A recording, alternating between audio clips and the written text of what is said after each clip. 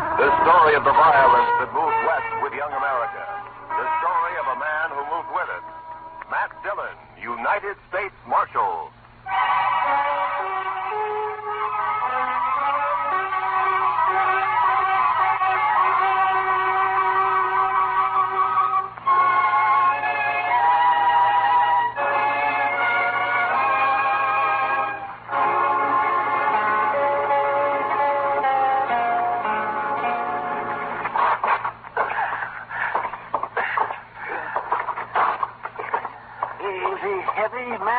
Somehow it was easier carrying him up to your office and back down, Doc. Where are you going to put me, Mr. Dillon? Yeah, well, on the couch here, I guess.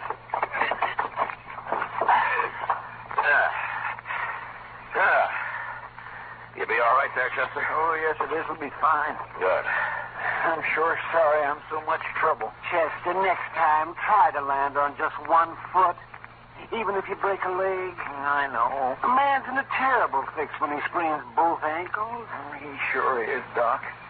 I don't know what I'm going to do. I know what you're going to do. You're going to stay right there on that couch, and you're going to sleep there, too. Maybe Doc and I will bring you in something to eat every day or two. Oh, now. It's better than you deserve.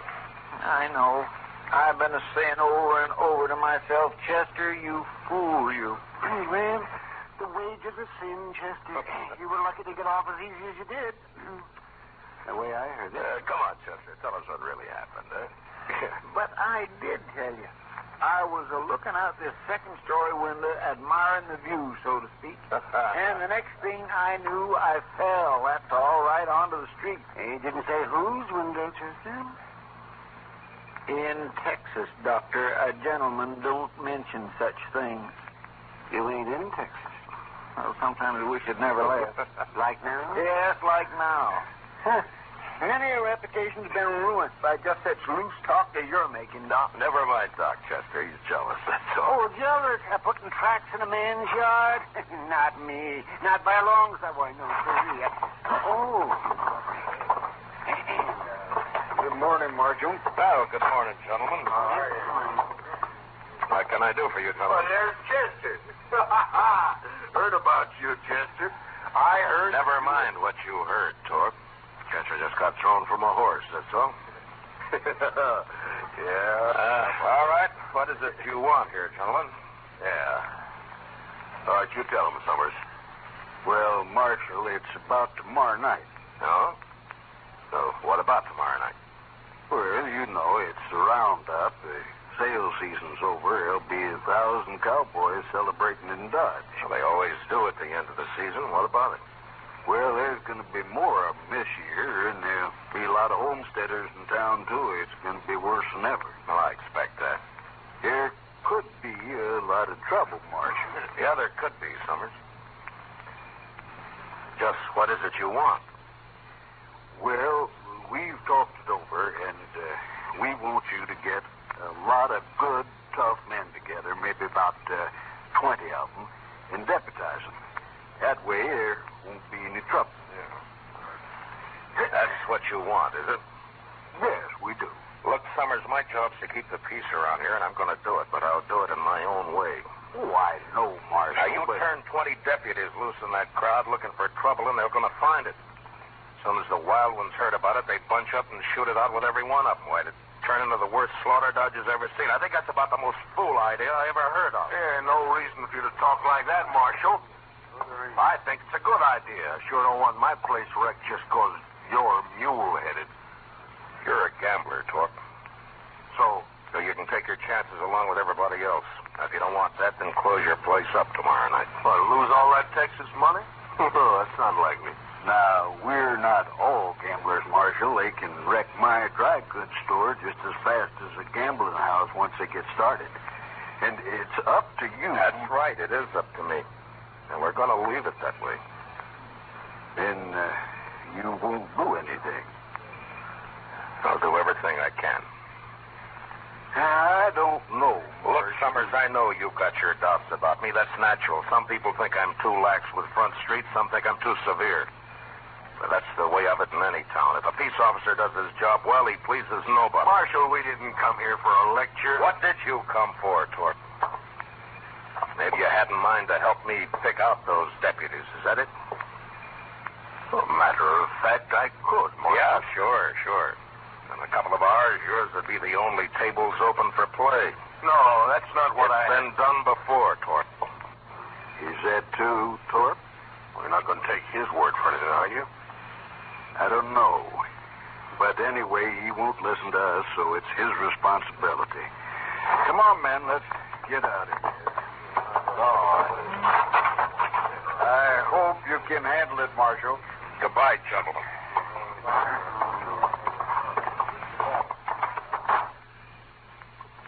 That Torp is no good. He is just plain no good, Miss Dillon. Well, I know one man that got skinned at his place, and Torp gave him back $20 so he wouldn't be broke. Oh? Just how much did this man lose, Doc? Oh, well, $500 or $600, they said. And then he... yeah, I see what you mean, man. I'm sure not going to be much good to you tomorrow night, Mr. Dillon. You can watch the jail right here, I Chester. know, but you just got to get somebody to help you out on the street. At least one man, anyway. You can't be everywhere at once. Yeah, but tomorrow night, Dodge will be overrun with trail boys and homesteaders, all looking for satisfaction.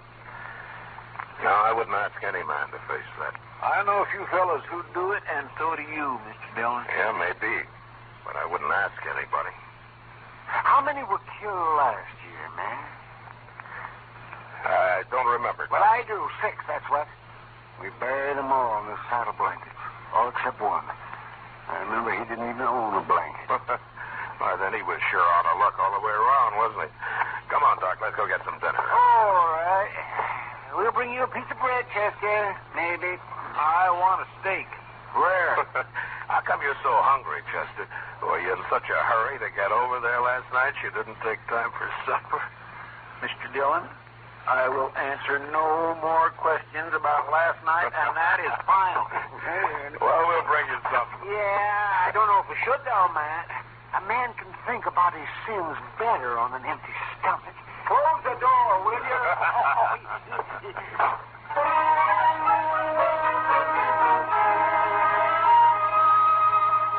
The next morning, I had Mr. Hightower print up some signs for me, with a few rules that I made up for the roundup. They were fair and reasonable, and I hoped they'd be accepted without question. The principal restrictions were that there was to be no shooting and no reckless riding in the streets.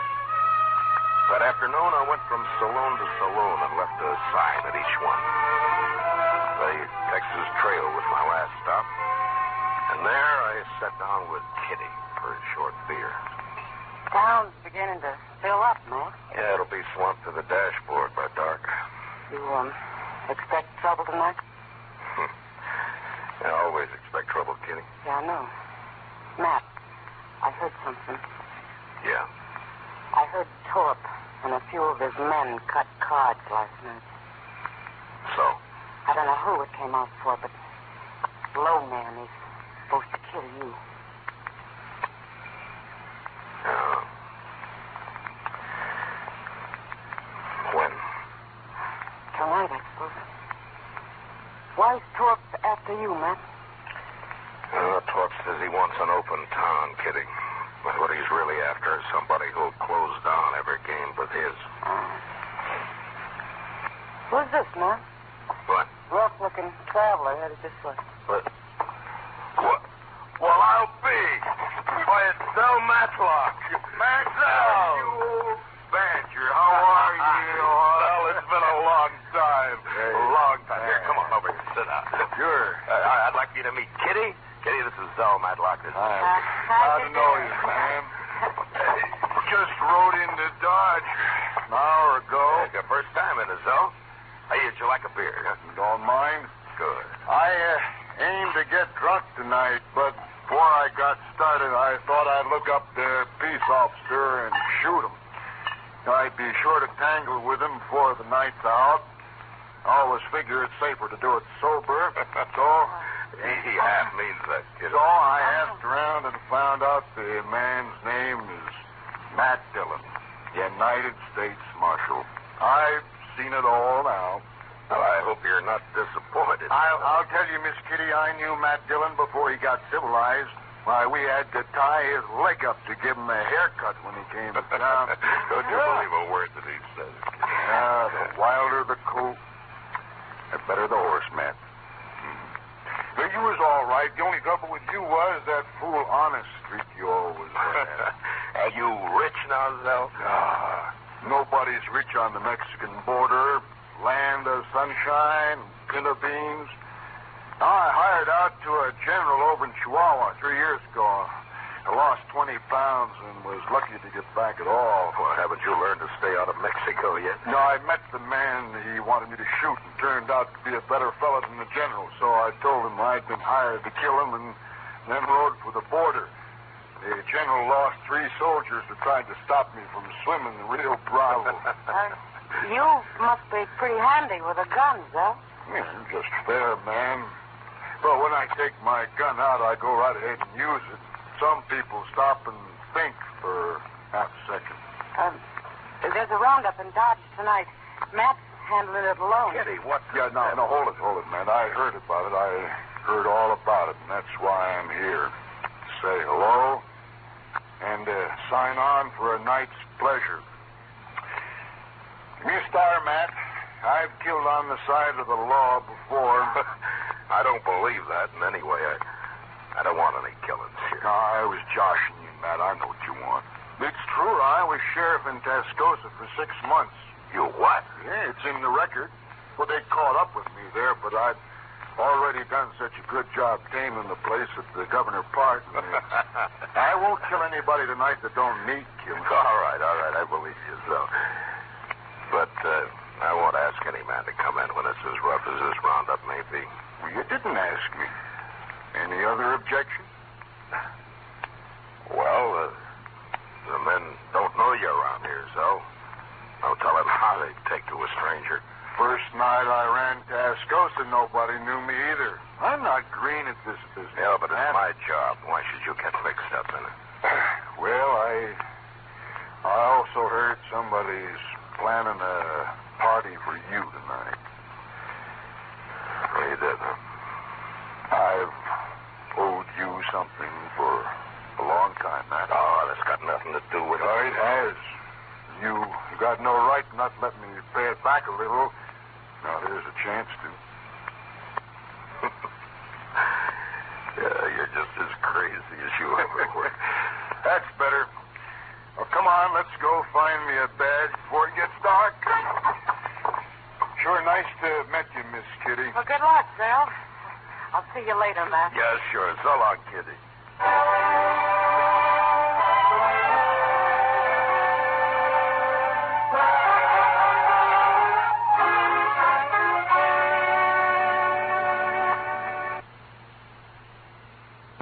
What do you mean, Chester? Well, I've heard Mr. Dillon mention you a lot, but the way he talked, I wasn't never sure you were still alive. Oh, well, I was never sure either, Chester. You know, Zell isn't the most cautious man I ever knew. You think being a U.S. Marshal isn't asking for an early grave, man? Oh, maybe. But at least it's a way to do some good before you die. Whether folks think so or not. Oh, men like Torp, that's all. Oh, no, Chester. Even good men have got a strange twist that makes them suspect any man think to handle the bad element. Hey, you just can't help thinking that some of its dirt is rubbed off on him. And I never thought about that before, Matt. Sure how it was in Tascosa. They wanted me there all right, but they wanted me to keep my distance, too. It makes a man kind of lonely. They just don't know what's good for him, that's all. Instead of a real lawman, they'd rather hire some killer with a lot of notches carved on his gun. Well, there are plenty of them around. Sure are. Bragging kind. I never did like a man who has to notch his gun to keep his courage up. Yeah. My goodness, look yonder. The street's about full already and it isn't even dark yet. Yeah. So, give me a hand here, will you? We'll move Chester's couch away from the window. All right.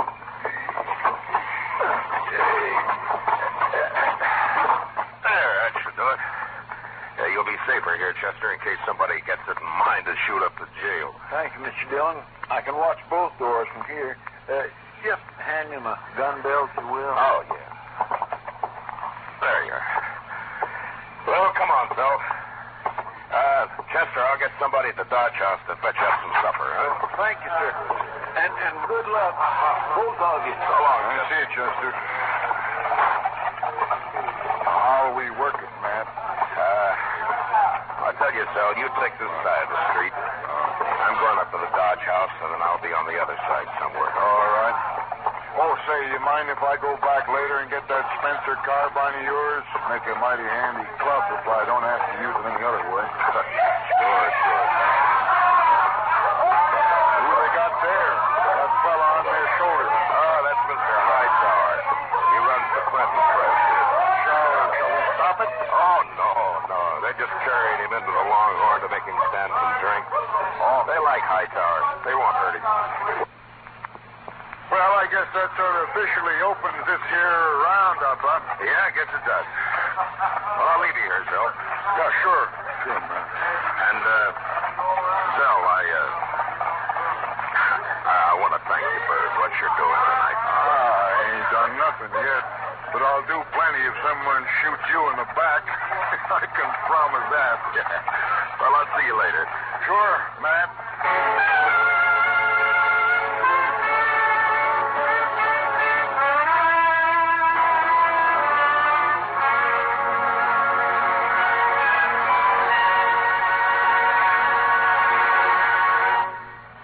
We will return for the second act of Gunsmoke in just a moment. But first, Sunday nights, you are cordially invited to Escape via CBS Radio. Yes, every weekend for drama that will take you right out of this world. Listen for Escape.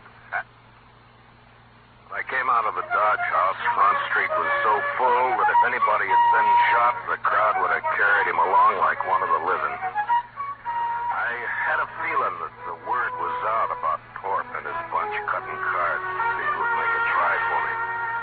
And that the crowd knew it and was waiting for it. I stood for a while with my back against Summers' dry goods store. And then I left the street and cut down an alley, thinking to change my position with as much irregularity as possible. I was passing the back door of the Texas Trail when I heard the first shot of the night. I entered the saloon from the rear and made my way into the crowd. It's all right, Marshal. There's no fight. It's not all right, Sam. I made a rule that there'd be no shooting for any reason. All right. Who fired that shot? Oh, it's outside.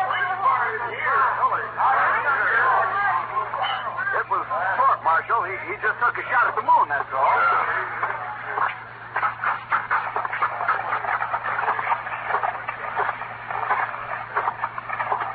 All right, Thorpe. Put the gun away and come over here. I'm bothering nobody, Marshal, excepting maybe you. Stand back, everybody. I said that's enough, Thorpe. No, it ain't, Dillon. This time I got the jump on you. You ain't pushing me no more. Thorpe's bullet just grazed my arm. Then I put one in his head and another in his chest. And at the same time, out of the corner of my eye, I saw a figure with a gun in each hand move out of the shadow of the alley and turn toward me on the boardwalk. And without really looking, I dropped him with one shot. And then I faced the crowd and waited for the next move. But for some reason, none came. Marshal? Yeah, Summers. That man you just shot, Marshal. Thorpe got what he deserved. Yes, I know. It's the other one that So did he. Marshal, you'd better go take a look at that man. He's dying. Who is he? I don't know him, Marshal, but you do. What? He's wearing a star. No. No.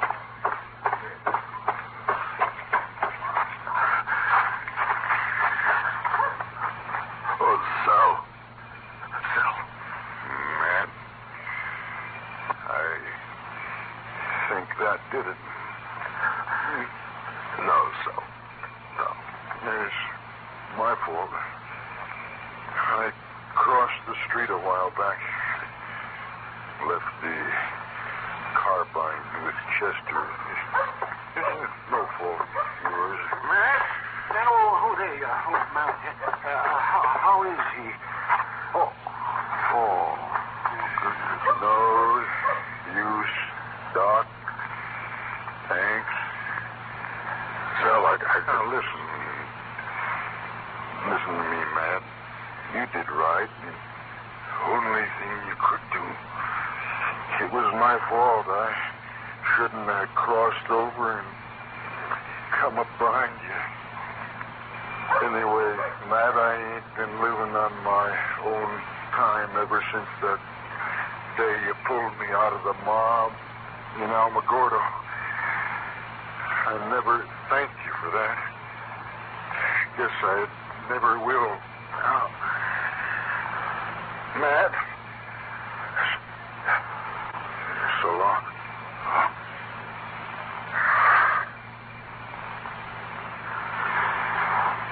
I'll find someone to carry him over to your office, Matt. No. I'll carry him.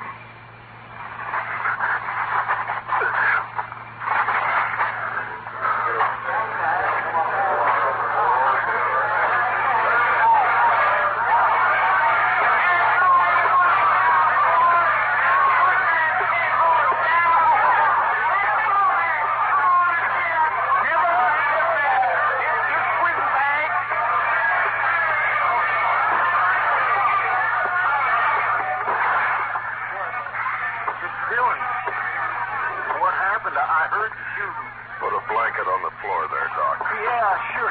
Yeah, spread it. I'll drag it. Yeah. He's dead, Chester. Well, who shot him, sir? I shot him, Chester. I didn't know it was him. I'm sorry, Mr. Dillon.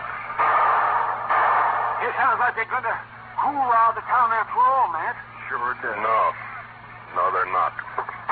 It's going to be kind of hard to stop now, isn't it, Matt? Maybe. You taking a shotgun, Mr. Dillon? Matt, why don't you just let them fight each other? What are you going to do? I'm going to close Front Street. You're going to close... Oh, no, what? Party's over in Dodge. Mr. Dillon, you can't do that. There'll be trouble if I don't. The mob's tasted blood now. They'll shoot you short as I'm laying here. Will they? All right, I can't stop you, but I sure do wish I could go with you. Yeah, Matt, I'll go. Maybe if they see me, they won't be so quick. Thanks, but this isn't your job, either one of you, but thanks.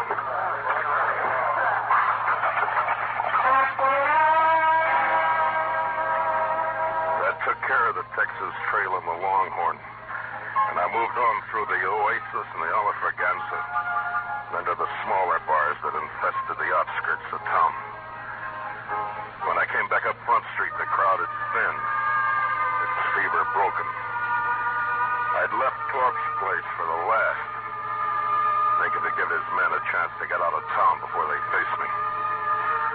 It was a gambling hall on the same side of the street as the jail. And when I reached it and entered, there weren't more than a dozen men there.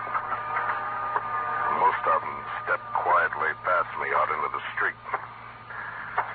What was left didn't seem to count for much. Looking for somebody, Marshal? You a friend of Torp's? Yes, I was.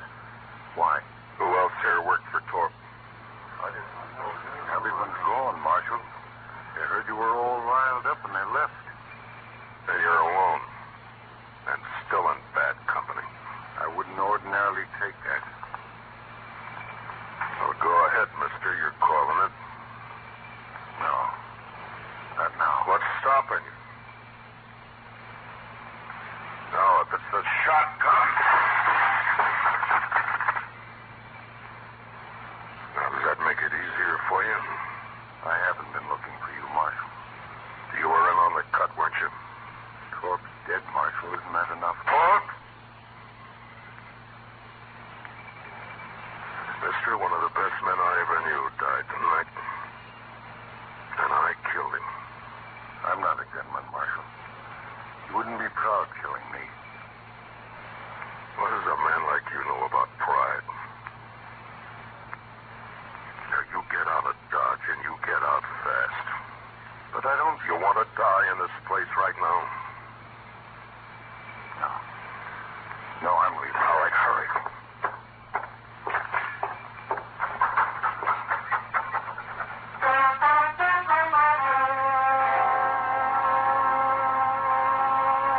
The rest of the night I walked the dark, empty street alone. And just before dawn, I got a spring wagon and loaded Zell onto it. A couple of hours later, I buried him out to the Arkansas in a little grove of cottonwoods.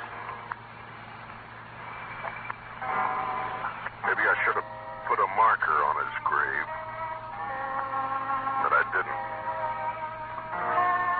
What I did instead, I did partly out of scorn for the kind of men Zell said have to notch their guns to keep their courage up. And partly as a kind of a cross that I bear from now on. So instead of a marker on his grave, I took out my gun. And I cut a single notch on it.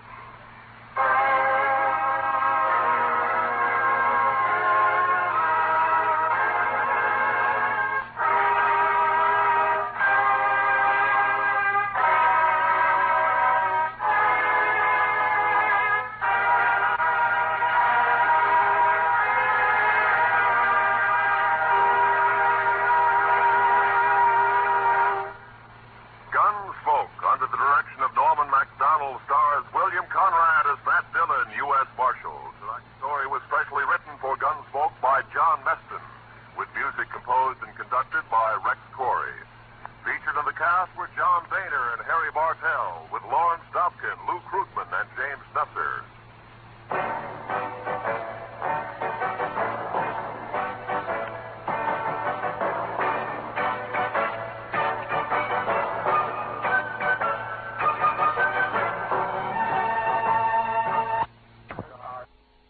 The story of the violence that moved west with young America. The story of a man who moved with it. Matt Dillon, United States Marshal.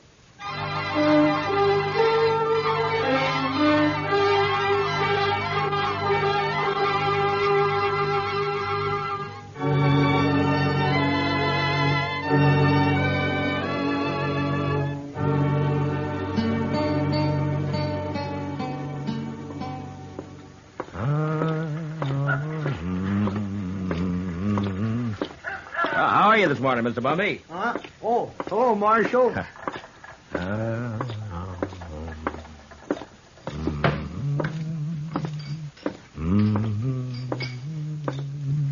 Morning, Mr. Dillon. Morning, Sam. Is Kitty around? Oh, don't know she's up yet, but if she is, she ought to be down soon. I'll wait. Nippy this morning. Feels good. It's a nice time of year. I don't know. I kind of like spring myself. Sam, You better wash that glass over, huh? Oh, yeah. Thanks. Can I get you something? Beer, maybe? Got any coffee? Sure. Just made a pot. Oh, that'll be fine.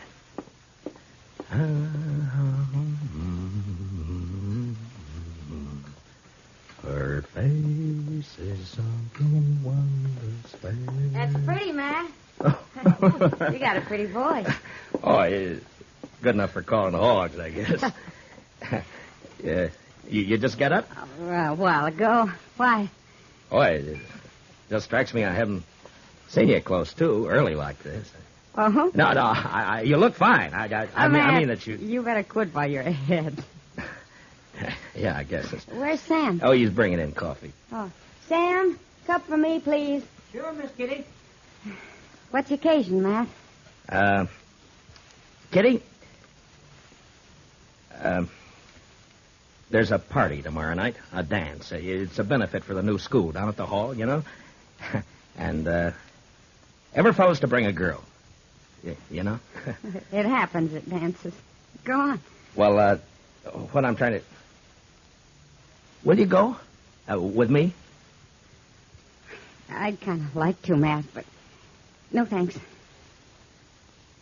Oh. Well, I got to work here. You know that. Besides... Well, you ought to be able to get off. Well, even if I could, ladies might not take kindly to it, Matt. I'm not rightly polite society. Ah, what do you care about what the... Well, thanks anyway, Matt. Ah, that smells wonderful. Sammy, I think I'll marry you. Me? Shucks. Me? Oh, shucks. Listen, Kitty, about the dance, I've already bought the You're tickets. sweet, Matt, and I thank you kindly for thinking of me, but you better ask someone else. Well, it isn't... Sam, will you go and polish up your glasses, please? Oh, sure, Mr. Dillon. Sure. Now, look, Kitty, I'm asking you to go with me. It's important to me that you go. Are you making love to me, Matt? At this hour in the morning? No, I mean it.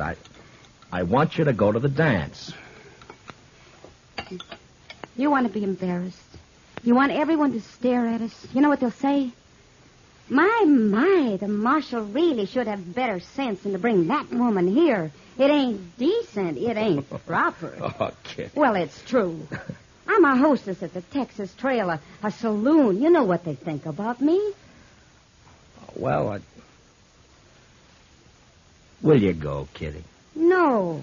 I'll call by for you at 7, huh? I'll drink a bottle of whiskey and clout some old biddy on the head. Then you'll be sorry. Oh, Kitty. I haven't got anything to wear, Matt. I can't wear my working clothes. You look just fine like you are, Kitty. Just fine, just like you are.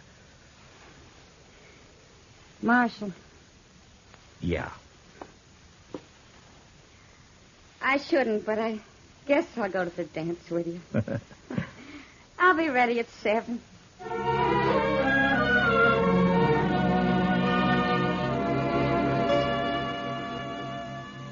How do you talk about a woman like Kitty? The color of her hair, eyes, the shape of her leg, the way she spoke, thought. Well, that's a picture you had to get by looking and hearing. Otherwise, you'd never know it.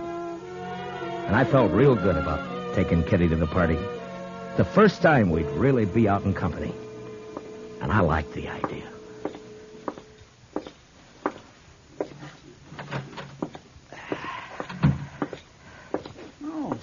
Morning, Mr. Dillon. Good morning, Chester. Nice day. What is that? That, Mr. Dillon? Yeah, all over my desk. That. Ink. Yes, sir, I know. I was just cleaning it up, Mr. Dillon. Seems like a big bluebottle fly, last of his kind this fall, I guess. Big pool bluebottle fly was a setting on your desk, Mr. Dillon. Oh, you're slopping it all over the floor, Chester. Yes, sir, I see it. That lazy fool bluebottle fly was a stomping all over your desk, Mr. Dillon, and I took a whack at him with a paper I happened to have in my hand, and I got him. Well, thanks a lot. Well, that's all right, Mr. Dillon. If there's anything in this world I hate, it's a big, maggoty bluebottle fly. Yeah, I know, Chester. The mail come in yet? Yes, sir. A couple of minutes ago. It's right over there. Oh, okay.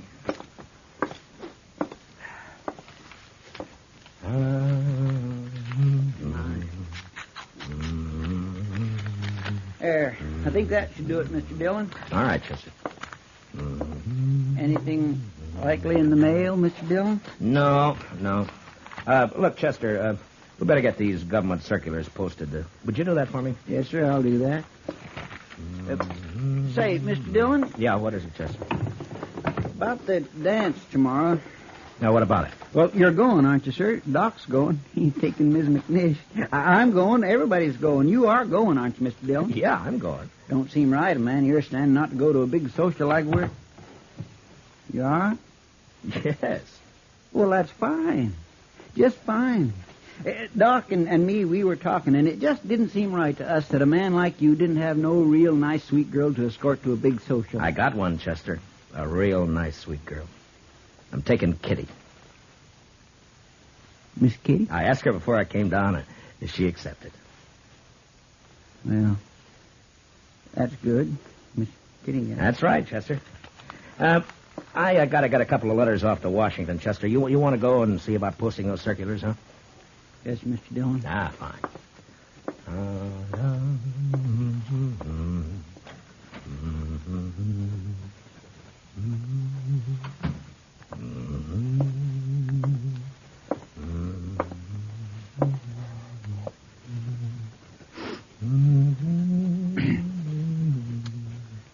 Mr. Dillon? Oh, what is it, Chester? Well, Mr. Dillon, it ain't none of my business, and I did not have no right to say it. Say what? Well, sir, Yeah. I was wondering if I might borrow one of them fancy ties off you for the party. That's not your business. That's what you haven't got any right to say. Yes, sir. No, that's right. You're a liar, Chester. But you can borrow a tie. I thank you kindly, Mr. Dillon.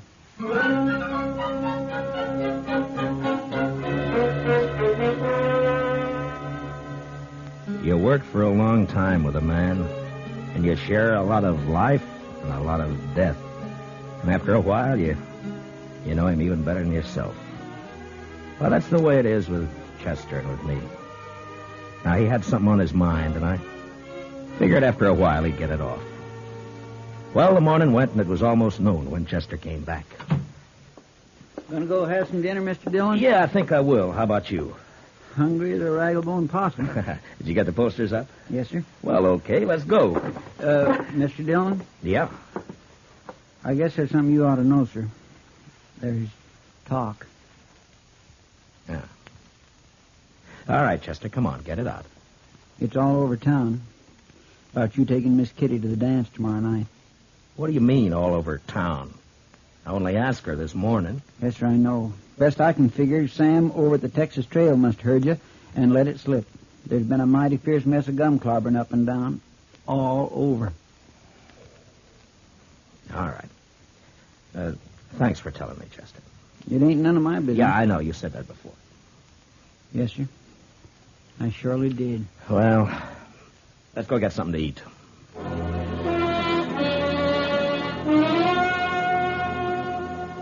It's hard to tell about people. Maybe it's hard to tell about yourself because you come under that same heading, people. And when they're mean and small, there's not an animal to touch them. Chester and I walked down the street, and it didn't take long to hear and see what was going on. Some of the drifters leaning against the wall on the corner came right out with it. Morning, Marshal. I understand there's a gal in town's got herself a new beau. What did you say? Maybe you ought to look into it, Marshal. Folks are being downright rude. Mister, you're gonna... Come on, Chester. Hey, you see his face? Ought to haul him in. Every one. Yeah? What are you going to charge him with? Pestilence, Mr. Dillon. Just plain pestilence.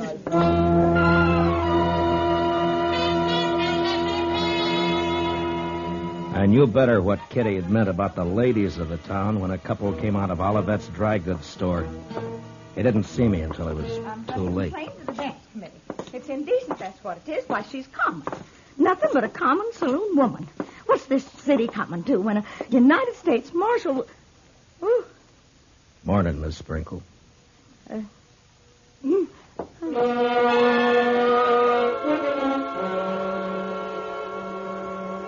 When a man's born, they say he's blessed or cursed with a lot of things already in him. Take pride, for instance. Sometimes pride can be a curse. Well, maybe I had more in my share. Maybe it would have been a sight kinder if I'd not taken Kitty to the dance. But I did.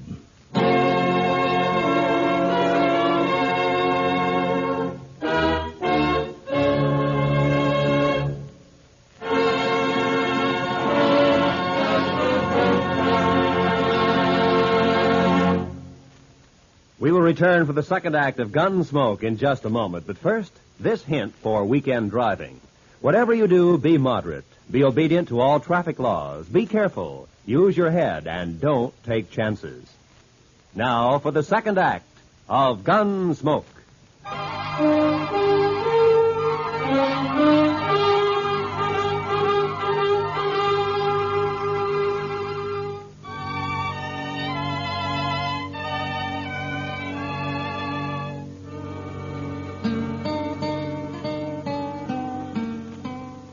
I picked up Kitty at the Texas Trail at 7 the next evening. She was waiting by the side door, and when I saw her, she kind of moved back in the shadows, almost as though she was ashamed for me to see her. Hi. Hello, Matt. Are you all set? Well, I guess so. Matt, are you sure? Hey, Kitty, you look fine. Yeah, you look just fine. Do you like it? Yeah. Yeah, I like it.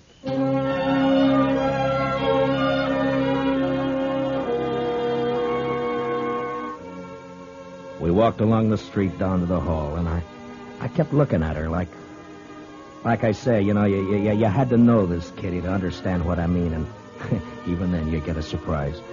She was like a 17-year-old on her first date, and she was like all the women you'd ever known and loved, soft and innocent.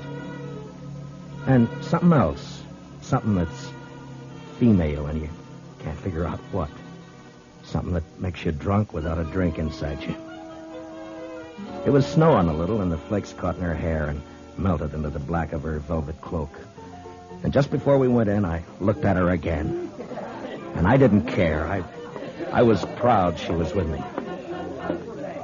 Oh, evening, Marshal Dillon. Evening, Miss Murphy. You know Miss Russell? How do? You have your tickets, Marshal Dillon? Oh, yeah. Yeah. Here we are. Fine. Go right in, won't you? Oh, sure. Oh, excuse me, Mrs. Murphy.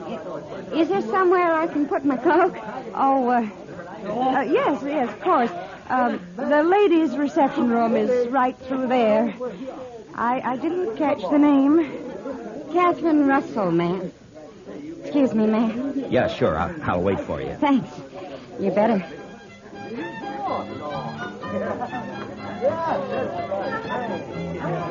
I could see them through the big open doors in the hall. They were all there. Faces flushed, smiling, happy, dancing. And all the women seemed pretty and the men handsome. And Chester was up on the platform calling the dance, and Doc was fiddling. And I was waiting for my dancing partner, Miss Kitty Russell.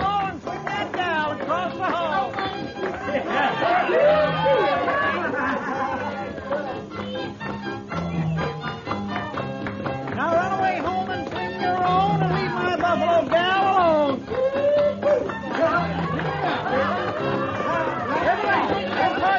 Then promenade all and around you go.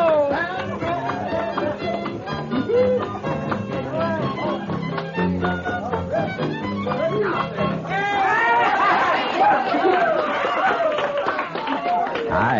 What took you so long? I'm sorry, Matt. I had a skirmish with one of the genteel females in there. Oh, I'm sorry. Why says she? You know, I get the idea I'm not welcome around here.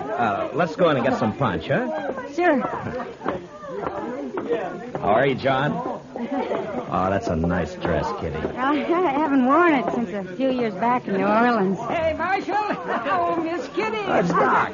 Well, hiya. Oh, fine, Doc. Hello, Doc. I say, we got a bottle of whiskey outside. You care to join us? Oh, this punch.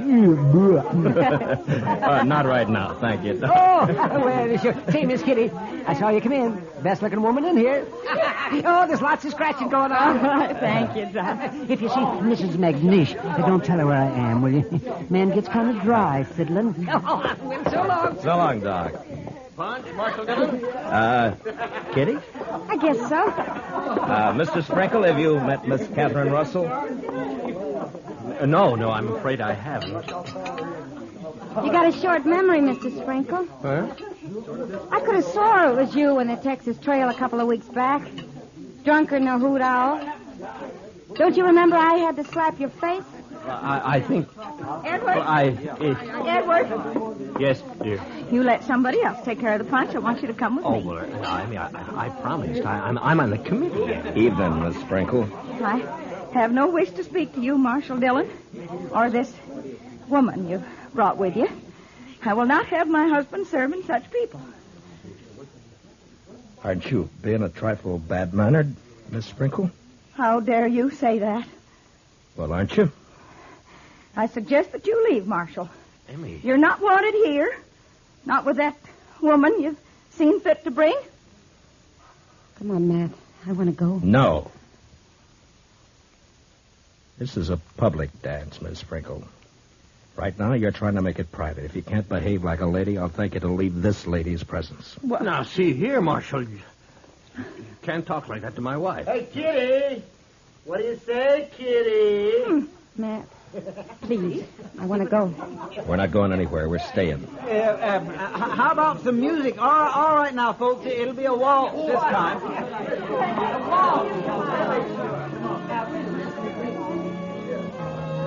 Thanks for the punch, Mr. Sprinkle. Come on, Kitty. I warned you, Matt. Now, please, will you take me out of here before something happens? Nothing's going to happen, Kitty. You and me are going to dance. Have a good time. That's all. You're acting like a kid. Matt, it won't work. I've seen this kind of thing before. May I have this dance, Miss Kitty? Please, Matt. You're being pig-headed and you know it. Let's get out. You refusing me, Miss Kitty? Oh, Matt. We danced. But it wasn't what I hoped it'd be. Kitty closed her eyes. I guess she was trying to blot it out, but I could see the other couples looking, whispering, and one by one dropping away over into a small group that got larger. And there were only about 6 of us left when the waltz ended. And that's when the stranger and a couple of his pals walked out onto the floor. They were drifters, probably been in town for a week. And they were having their fun before they moved on.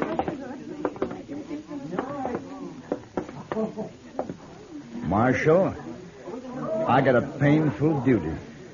Yeah? Folks in this town seem real upset about you bringing that woman in here. What's your name? Oh, I'm just a fella. I kind of made myself and my friends here a committee of 3, seeing as how everything's done by committees here, and we figured it would be best if you take your friend home. Mister, I'm the marshal in Dodge City, and I'm leaving. You're staying here, Kitty. She's smarter than you, Marshal. Everything all right? Everything's fine, Chester. Now, this ain't a matter of law, you know, Marshal. It's decency and what's right. Yeah, and Marshal, this ain't right. Mister, I'm taking this badge off. Chester, you stay here with Kitty. Matt, don't you do it. Now, come on outside. You. We're going to talk some more about this out there. It's cold outside. Now, you be a good fella and get out of where you ain't wanted. You know I won't hit you in here, don't you? Were you thinking of doing that, Marshal? Now, that ain't lawful. I ain't done nothing. Kitty. Kitty, wait. Now, there's a gal with sense. All right, mister. No, I'm telling you. You and your pals are going to have to come out sooner or later, and when you do, you better start hightailing it out of Dodge before I catch up with you. We'll think of that. Oh, sure. We sure will. Marshal.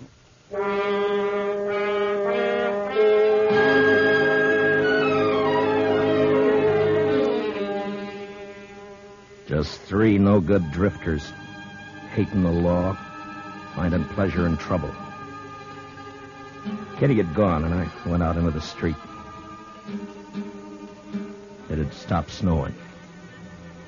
Just cold. Much colder. I went up to the Texas Trail. There was only 2 people in there. Some guy dead drunk on a table, and someone else standing at the bar, looking into the mirror at me.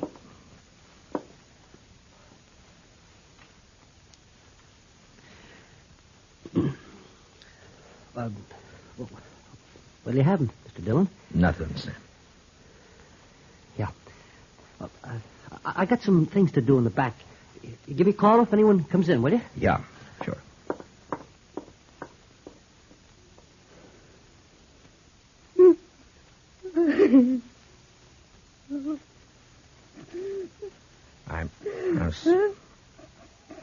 I'm sorry, Kitty.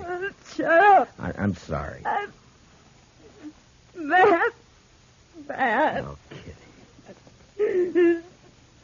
Oh, it's all right. Sure, it's all right. I'm so mad. I could... Yeah, I know. I should have known better. No, it was me, not you. No, it wasn't that either. It was all those polite ladies and gentlemen. Give me a kerchief, will you? Yeah. Here. Been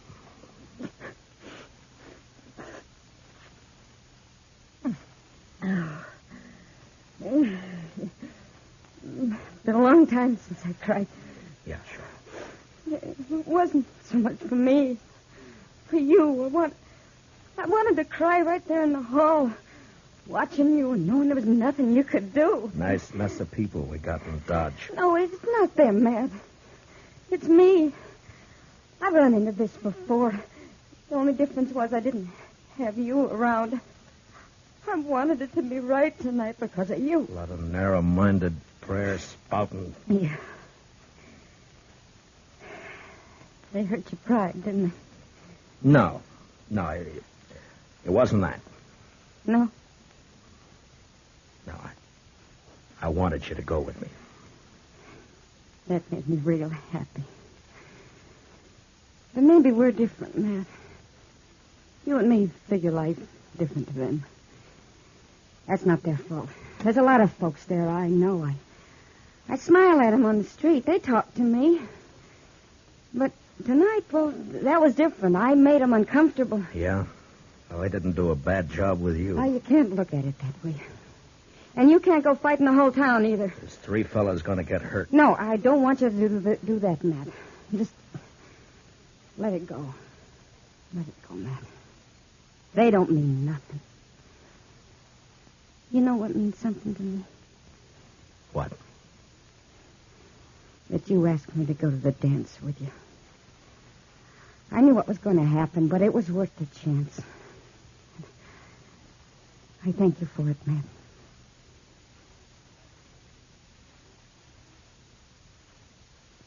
You're a funny one. Am I? But you sure showed them up, those women. The way you look. Oh, I'm glad. You know, you look pretty fine yourself. Sam? Yeah? You got any champagne, Sam? What? Have I got any what? Champagne. Well, yeah. I guess maybe. A bottle or 2? Yeah, maybe. Sure. Well, break it out. All right.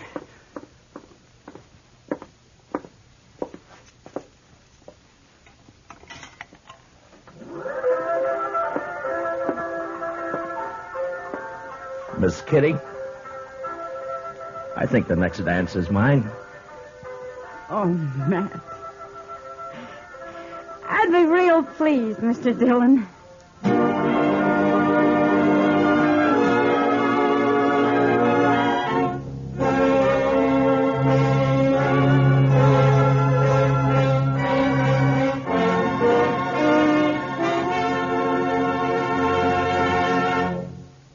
Gunsmoke, under the direction of Norman MacDonald, stars William Conrad as Matt Dillon, U.S. Marshal. Tonight's story was specially written for Gunsmoke by Anthony Ellis, with music composed and conducted by Rex Corey. Featured in the cast were John Daner, Vivi Janis, Bob Sweeney, Lawrence Dobkin, and Mary Lansing. Parley Bear is Chester, Howard McNair is Doc, and Georgia Ellis is Kitty. Gunsmoke is heard by our troops overseas through the worldwide facilities of the Armed Forces Radio Service. Join us again next week as Matt Dillon, U.S. Marshal, fights to bring law and order out of the wild violence of the West in Gunsmoke.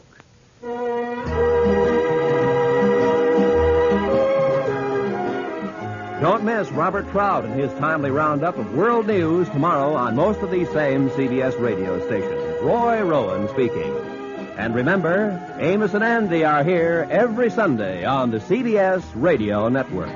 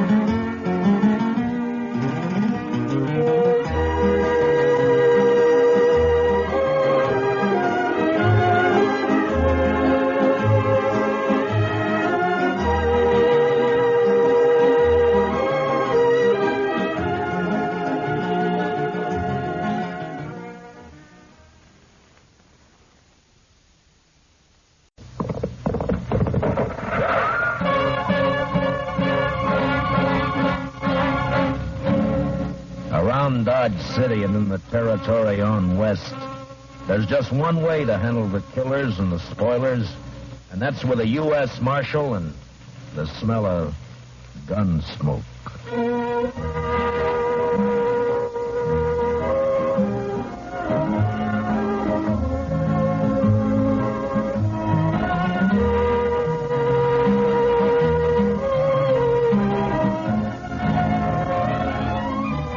Gunsmoke, starring William Conrad. The story of violence that moved west with young America. The story of a man who moved with it. Matt Dillon, United States Marshal.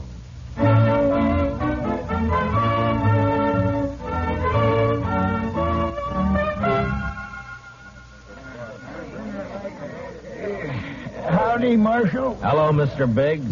Can I give you a hand? No. This is the last batch here.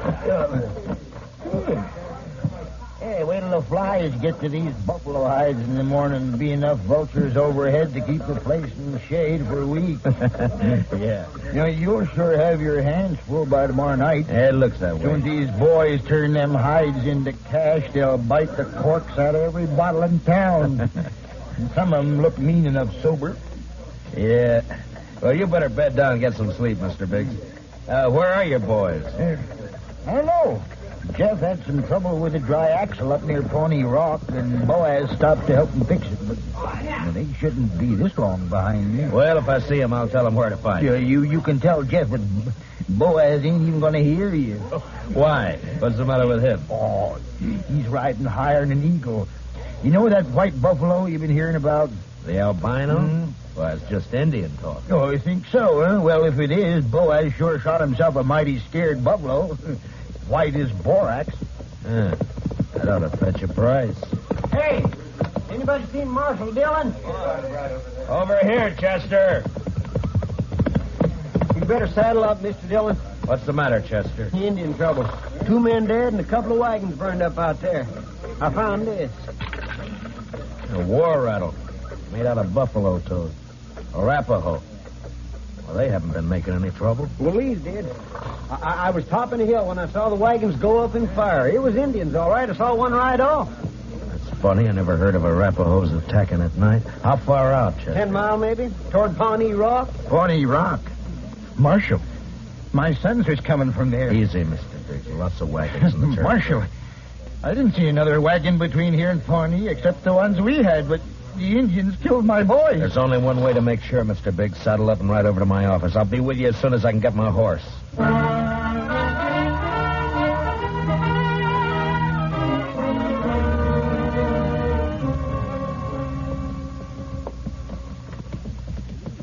I cut back through those button willows over there when I spotted the wagons being fired. We must be close to it, then. Just over there. Right down yonder. See him? Yeah. I see him. We rode up and dismounted. The last glint of hope in Mr. Biggs' eyes died. His boys were there, all right. And it wasn't nice to see. Kill him. I'll get him first. I'll murder every redskin in the territory. We got to bring your sons in, Mr. Biggs. You know what the morning's going to be like. You don't want to leave them out here. Now, come on. Hey, look. Down there by the stream. Yeah, 4 of them. They're not saddle horses. Mr. Biggs. Mr. Biggs. You recognize those horses down there? Yeah. I know them. Teams belong to Boaz and Jeff. Indians must cut them loose from the wagons before they fired. Doesn't that seem curious to you, Chester? In what way, Mr. Dillon? Why didn't they take the horses with them? Yeah. What are you thinking, Marshal? No burned hides in those wagons. So they stole them. Yeah, they stole them. But Boaz and Jeff both have their rifles there beside them, and the horses are left behind, too. Horses and guns are the first things Indians would go for. What are you looking for, Mr. Dillon? Those buffalo hides weren't carried off without wagons. Yeah, here. Marks the 2 other wagons here, and they're fresh. I didn't see any other wagons, only these. Well, they'd finished and gone before you got here, Chester. Well, yeah, but I'd have caught up to any wagons on the trail to Dodge. Did you go by regular trail? Well, no, I figured the Indian I saw wasn't alone. I didn't want to get bushwhacked further on. You didn't see any Indian, Chester. But Mr. Dillon, just as plain... No Indian would leave guns and horses. This job was done by white men. They didn't take anything that could be recognized or identified. You mean that somebody's in Dodge by now? With the hides my boys worked and sweated to get? I'm afraid so, Mr. Biggs. There'll be more than 300 buffalo hunters there by morning. It could be any of them. We'll find the right ones. Oh, how? The albino. Whoever killed your sons will have that white buffalo hide.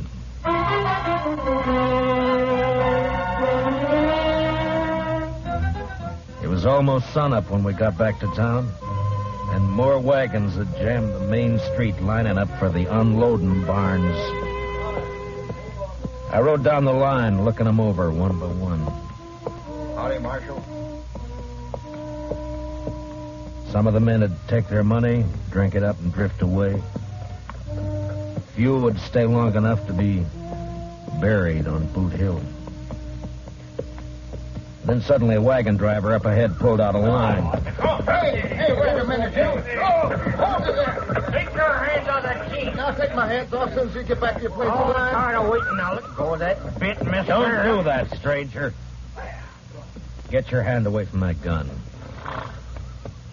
Well, now, knows any law around you. There is, so don't try making your own. You got no right grabbing my team. I got plenty right when he tries to horn in front of me, Marshal. That's a lie, Marshal. He cut Never him mind. You both want to cool your heads out in jail? Now, what's your name? Tennessee's good enough. A lot of people from Tennessee coming into the territory. Most of them are pretty peaceful. That sounds like you're saying I'm not. You move pretty fast for that gun. Man can lose his temper. You lost yours 4 times, according to the notches you've carved into that gun butt, but don't try for number 5, not here. How about you? What do you call? Charlie Kell. Charlie Kell, huh? They ever call you Chuck? No. Heard of a Chuck Kell a couple of years back, come from Kentucky. Not me. Man I heard about was a gunfighter. so he never wore gloves. See, you don't either. It's pretty rough on the hands. Thanks, Marshal. I'll make sure to take better care of him. Yeah, do that. I'll be around a while, Marshal. Maybe we can have another talk. Anytime. They'd need watching. But what I wanted now was a white buffalo hide. Searching the wagons wouldn't do. There wasn't time, and a search had let the killers know that something in the hides they'd stolen could be identified. The time to find out would be when the buyers checked them. I got Biggs and Chester to cover 2 of the unloading barns, and I covered the 3rd one. Then finally daylight came, and the haggling started. Son, you want to sell those hides? Better learn how to handle your skinning knife a little better. They're as good as any. And full of holes they ain't. Give you $4 a hide for the bunch. You gave that last fellow 8. He looked tougher than you. 6. I'll take 6. 4. Take it or leave it. You think you can rob me, mister? Watch your mouth, boy. Here, none of that. Let me go! Easy, son. Go! Let me have that gun just so you won't be tempted. Here, that's better. Give me that. Give it back. You can pick it up at my office whenever you're ready to leave town. Yeah, you look like a city boy to me. Where are you from? St. Louis? None of your business. When something's got you beat, son, there's no shame to admitting it and going home. Sometimes that takes a real man. Don't tell me what to do. Why don't you watch your own job? Why don't you leave me alone, Marshal? I ain't got a white buffalo hide. What'd you say, boy? You heard me. What do you know about a white buffalo hide? What everybody else knows. That you're looking for one. Everybody in town knows it. How? Because the old man whose sons were bushwhacked all liquored up over at the other barn, shooting off his mouth.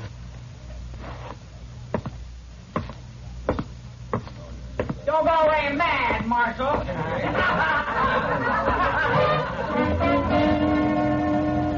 Mr. Biggs wasn't at the barn where I'd left him. I cut through an alley to Front Street and headed for the saloons. I never got to him. Mr. Dillon? Mr. Dillon? What's the matter, Chester? Old man Biggs. Where is he? I'm looking for him. Well, he was over by the barn I was watching, drunk, going through the wagon. Yeah, I know about that. I was trying to get him to go back to his own barn, but all of a sudden, he took off. For where? I don't know, but there was one wagon he was watching in particular. The driver walked away from it with a package of some kind. That white hide? It could have been, I don't know, but Biggs sure thought so. He lit out after the fellow with blood in his eye. Which way? Down there where the boy's been hitching the empty wagon. Well, let's go. Old boy's drunk enough to make trouble. He's liable to kill somebody. Or get killed.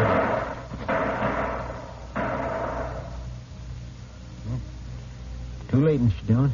Yeah. It came from there behind that row of wagons. You stay here, Chester. Be careful, Mr. Dillon. When I rounded the corner wagon, Mr. Biggs was sprawled across a wagon tongue, his eyes dead and open, staring at the ground. And standing over him was Tennessee, a smile on his face, and his gun extended to me butt first. Looks like I'm in the mighty trouble, Marshal. He's dead, Tennessee. That's more than a mite. You take my gun for a while. You mean until after you hang? Wasn't figuring to be that serious. Not when a drunk follows me out here and throws down on me. If you're figuring on self-defense, forget it. Look at his gun. It isn't even cocked. Well, it's out of his holster, Marshal. That's enough. Law don't say I have to wait till he kills me. You'll have to make a jury believe that. No, I shouldn't have much trouble doing that, Marshal. What are you doing here, Mr. Kell? Oh, I just happened to follow Tennessee out here. Why? Well, you broke up our little argument in town. Thought I'd get him alone here. See if maybe he was still nursing a grudge he wanted to settle. But the old man beat me to it. Now, Tennessee here ain't exactly a friend of mine, as you know, but I hate to see any man hang when he ain't guilty. Is that your personal verdict, Mr. Kell? That's right, Marshal. The old man threw down on him, and Tennessee had to kill him in self-defense. Chester. Yes, sir, Mr. Dillon? Which one of them had the package? This one. This the fellow the old man was after? All right, Tennessee, where is it? I don't know anything about a package. Look in the wagon, Chester.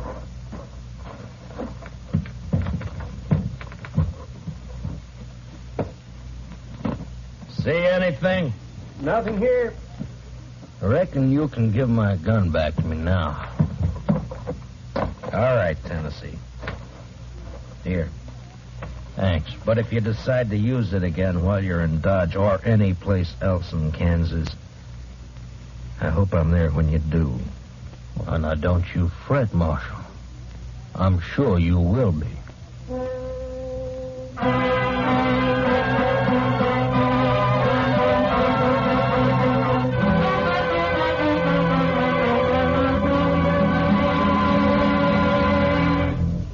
We will return for the second act of Gunsmoke in just a moment.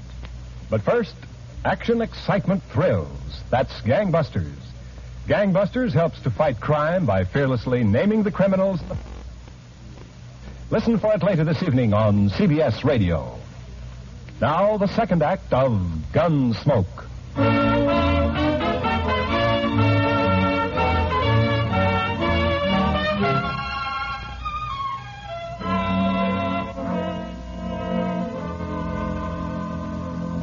Just before sundown, we buried old man Biggs and his 2 sons up on Boot Hill. By the time the service was over and I rode down, darkness had fallen, and everything was going full blast. The town was roaring. Seemed like a good man, old Biggs. He was, Chester. So are his boys. Yeah, but there are too many men like Tennessee and Cal coming in, Mr. Dillon. They won't last, Chester. They'll keep coming, but they won't last. They'll take a gun and go against a man, but they won't sweat. They won't take root and build. We're still going to look for that hide? Yeah. Well, just what do you want me to do, Mr. Dillon? Tennessee and Kell will be in town, but their wagons are back there with the other empties. Ride back and look them over. Well, they might have had somebody carry that package off for them. It might be, but they don't seem like partners, Mr. Dillon. From what I heard, you stopped them from gunfighting. Took more than one man to kill the Biggs boys, and more than one man and more than one wagon to cart the hides in. Well, you mean they staged that trouble just for you? Just for me. After they heard I was looking for that white hide. Well, why do you figure that, Mr. Dillon? When gunfighters start for their guns, nothing stops them, Chester. They both started, but they both stopped. I reckon you better take a look through those wagons. Yes, sir, Mr. Dillon. Where'll I meet you? I'll be checking the saloons.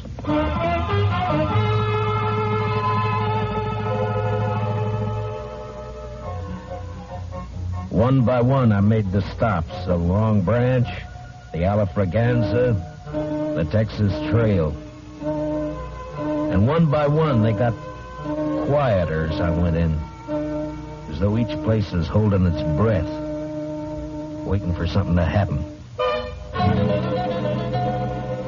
The last place was a Mexican hangout. A long, dark walk.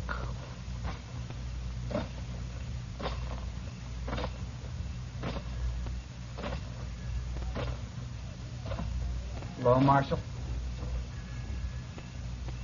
Can't see me, can you, Marshal? No. No, I can't see you, son. Too bad. Because I got another gun.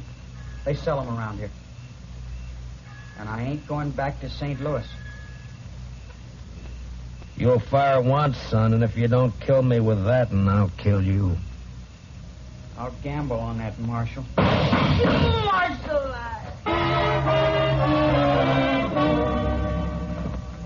He lurched from the shadows into the street, staggered, and fell. And then he rolled over on his back, and his eyes struggled for a minute like they were trying to remember something. And then he went blank. Well, he was right about one thing. He wasn't going back to St. Louis. Well, what do you know? The marshal's real handy with a gun. Stay out of this, Kel. But I may have something to talk over with you later. Meaning what? If you don't know, then you got nothing to worry about. I've been hearing a lot about how fast you are with a gun, Dillon. Anything to it? I'm still alive. Yeah. This your hobby, shooting kids? He was old enough to try to kill me. I don't like it, Marshal. That's too bad, Mr. Kell. The Chuck Kell I heard about would have loved it. They said he'd killed 2 kids under 16, one of them his own brother. No, you didn't hear the whole story, Marshal. The Kell you heard about killed a Marshal, too.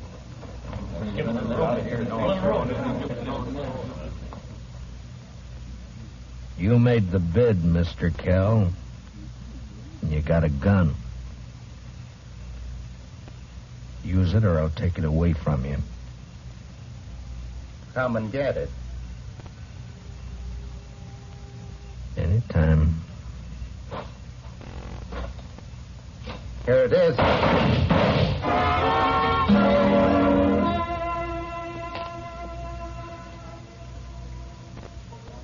How you feeling, Mr. Dillon? I'm all right, Chester. Doc fixed your head. Wasn't much he could do for Kell, though. I hit him. If you didn't, he sure died for nothing. He was fast, all right. Boys say you made him look like a sleepy burro. Never even cleared his holster. And my head says different. You didn't get that from Kell. What do you mean? Tennessee was up the street with a rifle. He creased you. Huh? Where is he now? I don't know, Mr. Dillon. He rode out of town before I could stop him. I was the only one who saw him. I was coming up street to find you. All right. Let's get out of here. Did you find anything in the wagons? No, sir. But I found Tennessee's wife. Wife? That's right, Mr. Dillon. In a small wagon next to his. He's a squaw man. His wife's an Indian girl. Well, let's find her.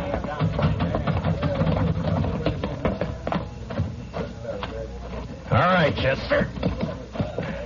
Which way? Edge of town, Mr. Dillon. Well, let's go.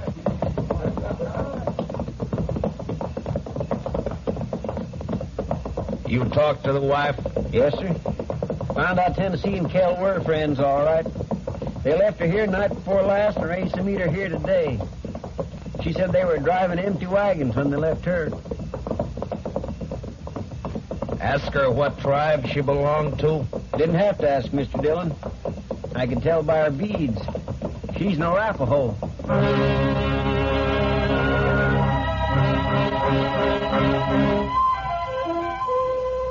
She was there, all right. Crouched by the wheel of a wagon. Her face was bloody, and she stared into a small campfire, rocking back and forth without a sound. She wasn't beat up when I left her, Mr. Dillon. Where's your husband? He gone. Gone where? He gone. Tell me which way he went. I'll bring him back to you. No. You lawman. Your husband had a white buffalo hide, didn't he? Tell me. No. Other man killed white buffalo. Then your husband took the hide away from him? He buy. He buy hide. He didn't buy him. He killed 2 men to get him. He killed with Indian paint on his face. He left an Arapaho war rattle.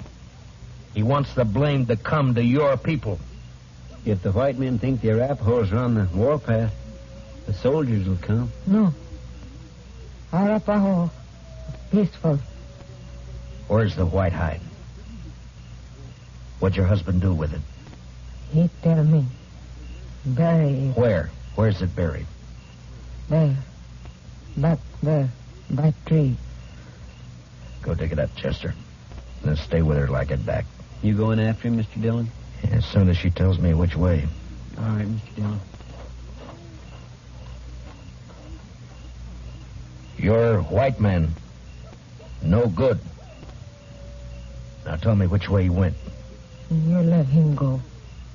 He not come back. I can't let him go. If I do, the soldiers will come after your people. He beat you, and he ran away from you.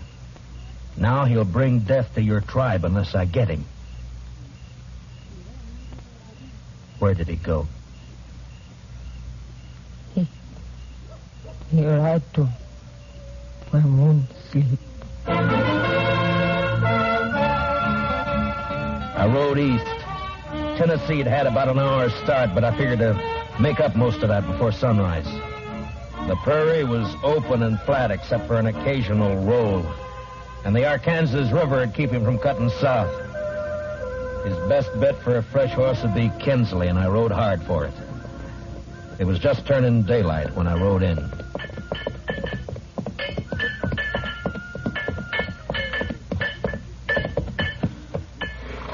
Well, howdy, Marshal. Morning. Good morning. Got a place I can water my horse? Trough right there. Just let him loose. You'll find it. Thank you. Looks like you come a long way. Dodge. Another fella here just a few minutes ago been riding hard, too. He come from up Pawnee way, though. Tall, dark, riding a vinegar roan? Yeah, that's right. You get a fresh horse here?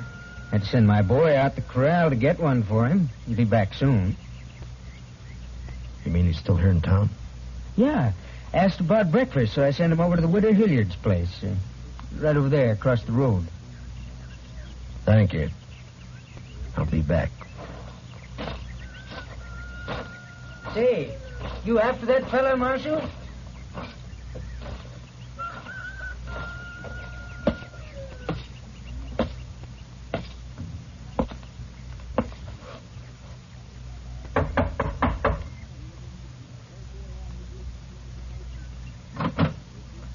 Yes? Understand you're serving breakfast, man. Why, sure thing, Marshal.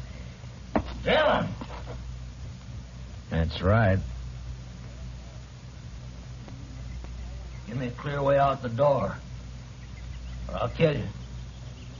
Come by me, Tennessee. I'll come shooting. That's all right. But just be sure you get me this time.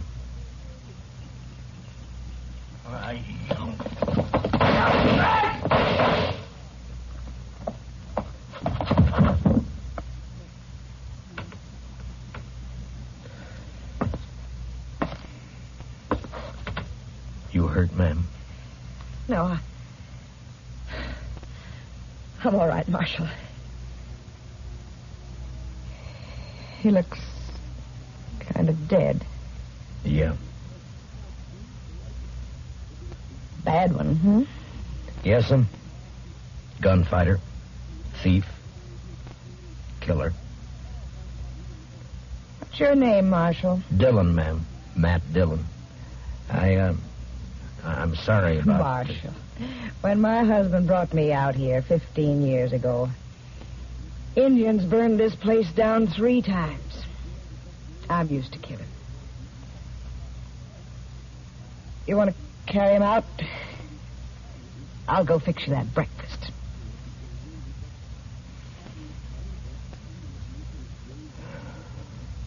Thank you, ma'am. It's a long ride back to Dodge.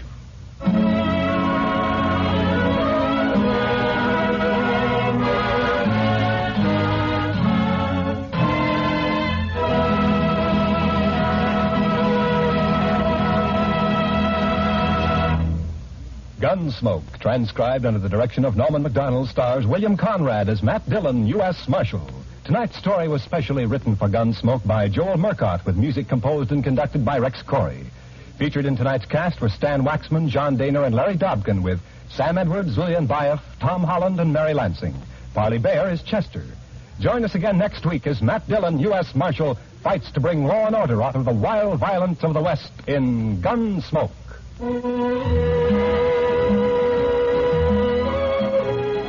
Something new in CBS Radio Newsroom coverage. World News with Robert Trout presents as a special weekly feature an interview with a crack CBS Radio News correspondent. This correspondent flies in from his post overseas to give you his authoritative eyewitness viewpoint on latest developments. Tomorrow afternoon on most of these same stations, World News with Robert Trout. This is Clarence Cassell speaking. And remember, from now to November, you'll find intensive, impartial campaign coverage on the CBS Radio Network.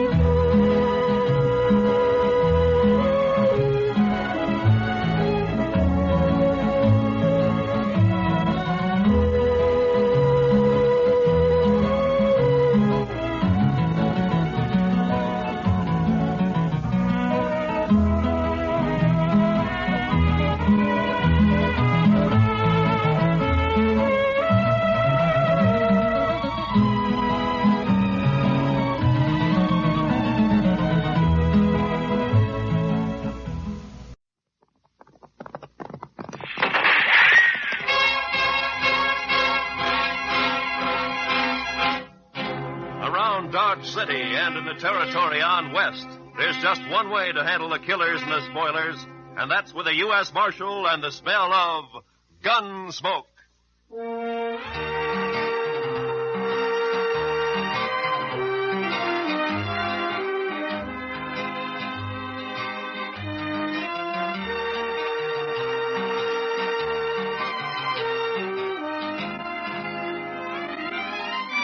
Gunsmoke, starring William Conrad. The story of the violence that moved west with young America. The story of a man who moved with it. Matt Dillon, United States Marshal.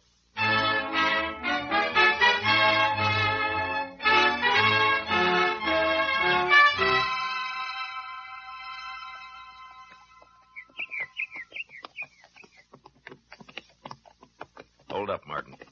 Hold it.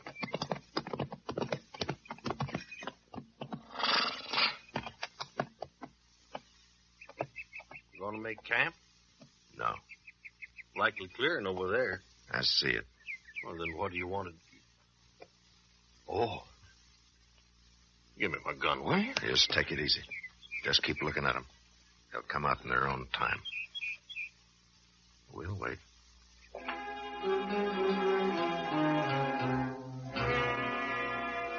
You could see him standing quiet in the shadow of the trees 100 yards off the trail. Then they knew we'd seen him and they came riding out into the clearing. Slow.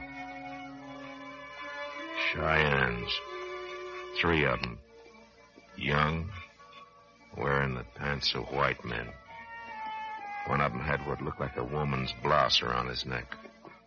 And tied to their saddles were copper kitchen things that made sharp noise in the still evening. They were close to us now. You could see the shine of the hair grease. Then they were swinging past onto the trail. Back along the way we'd come. Gee, you get a whiff of that liquor. Yeah. You've been up to something.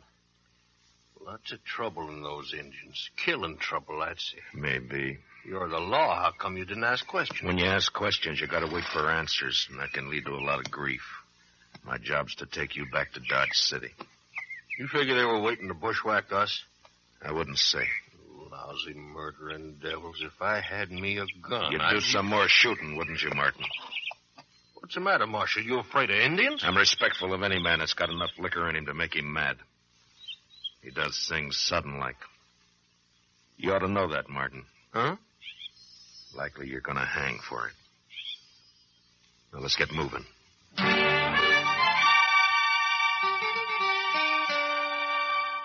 I'd caught up with Leeds Martin this side of the North Fork heading west. He'd done murder. 2 we knew of in my territory and more I'd heard tell about in Comanche country. He was a drifter. Maybe that's why he drank, or maybe because he had other reasons. But it had made him bad. He'd been bad for a long time. I reckoned riding easy would get us to Dodge City in about 3 days. We were traveling light, and there was plenty of game along the way. At dusk, we made camp on a low rise overlooking the trail. Martin turned the buffalo meat over a fire, and I watched him.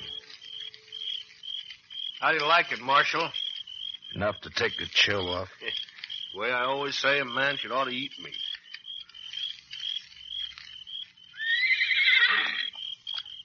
What's ailing him? Maybe he smells something. Such as? Indians.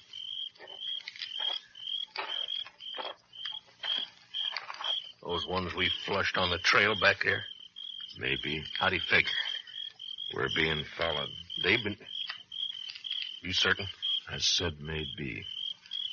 Well, what do you aim to do about it? Nothing. If they stay out of my way, I don't look for trouble with them. But they're Cheyennes. They got guns.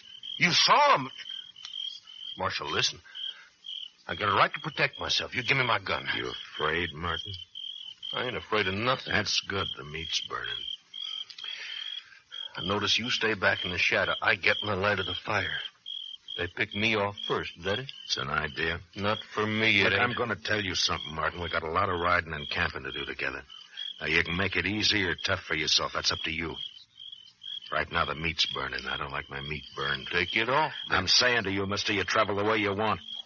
I'd as soon tie you on the back of your horse and let you eat and sleep there. You talk big with my gun, Marshal. That's right. Are you going to do the cooking or am I?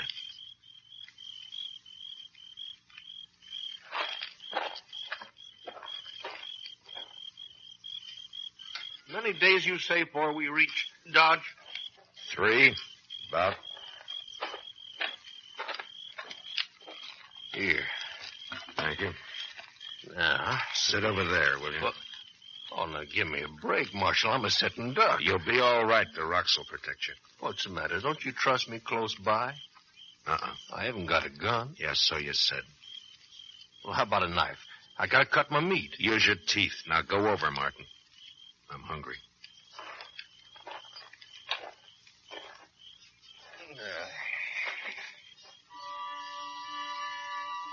We ate.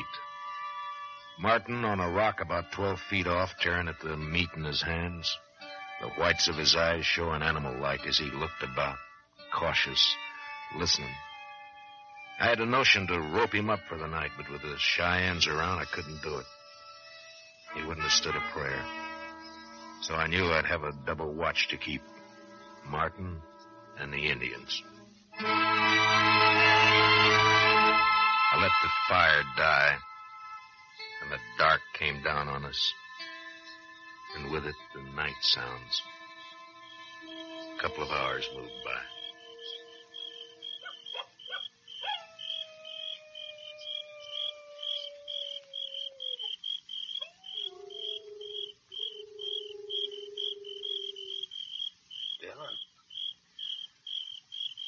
Dillon, you asleep? No. You hear that? I heard. Well, it didn't sound like no proper noise to me. You better get some sleep. Oh, I ain't no sleeping mood. You got some tobacco? Yeah. Here.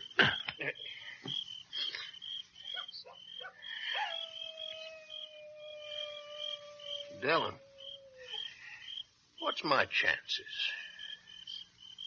I'm a marshal, not a jury. You know, though. If it was me had to say,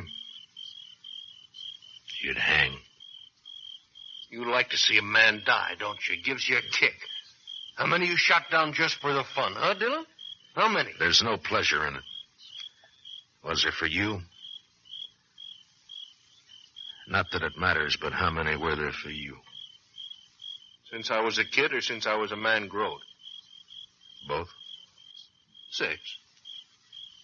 And 2 inches. And you know something? I always got pushed into a gunfight. I ain't saying it's right to do what I've done. But I've had a string of bad luck. Like them 2 in Dodge, Marshal. They started a fight. No reason. I was faster on the draw is all. And that's always the way it's been. The doc says those boys are plugged in the back. He's a liar. Sure.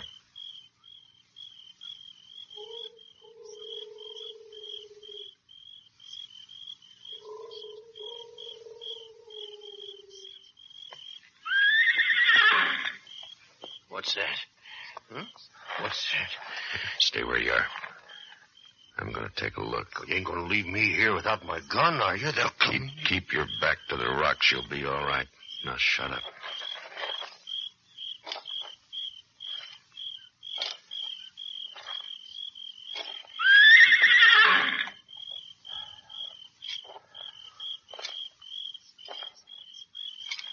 They were out there, all right.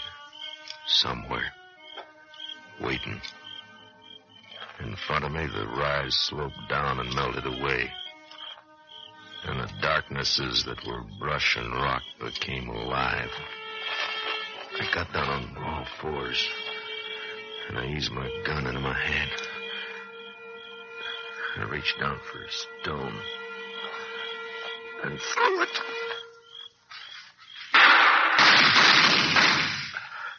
Dillon? Dillon? Dillon, you okay? Dillon! I doubt they'll try again tonight. You better get some sleep, Martin. They got a lot of riding come daybreak.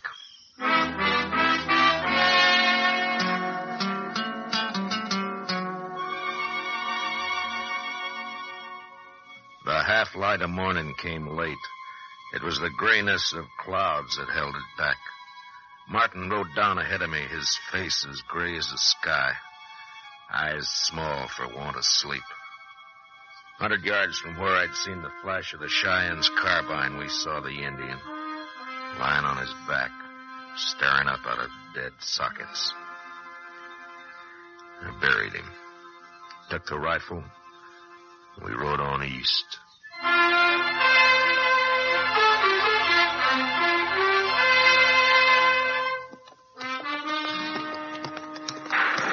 They're still trailing us. You can see them a mile or so back. I know. Well, what are you going to do?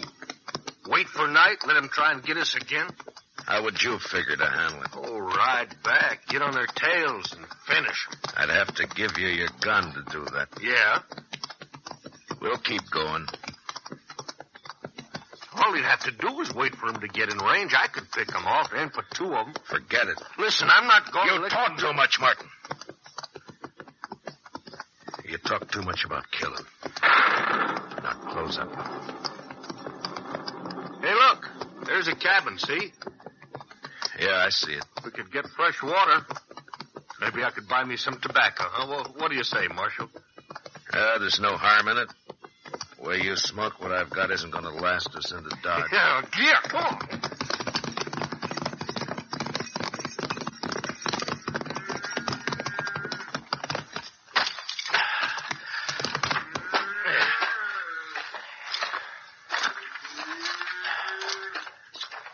Wait a minute.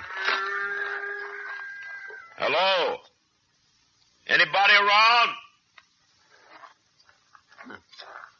Maybe a woman's out and back getting the washing off of the line before it rains. I saw some hanging.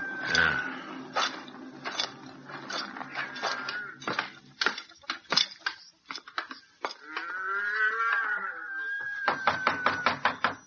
Hello there. Can we get some water? There must be a kid here. Look, rag doll laying over there. Come on. Holy... Marshal. Look at that. Inside the cabin, a man was lying face down. In his outstretched hand, he clutched a broken milk pitcher. The woman was sprawled against the wall. And the kid... She was maybe 5 or 6. All alone. Small. Hunched up against the bed. Those Cheyennes sure had a lot of hate in them.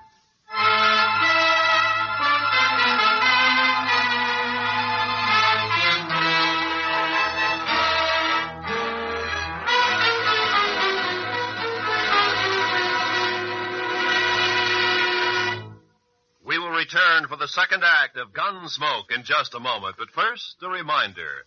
Be a good example to your child. Make him know that he's loved and wanted. Give him regular religious training and help make your community a better place in which to live and grow. Now, the second act of Gunsmoke.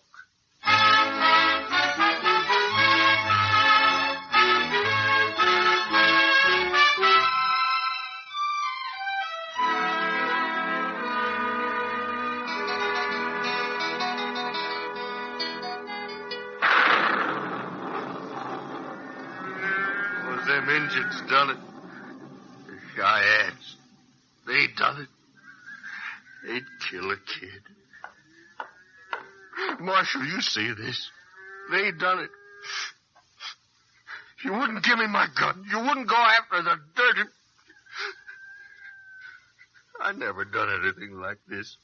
But me you're going to take. We'll bury him out back. You're worse.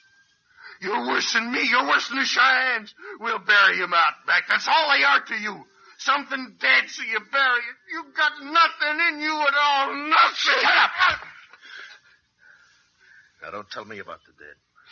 You do your killing and everything's on your side. So what's the difference with this? Just because some crazy liquored Indians did it.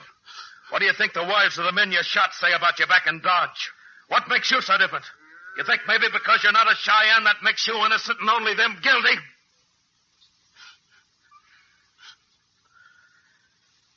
Now, come on, we'll bury him out back.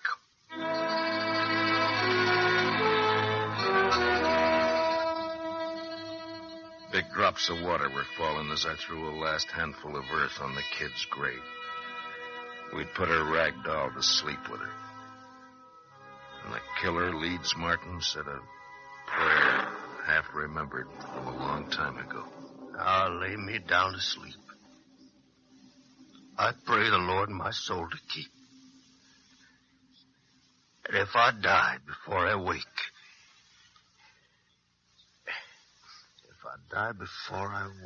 I pray the Lord my soul I pray the Lord my soul to take. We'll wait in the cabin until the storm gives over. What about the Indians? Right now, they're going to get wet. Later, I'll take care of them. All right, we'll tie up the horses over there by the post. Get out! Now, stay on your belly. Keep close to the cabin. Where'd that come from? Off to the right there. Keep your head down. And when I say, we'll make a run for the door. Get inside. You all right? Yeah, I kicked some dust in my eye. All right. Hit one of the horses. Are you ready? You gonna let him get away with it?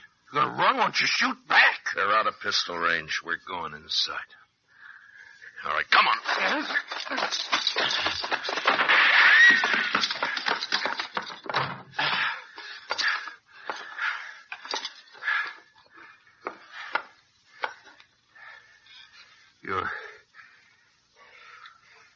You're Lily. I should have figured it. Just a lot of fat talk. I'm going over to the window, Martin. You stay where I can see you. If you move 1 inch, I'll blow your ears off. Now I know why you won't give me my gun. It isn't for me. It's so you won't have to make a play for the Indians. You're scared, Marshal. Don't you turn your back on me between here and Dodge. Because if you do, you'll never turn around again.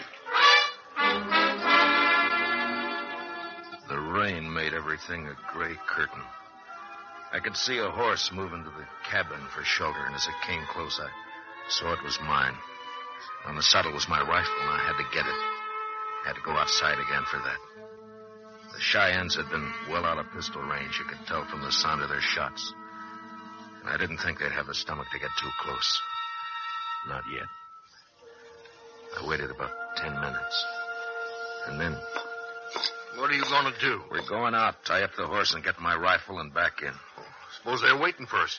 They're not, but if they are, like you say, I'm not turning my back on you, so you'll go first. Now, open the door. I ain't going to do it. Open the door, Martin. You ain't got guts enough to pull that trigger. I don't want to shoot you. Open it. Now! You hear me?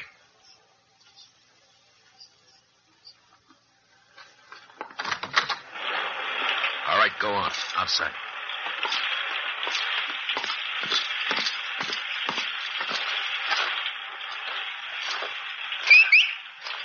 Come on, boy. Come on, boy. Boy. Here. Easy now. Easy now. All right, get the pack off, Martin. Whoa, boy. Down. Hold it, boy. Easy. Easy. All right, come on. That's it, boy. That's it, boy.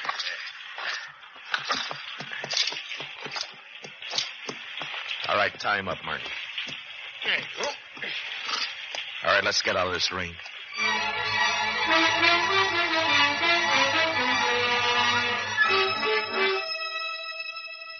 The afternoon dragged by, and with the storm came a chill. And I got a fire going. I kept my watch at the window, an eye on the horse, an an eye on Martin. He wasn't talking much now, just moving around the cabin looking at things the way you do when you try to find out what people are and what they own. It got darker. The rain didn't let up. We drank hot coffee and ate. Martin found a guitar and propped himself up on the bed. Get your boots off the bed. Why? You're getting mud all over it. Who's going to care? I do. You wouldn't understand why. Now get 'em off.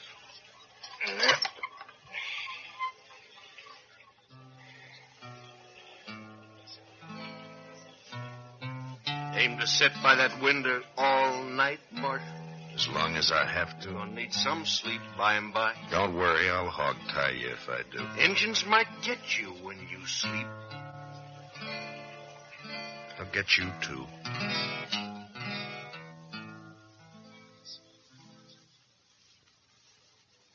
How come a man and woman come to a place like this to settle and raise a kid? Lots of room, maybe. Work in the earth. There's reasons. All crazy. What'd get him?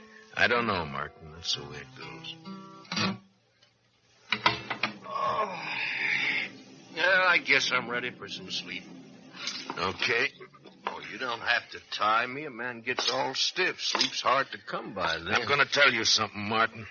Some men, an ordinary man, even if he's done murder, I might trust in a fix like this. But you're not like that. I don't understand you.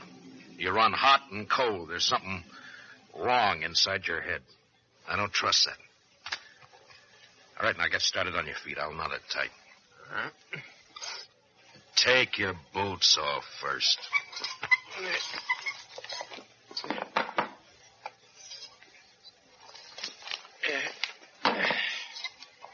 I could do with a drink.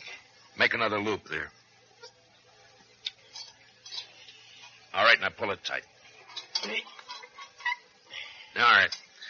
I'm going to finish it, Martin. Now keep your hands behind your head and lie down flat. Sure.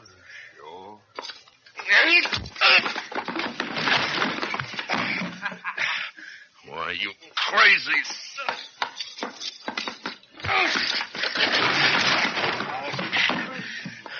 I'm not even started with you yet, Martin. Now get up!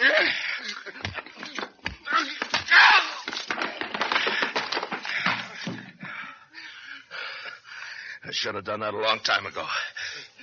Now you hear what I'm saying, Martin. I don't like you. You're making a lot of trouble. I could save the law a bother by throwing you to the Indians right now or doing it myself, but you're going to stand trial. If I have to drag you at the end of the rope, you're going back. Now get up on that bed and stay there.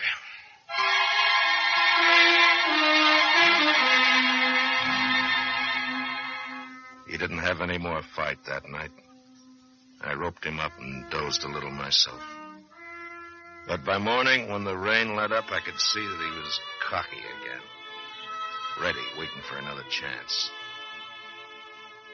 Outside, the sun was breaking through, and there was a smell of freshness, green and wet.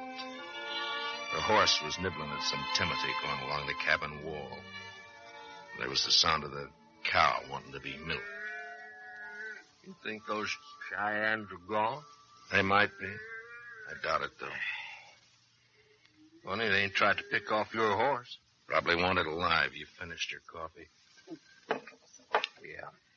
Okay, let's go.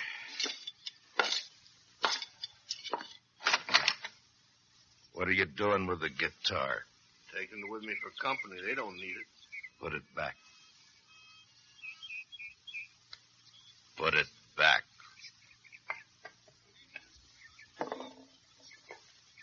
Seem like you're just bound to make things tough for me, Marshal. Seems that way, doesn't it? Well, it's a nice day, Martin. We ought to make some distance to Dodge today. You're going to let the Cheyennes get away with this, huh? They won't get away with it. Now, come on. We doubled up on my horse and took it easy for the morning. You could see for miles around. It was that kind of clearness. And then we were heading for a shallow canyon with rocks and boulders dotting the floor. There'd been no sign of the Cheyennes until we entered the mouth. Jump! Come on, boy. Hi-yi!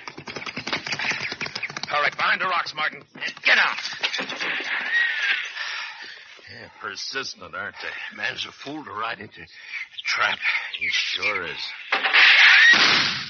Give me my gun, will you? Give it to me. I want to get just one of them. Just one. Sorry, Martin. You'll have to sit this one out. You don't understand. Got him. Oh, please, Marshal, please. I give you my word, please. Let me get the other one. Please. I'll give you back the gun, Marshal. No. I won't make no trouble. No, please. No, Marshal. I can't, Martin. Please, Just Marshal. sweat it out. It won't be long. Look, Marshal, please, just Now, listen one. to me. I'm going to edge around those rocks down the canyon. Oh, I Marshal, should give be me- able to pick him off from there. Now, you stay put here. You understand? Marshal. You'll be all right. You stay here. I crawled my way up the canyon, sneaking behind brush, boulders, anything for cover. And up on the lip of the canyon, I could see a movement, a flash of color. And that was when Martin raised up. He had a couple of rocks in his hands the size of small melons, and he ran like a jack, dodging back and forth and heading straight for the Indian. No, Martin! Martin, get down! Get down!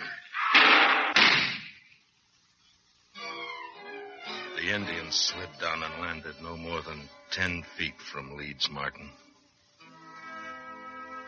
They were both dead when I got there. The Cheyenne shot had got Martin square in the head. I took my prisoner's body back with me to Dodge City. Well, sir, there's just no accounting for some men's ways, Mr. Dillon. Yeah, you never know, Chester. You never know. I didn't like him, but you never know. Must have been crazy, in a way. I couldn't figure out why he did it. Until I found this in his pocket. Here, take a look. Well, it's a kid, Mr. Dillon. Picture of a little girl. Looks like he'd carried it for a long time. Yeah. Maybe he had a kid once. You never know. And like you say, is just no accounting.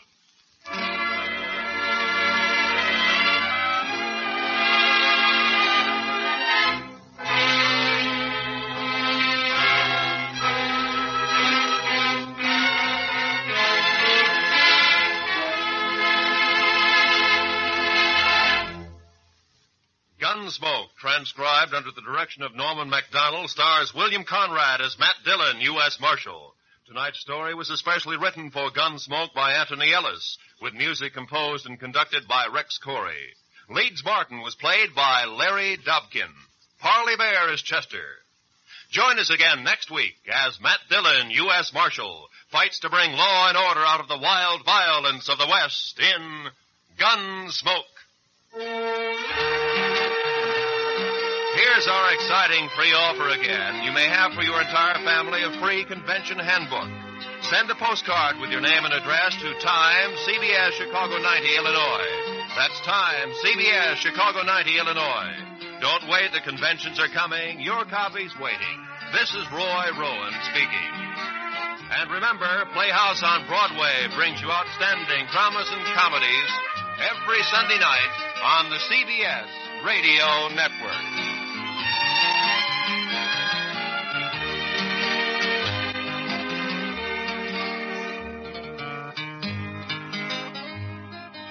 And KNX Los Angeles, where Gene Autry rides the range every Saturday at 8:30 p.m.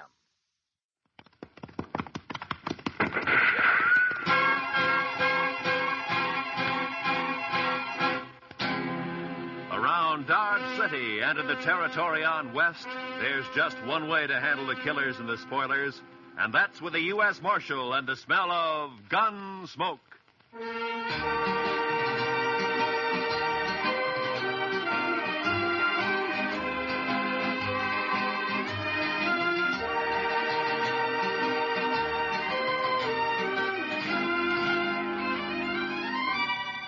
Gunsmoke, starring William Conrad.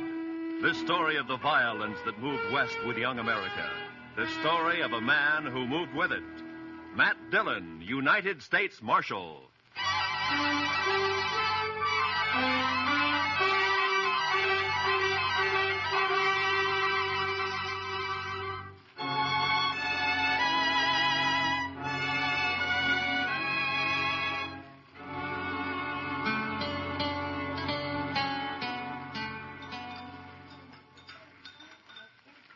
Mr. Dillon, could I give you some more coffee? Yeah, I guess so.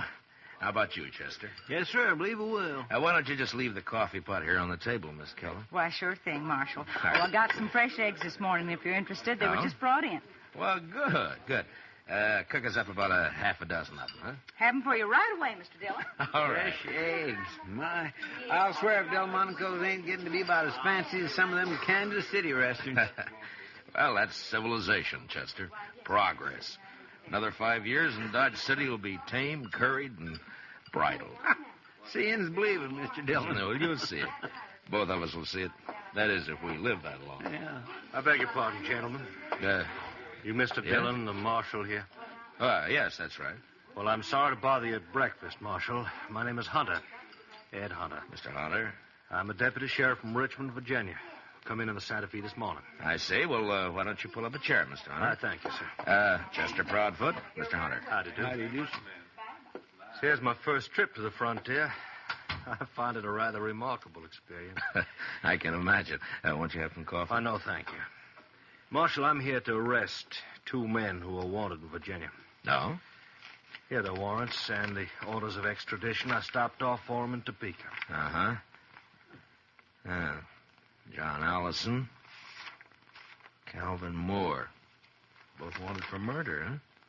Hey, do you know these men, Mr. Hunter? No, sir, I don't. Well, the names aren't familiar to me. I never heard of them. Have you, Chester? No, sir, Mr. Dillon. Well, I have some information that may help. Not much on Allison, I'm afraid. He shot and killed a bank teller at Greenbrier last spring. Oh? He's about 30 years old, dark hair and mustache, medium build, an excellent horseman and a confirmed gambler. Well, that's fine. That narrows it down to about 2/3 of the men in Dodge City. Well, possibly I can do a bit better in regard to Calvin Moore, Mr. Dillon. Now, he came down to Richmond from the north and set up practice as a medical doctor. He was about 29 at the time. And he ambushed and shot young Roger Beauregard and then left town. That was 17 years ago. Beauregard's been trying to trace him ever since. Well, I'm afraid that's a pretty long I have a time. picture of Moore, photograph. Oh? Of course, he was much younger than this. Well, sometimes there's still quite a resemblance, even after 17. Something familiar about that picture, Mr. Dillon? 17 years. He must be somewhere past 45 now, huh? Are you sure that these men are here in Dodge, Mr. Hunter? Reasonably so. Is there something about that photograph that makes you... Well, it's too blurred to tell much about it. Besides, he'd be 17 years older now. Yeah, that's true. I tell you what, Mr. Hunter, suppose you leave the picture and the descriptions with me, and I'll check around town, and I'll keep in touch with you. Thank you, sir. Oh, I wonder if you might suggest a good hotel. Certainly. Why don't you try the Dodge House? It's a corner of Railroad Avenue at the end of the plaza, the East End. Tell the deacon I sent you. Thank you again, Mr. Dillon. And I'll be grateful for any help you can give me in this matter. Yeah, sure. So long. You want to see the photograph, Chester? Yes, sir, I do. Well, Mr. Dillon, that's... Yeah. What are you going to do, Mr. Dillon? I don't know, Chester. He's my friend. I never asked him anything about his life before he came here. Didn't seem to matter. But now the law says he's a murderer. I'm part of the law. So now it does matter. Maybe it's not him. No, it's him, all right, Chester. You saw it the same as I did. It's Doc.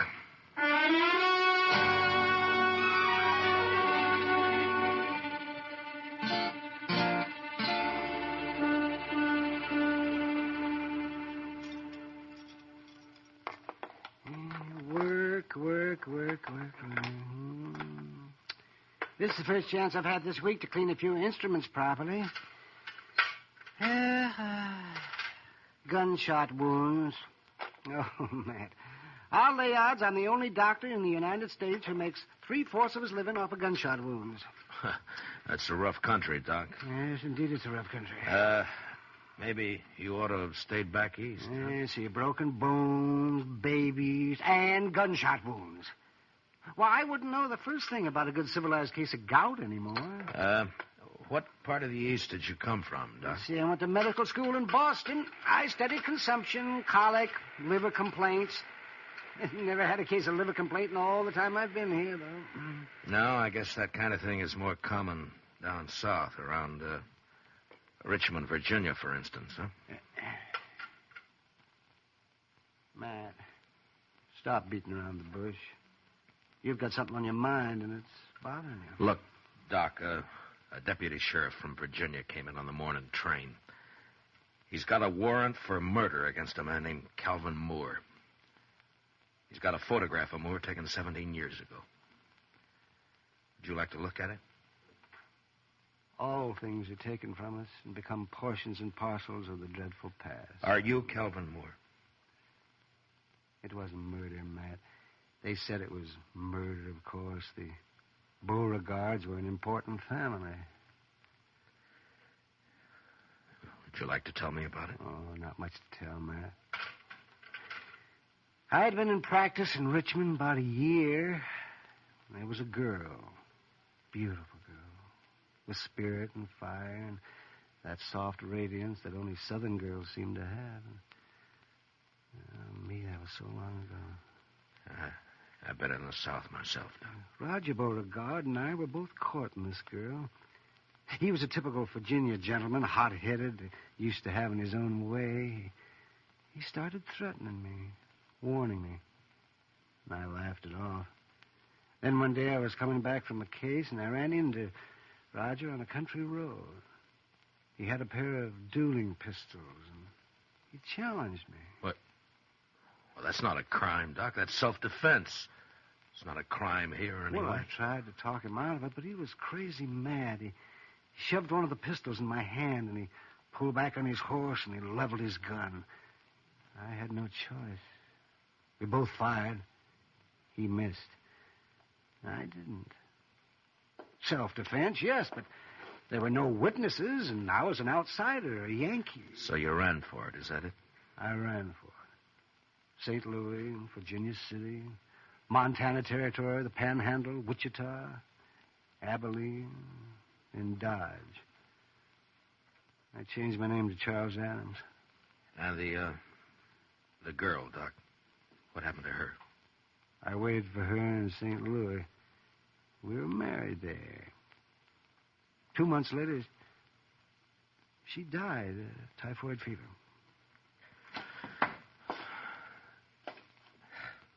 Well, you never know. No matter how much you figure you understand somebody, you just quite never know. I can't go back there, Matt. I've got no defense. Well, I'd mean prison. I'd rot in prison. I won't go back, Matt. Now, Doc, look, Hunter is here after 2 prisoners.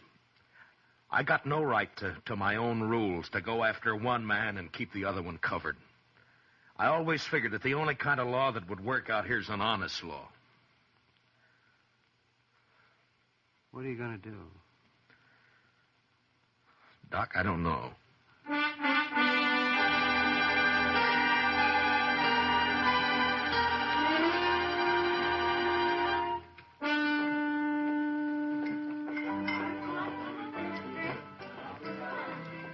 You're late, Matt.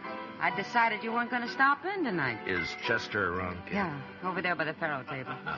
Matt, what about this Virginian who's been hanging around for the last 2 days? Oh, Hunter? Yeah. He's a deputy sheriff, got a couple of warrants to serve. Why? Well, he's been asking questions. Some of the boys are getting a little skittish. Well, there's no call for it as long as they're not named Allison or Moore. Are you free now, Miss Kitty, or are you busy? What's it look like? Well, I figured maybe he was just killing time. Hiya, Marshal. Bunko? Bought you a drink, Kitty. It's over on the bar. All right. Thanks. Matt, I'll be off in a couple of hours.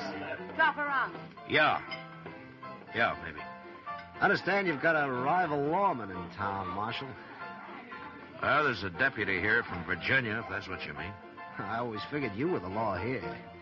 Is he short in this town, Marshal? Say the word, we'll run him out. I ever ask you for help, Bunko? Well, no. When a man's short in Dodge, I'll run him out. No offense, You Marshal. keep your own cinch tight. Don't worry about anybody else, huh? I'll see you, Bunko.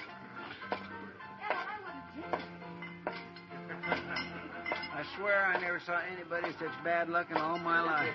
My gracious, he ought to swear off Pharaoh and stick the stud. Oh, Chester. The old Jethro Keener. He just lost 3 weeks' pay. And Bunko Benson, sitting right there beside him, mind you, picked up $230. So that's why he's feeling big. Come on, Chester, let's take a walk. Huh? Yes, sir. 3 weeks' pay. Mercy, I never saw such luck. What about Doc, Chester? He turned in a couple hours ago. That's when I came on over here. How's he acting? About as usual. No signs of planning to run out, if that's what you mean, Mr. Dillon. One thing he's doing, though, that he's never done before. He's toting a gun. Good evening, Marshal. Oh, hello, Mr. Hunter. Since you didn't come to me, Mr. Dillon, I've come to you. I'm wondering what progress you've made. Well, I'm still checking. Any results at all, Marshal? Well, I don't have much to go on, you know. Now, Calvin Moore was a doctor by profession. He might still be practicing. I suggest we investigate the local doctors. Well, that wouldn't take long. We've only got one, Doc Adams. How long has he been here? Oh, about 4 years. How old a man is he? Late 40s, I imagine. But he doesn't show much resemblance to that photograph you gave me. Well, maybe you're too used to him to notice the resemblance. Yeah, maybe. I'd like to look him over myself, Marshal. Well, he's pretty busy out on calls most of the time, and... Not all the time. No, not all the time. All right, Mr. Hunter, I'll bring him around.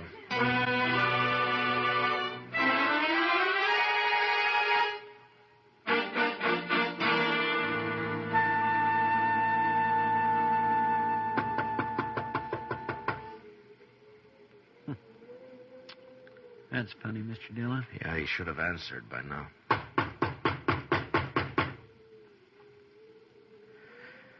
Well, we're wasting our time, Chester. He's gone. Well, now, he might have got called out on a case. Yeah, I know, but I don't...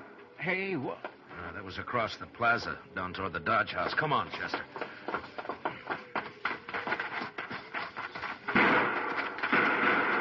Somebody sure is stirring up the smoke. Yeah, it's across the street. Edge of the railroad yards, I think.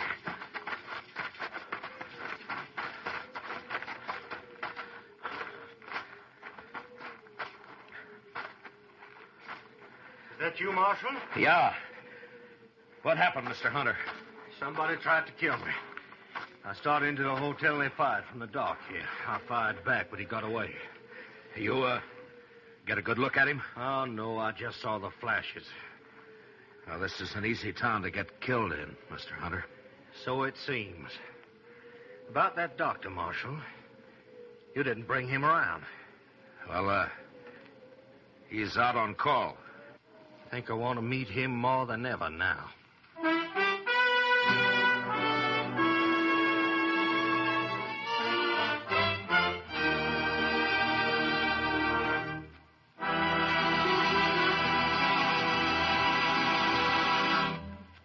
We will return for the second act of Gunsmoke in just a moment. But first, there's a world of wonderful entertainment awaiting you every weekday in the daytime with CBS Radio's roster of wonderful dramatic serials.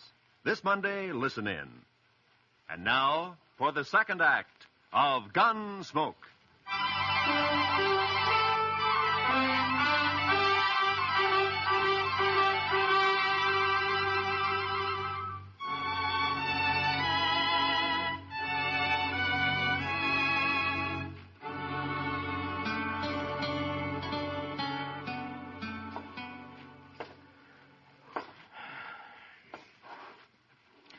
What time is it, Chester?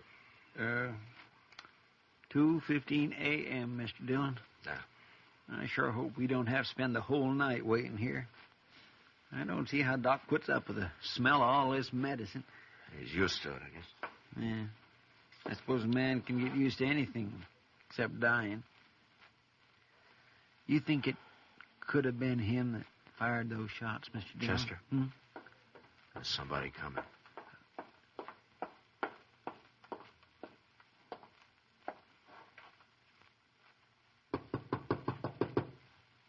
I'll get it.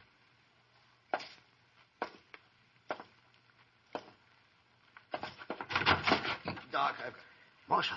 Come on in, Bunko. The doc's not here, but he'll probably be... Oh, what happened to your arm? I got thrown into a barbed wire fence. Here, let's have a look at it, huh? No. It's all right. It's a gunshot wound. All right, hold it, both of you. Well, is that the same gun you tried to kill Hunter with, Bunko? Stay where you are, Marshal. Yeah. Around 30 years old, dark hair, mustache, medium build, excellent horseman, confirmed gambler. Wanted for murder. John Allison. Alias Bunko Benson. Am I right, Bunko? He's not taking me back there. You stay where you are, Dillon. Now, don't be a fool, Bunko. Put away the gun. Stay back. I'm warning you. Bunko, look! All right, Chester, let's get him over to the jail.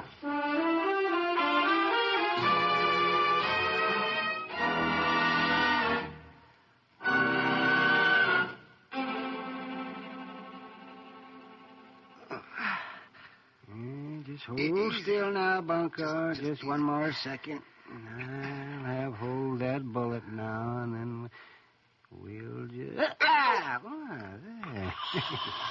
Now, add that one to your collection, Matt. Well, I'll make Hunter a present of it. It wasn't bad shooting to be firing in the dark at a gun flash. He'll never get me back to Virginia. Now, hold still, Bunko. Don't expect a man to tie a bandage with your arm waving around like a mare's tail in fly time. Say, how'd you know he'd come to my office, Matt? I didn't, Doc. We were waiting for you. Oh, I see. There we are. No. That ought to stop the bleeding. And don't loosen it up any. And you'll live to hang yet. Don't worry about my hanging, Doc. I'll outlive you. Well, in view of the circumstances, I'd say the odds are about even. Well, Matt, shall we adjourn to the front office? Yeah, come on, Doc. Lock the cell, will you, Chester? Yes, sir. Well, I turned in at 10 o'clock tonight. I got 1 hour's sleep. They called me over to Mrs. Behan's. She thought her baby was on the way. False alarm, of course. Usually is the first time. And I got back and I came straight over here. Doc, you were wearing a gun earlier today. What'd you do with it? Oh, I put it back in the drawer where it belonged. I realized I was acting like a fool. Was that where you were waiting in my office? Somebody tried to kill Hunter, and you thought... Look, Doc, I've tried to think of some way out of this. A way out for both of us. I got one man under arrest back there now, and I can't rightly set myself up as a judge and free the other man. I'd even hoped you'd cut and run for it. You'd get away if you did, you know. Hunter doesn't know the country. I've been running for 17 years, Matt, and it's still caught up with me. I'm too old to run any farther. What are you going to do? I'm a lawman, Doc, right or wrong. Well, then I guess I'm under arrest. Huh? No, I didn't say that. I just said that... Doc Adams here, there's a... Oh, there you are, Doc. Yes, what's the trouble? That fellow over in the railroad yard's asleep on the track. He was drunk, I guess. They were switching cars. You better come, Doc. He's awful bad. Oh,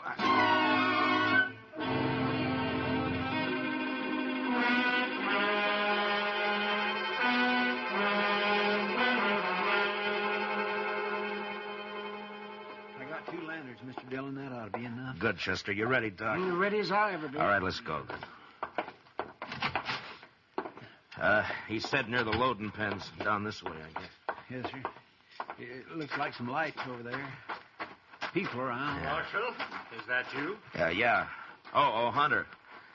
I thought you went to bed hours ago. I'm a light sleeper, Mr. Dillon. I heard there's an accident over in the yards. Thought it might give me a chance to meet your local doctor. Well, I guess you can meet him right now if you want to. Doc, this is Ed Hunter. Doc Adams. How do you do, sir? Mr. Hunter? I got one of your prisoners locked up, Mr. Hunter, John Allison. Known here as Bunko Benson. Good. I just found out he's the man who tried to kill you tonight. He caught one of your bullets in his arm. Oh, I see. Why, then it's one down and one to go. There's Calvin Moore. Dr. Calvin Moore. This is no time to stand around making chin music. I'm sorry, Well, that's Hunter. quite all right, Marshal. I'll go with you.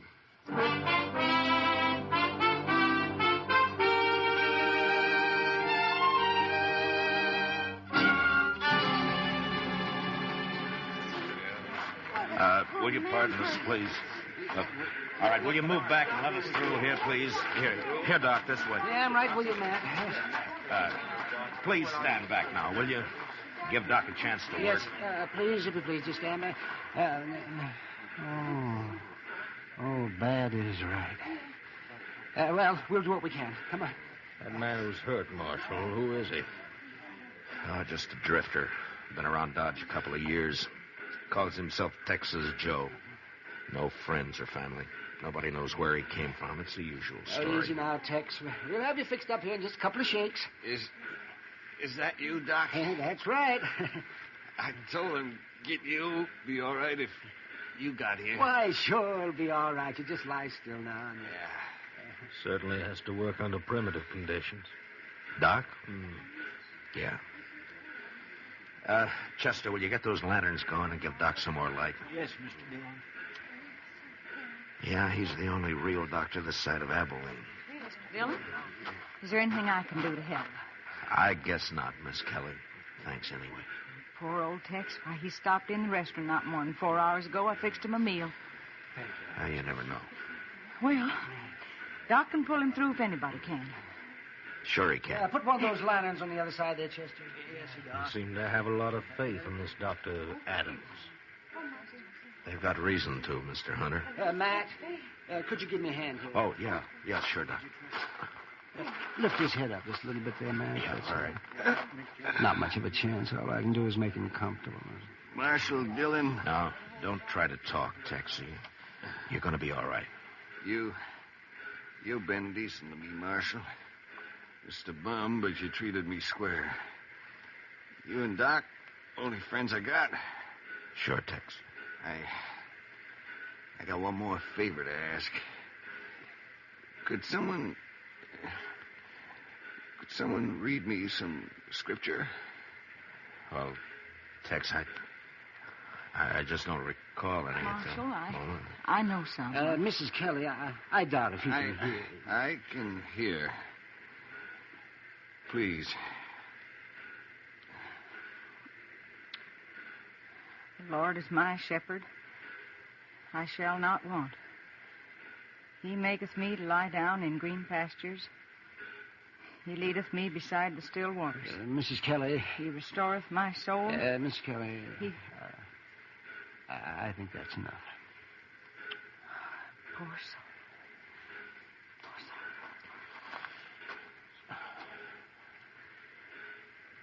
Well, you can't win them all, I guess. No, you can't win them all, Doc. Well, Doctor, as the only physician here, I suppose you also function as coroner. That's right. Yes. This man will be buried in the name of Texas Joe. Don't you worry about that. Boot Hill is full of men buried under nicknames. In this country, we... Doc! Doc, I just came from... Oh. What, Kitty? Oh, Doc, I've been sitting up with Mrs. B, and you left too soon. She needs you over there right away. Well, then it wasn't a false alarm. No. All right, Kitty, I'll be there just as quick as I can, but... Well, as soon as I... Kitty, you go on back over and do what you can for her, huh? Doc will be along. All right, Matt, but you better hurry.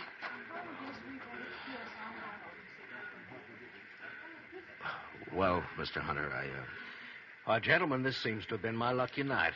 Both my fugitives located within an hour of each other. I guess there's nothing I one can do. One of them safely in jail and one of them dead. What? Didn't you notice the resemblance, Marshal? That Texas Joe there, he's obviously the man in the photograph. I saw it immediately. Well, Mr. I hope Hunter, you'll take all the necessary steps to see that he's buried under his real name, Calvin Moore. His death, of course, closes the case, and I'll be leaving for Virginia with my other prisoner tomorrow. Well, Mr. Hunter, I just don't know what to say. Now, I'd say it's no time to stand around making chin music, Dr. Adams. You have a patient waiting, and this town seems to depend on you. Well, of course, but... Hey, you got work to do, Doc. And, Doc, make sure it's a boy, huh? Well, I'll do my darndest, Matt. Yeah. Well, good night, gentlemen. Good night, Doc. Good night, Doc.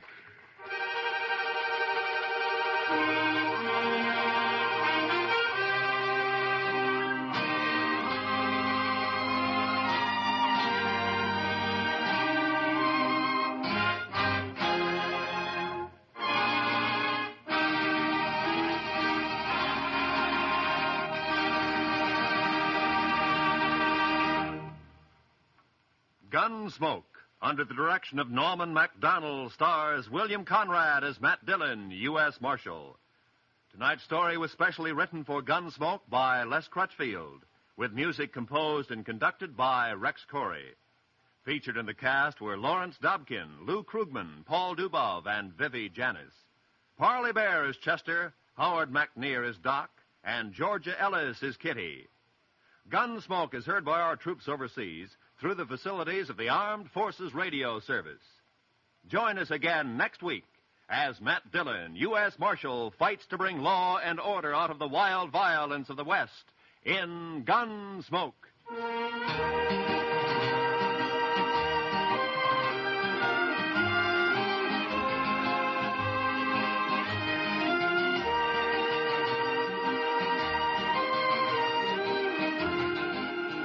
Tomorrow evening, listen for Lionel Barrymore, your host on CBS Radio's Sunday Night Playhouse. There will be another specially selected historical drama or a classic from literature with a cast of stars perfectly suited for the roles in the story. Every Sunday evening, hear Lionel Barrymore on your Sunday Night Playhouse over most of these same CBS radio stations. Truly an outstanding dramatic experience here at the Star's address. Roy Rowan speaking. And remember, for thrilling dramas of escape, listen every Sunday night to the CBS Radio Network.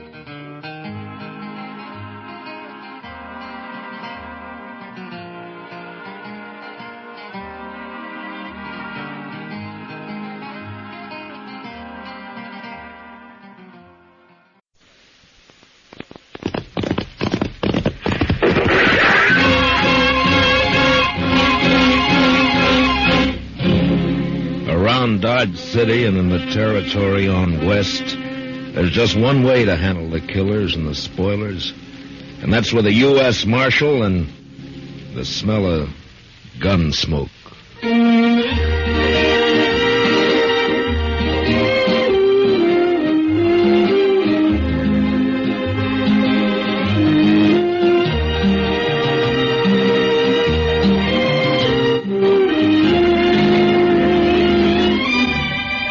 Gunsmoke, starring William Conrad. The story of the violence that moved west with young America. The story of a man who moved with it. Matt Dillon, United States Marshal.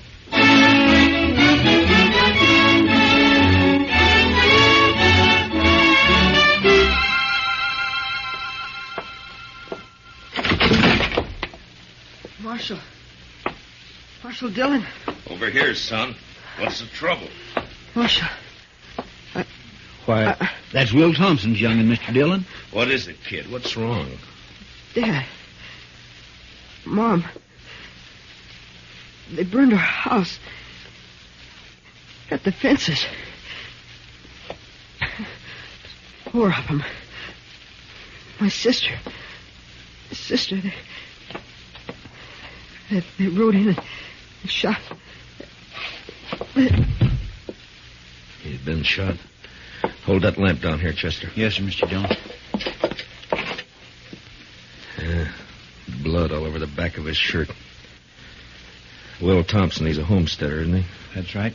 Came to Dodge City about 3 months ago. Took up a section over on Mulberry Creek.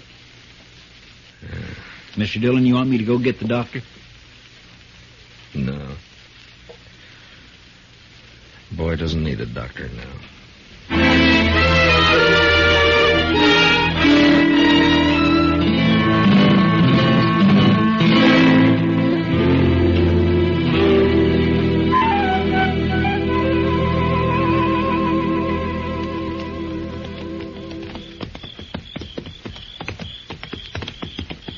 Burned the house is right, Mr. Dillon. It's still burning. Yeah, what's left of it is. Watch yourself now, Chester. Yes, sir. No sign of life, though. Whoever did it's probably long gone by now. No reason to hang around. Now, let's tie up here and look around on foot. Bring up your carbine, Chester. I got it, Mr. Dillon. Yeah, they even fired the corn crib. Now, why would anybody want it? What's there? What is it? It's a dog. Shot. A dog? When they even shoot the dogs, it's a... You see something? Yes, sir. It's Will Thompson. I think it's Will. What do you mean you think it's what? Scalped. He was Indians, Mr. Dillon. They couldn't have been Indians. Only tribe reported in 20 miles is the Kiowas, and they wouldn't do anything like this. They've been peaceful for years. I don't know, but... Come on. Let's find out what happened to the rest of the family. Yeah. Besides Will and the boy who rode into town, there's Ms. Thompson and a daughter. Girl about 17, pretty as a picture. Yeah, there's something lying over there by that cottonwood. Yeah, I see.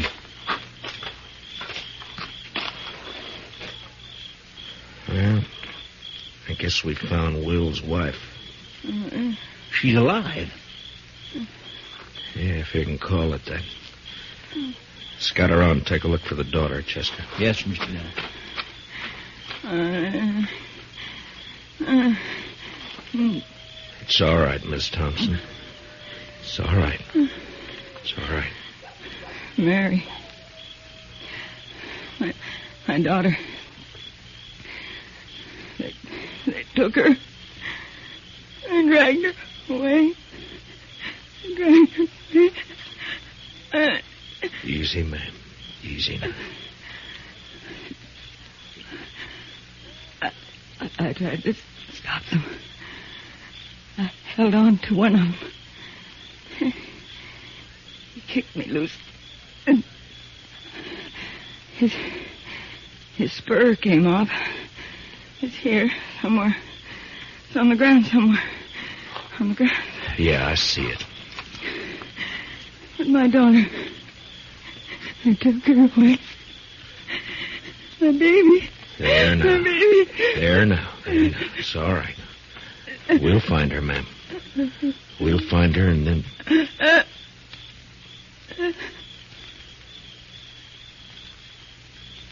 Ms. Thompson?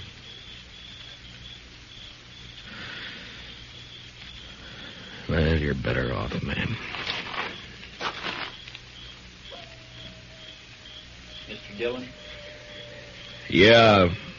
Over here in the Willis. I found her. All right, Chester.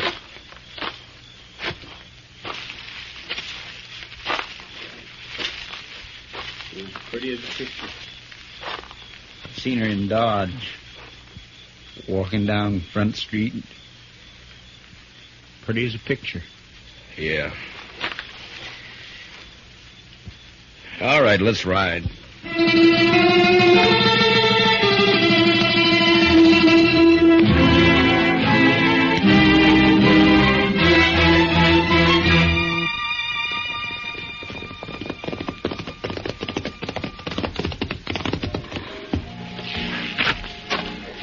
We'll look in the Long Branch first, and if Jalisco Pete's not there, we'll try the other saloons. I'll bet his boss is here. He's here every night. Yeah, I know.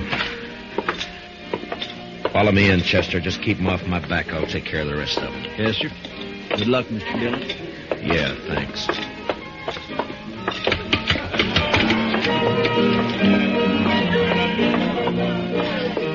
Well, look who's here. Matt Dillon. Hiya, Kitty. What brings you in, sweetie? Business or pleasure? It's not pleasure. Ah. Plenty of other men in Dodge, Kitty. Are there?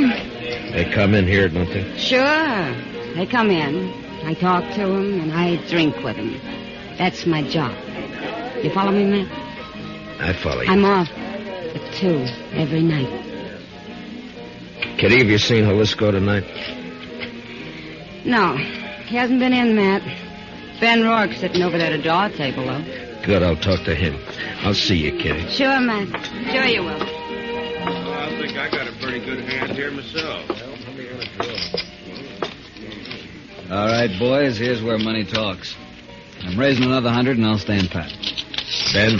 Huh? Well, it's the Marshal himself. I'd like to talk to you, Ben. All right, Matt, talk. Not here. We'll go over there by the bar. I'm sorry, I'm busy. I got a pat hand and a cinch bet. Maybe.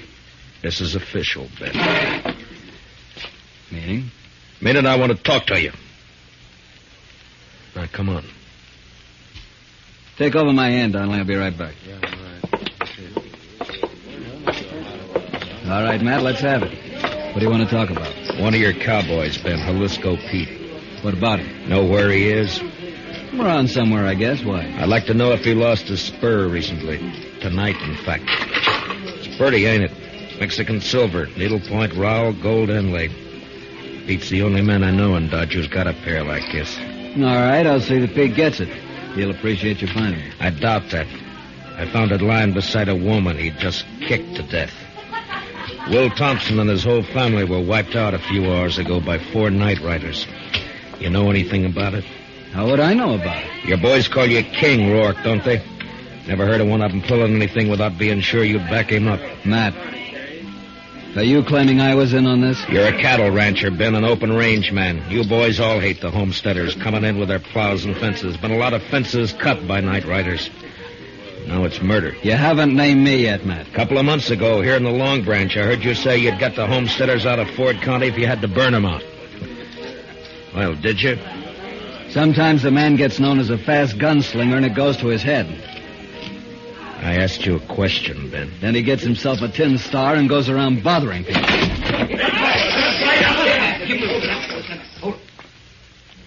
Then if you're figuring to draw on me, don't. Why not, Matt? I've seen you in action. You're not fast enough. Now, I asked you a question. And maybe I don't feel like... What's going on in here? Nothing. Oh, there you are, Marshal. How are you, Colonel? Marshal, what's this I hear about an Indian uprising? There's been none that I've heard about. Whole family massacred, the way I hear it, sir. Murdered and scalped. Scalped? 2 of them were. So it was Indians. What game are you playing, Matt? Indians don't cut fences, Ben. That's a cattleman's trick. Scalping, too? Could have been an afterthought. It wasn't an Indian who lost that spur. Well, we'll soon find out about it. I'm riding into the Kiowa country with Troop C tonight. I hope you won't do that, Colonel Blake. You know the Kiowas. They're peaceable enough when you let them alone, but if you push them, they'll fight. True enough, Marshal. But we can't let them get away with it. The Indians weren't responsible, Colonel. I got evidence to the contrary. Give me 24 hours and I'll prove it. Well, I certainly don't relish stirring up a tribal war, but... Just 24 hours. Well, all right. Ben, if you know where Jalisco is, you better turn him in. It'll save trouble. When any of my boys need discipline, I take care of it. Not this time. Other people are involved. Homesteaders. Squatting on a measly 320 acres apiece. ruining the whole country. They got rights, Ben. Who says so? I do.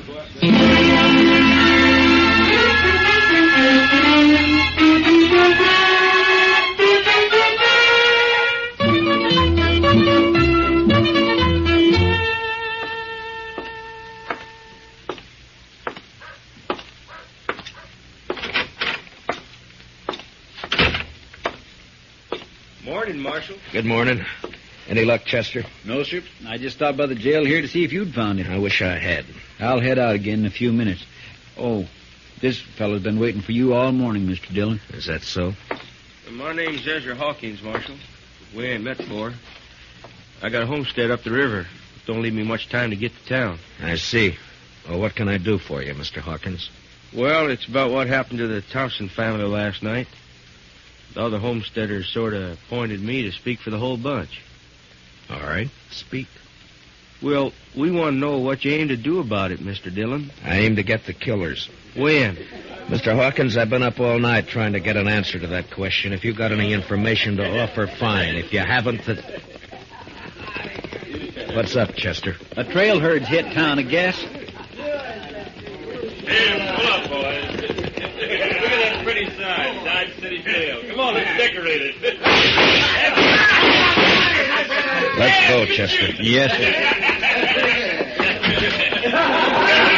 All right. Hold it there. Hold it. My, the jail was occupied, boys. You men just blow into town?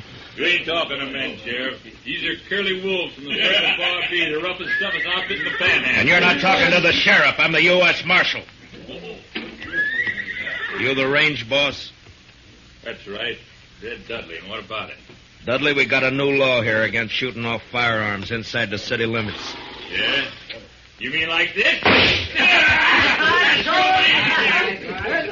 No, Dudley, I mean more like this. Now come on down off that horse. Sure, I'll come down off it. Watch Mr. Dillon, he's got a knife. So I see. Well, nice work, Mr. Dillon. Drag him in and lock him up, Chester. Throw some water on him. Yes, sir. All right, curly wolves. Your boss is jailed and fined $50. You can get him out tomorrow morning. We got the money for that. I'll take it now. I said tomorrow! Now on the move. All of you, get!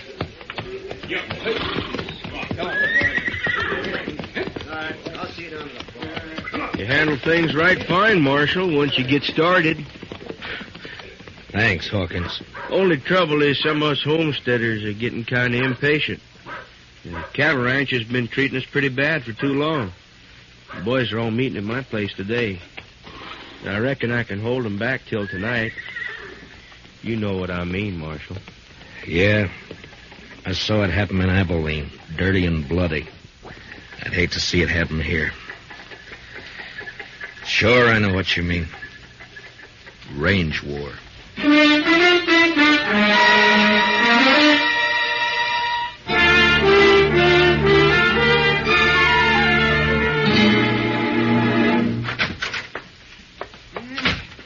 Well, Marshal, we can hold an inquest any time now.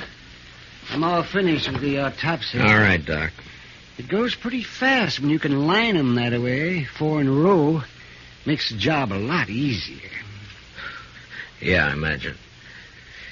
Doc, have you ever seen a range war? No, but I hear there's one brewing. There is, plus Indian trouble. If I don't bring in Jalisco Pete before tonight and find out who his 3 partners were, you're going to have bodies lined up 20 in a row. Well, it should bring in a lot of fees. I could retire and buy myself a ranch. Sure, Doc. Oh, that sounds like Chester, Marshal. Yeah, he's been scouting those thickets along the river bottom. Mr. Dillon, I brought in Jalisco. Where is he, Chester? Outside, tied on a pack mule. Good. No, sir. I'm afraid it ain't so good. He's dead. Been shot in the back and scalped.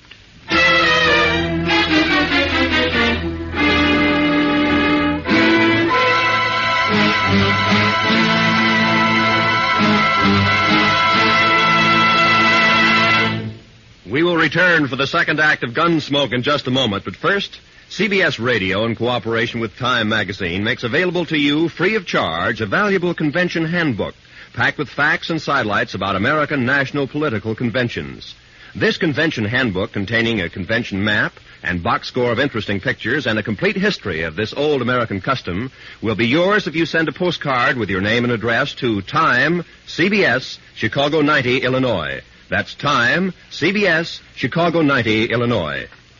And now, with William Conrad starred as Matt Dillon, here's the second act of Gunsmoke.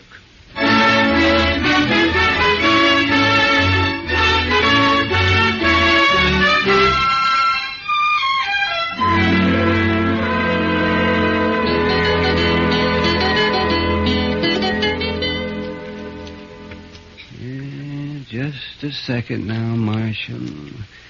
Let me see. Here it comes now. There's the bullet, if it'll do you any good. It won't, Doc. The slugs I dig out of the bodies all look alike. Someday, though, they may figure a way to tell them apart. Maybe even tell which gun fired which bullet. Oh, no, not a chance of it, Marshal. Well, I guess that's all I can do for the late lamented. Oh, I see he's only wearing one spur. Yeah, I know. I got the make to it here. That's what I wanted to talk to him about. It's too bad, Marshal. His talking days are over. Yeah, somebody made sure of that, all right. And then tried to cover the trail by scalping him. Well, I can tell you one thing. It wasn't done by Indians. That's my guess, too. I've seen how Indians do it. Down in the territory, up in the Dakotas. Slick and clean. Nothing like this. I could do a better job with my eyes closed. Yeah, I bet you could. Well, I guess I'd better get ready for the rush. Looks like a showdown, Marshal. And I don't see any way that you can stop it. Neither do I.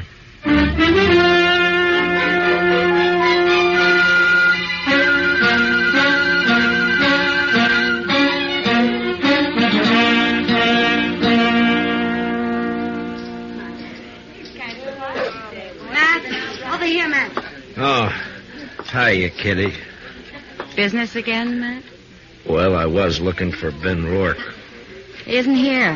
He left about an hour ago. Some of his boys came after him. Matt, I waited for you last night. I worked, Kitty. All night? Yep. There's a bad feeling in the air, Matt. What is it? What's going to happen? I wish I knew. They called all the soldiers from C Troop back to Fort Dodge this afternoon. I hear they're planning to move out tonight. I hope not. Been a lot of homesteaders in here drinking today. That's unusual for them. What's going to happen, Matt? The bloodiest mess you've ever seen. And I don't know any way of stopping it. If I'd only found Jalisco Pete before they killed him, now I got nothing to go on. Jalisco came in here last night, late after you'd gone. What? Well, why didn't you let me know? There wasn't time, Matt. He heard he was wanted and he left right away. His friends with him. Friends? What friends? Well, I'd never seen him before. I think Pete had known him in the Pecos country. They're all pretty drunk. How many were with him, Kitty? 3, I guess. One of them was named Red Dudley. Red Dudley? And one called himself Tulsa Jim. He kept talking about the Circle Bar Yeah, B brand. it might be. They could have ridden in last night ahead of the herd to look up Pete, and then they... Oh, Marshal, so you better come on outside here if you want to stop a lynching. Coming, Doc. Be careful, Matt. Be careful. What is it, Doc? Ben Rourke and some of the cattle ranchers. They caught themselves an Indian, and they're going to string him up. I doubt it. Let us take care of this, Matt. We know what we're doing. I hope so, Ben. Who have you got here? One of the murdering skunks that wiped out the Thompsons. Any objections? I might work up some, Ben. What's your name, fella? He won't talk to you. He hasn't opened his mouth. Look, fella, as an Indian, you're a ward of the government. I'm a U.S. Marshal. I represent the government. I'm here to protect you. Now, what's your name? Keith Toxwa. Work hard. Good man, no kill. What makes them think you did? Say kill people, no kill. He pleads not guilty, Ben. Sure he does. And maybe he can explain why we caught him 2 miles from my ranch house. Is that reservation? What was he doing there? Go on, ask him. Mr. Rourke? Maybe I can tell you what he was doing. What? Ezra Hawkins. One side, if you don't mind. Would you let me through here, please? Thank you. We got tired of waiting, Marshal. We'd come on into town. Maybe that was a mistake, Hawkins. Maybe. You have to play it the way you see it. Look, mister, let's have it. What's this all about? I'm a homesteader, Mr. Rourke. Well, I accept your apology. T'weren't no apology. I just wanted you to know who those 100 men across the street were. And they all got guns. 100, huh? Well, there's 30 of us, so the odds aren't bad. What's on your mind? This Indian's been working for us, Mr. Rourke. Tracking down fence cutters. Maybe that's why you caught him within 2 miles of your house. Got the nerve to come out and say what you mean, homesteader? You bet I have, fence cutter. All right, hold it. Now, you're covered, Ben, and you too, Hawkins. This play's gone far enough. Not giving a man a chance to draw, Matt? Not this time, Ben. All right, Katuxta, climb off that horse and get over here behind me. Move slow and stay out of the line of fire. You men, if either side makes a move, Ben and Hawkins will be the first to get it. You understand? Doc, take us into your office. Oh, sure, right away, man. Well, Matt, what's the next step? You can't keep us here with our hands in the air forever. I don't intend to. I got one of the murderers locked up in jail. I want you two to come along and listen to his statement, but leave the questions to me, all right? It's just fine with me, Marshal. It's your show, Matt. Good. Come on.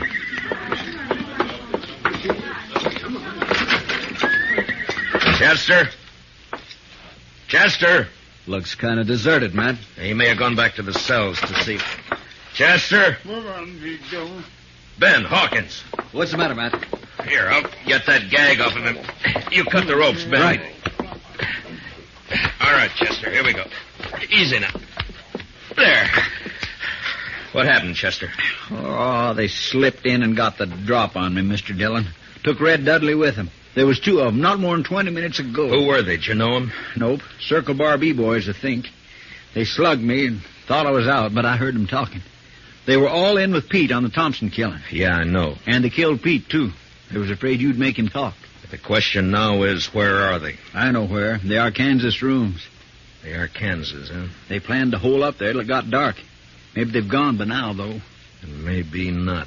Want some help, Matt? No, thanks, Ben. It's my job, mine and Chester's. Come on, Chester, let's go.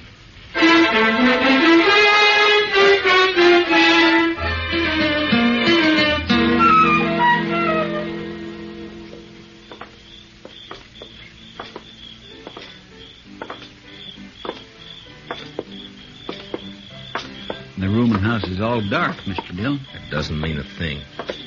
Watch the windows. That's you, Dillon? Drop behind that water trough here. Use your carbine. It's more accurate. Yes, sir. All right, Dudley. Come on out. You're under arrest. Come and get it! Fire at the flashes, Chester. That came from the side window, Mr. Dillon. And 10 to 1, there's somebody behind the other corner. So... Yeah, there was. Rake the front of the building, Chester. Yes, sir. I got one. He's hanging out the window. Yeah, that's 2 down. Dillon! Hold your fire! I give up! All right, come on out. Be careful, Mr. Dillon. It may be a trick. It's up to him. Come on out, Dudley. Well, hurry it up! I'm coming. I got a bullet in my leg. I can't hurry very fast. You got me all wrong. Watch it, he's drawing. Wrong, Chester. He started to. See if you can find the doc and get him to help you pack these things over to the jail. Yes, sir. Right away, Mr. Dillon. Matt? Are you all right, Matt? Yeah. Yeah, I'm all right, Ben. Had a clean sweep, huh? Looks that way. Well, bullets are cheaper than rope. I guess so. Ben, you and your boys aren't murderers like Red Dudley, but this business of fence cutting can lead to a range war, too. Like it or not, homesteading's here to stay. There's more of them coming in on every train. I know all that. Us cattlemen built this country, Matt. A few more years, now they'll have us fenced out of it. Times change, Ben. There's range still left out west, New Mexico, Arizona. Yes, I know. Some of us have been thinking about it. Matt, they'll fence you out, too, you know. Yeah, I guess they will. Well, when that time comes, I'll move on. If I'm still around. Farms and families. Next thing they'll do is set up courts and bring the law in here. Law's here now, Ben. In Dodge City, I'm the law.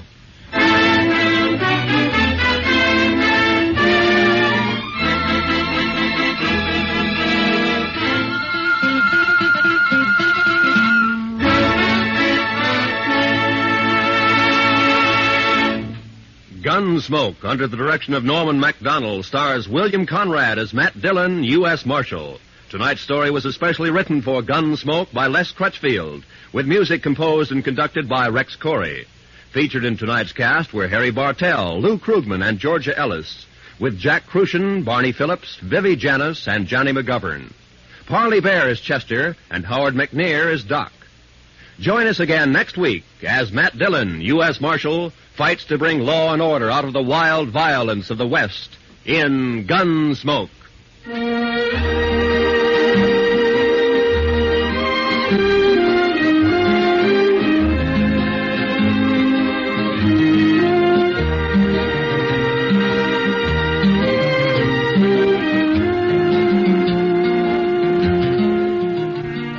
Jungle Legacy is the name of tonight's adventure with Tarzan. Listen as Tarzan, Lord of the Jungle, faces a band of unscrupulous men who seek a uranium deposit in Tarzan's realm, through which they hope to rule the world. Don't miss Jungle Legacy tonight, when most of these same CBS radio stations bring you Tarzan. It's packed with thrills, packed with action, packed with tense atmosphere. This is Roy Rowan speaking. Remember, Broadway's My Beat, every Saturday night on the CBS Radio Network. Now, Post Toasties, the Heat Good Cornflakes, is proud to present Gunsmoke.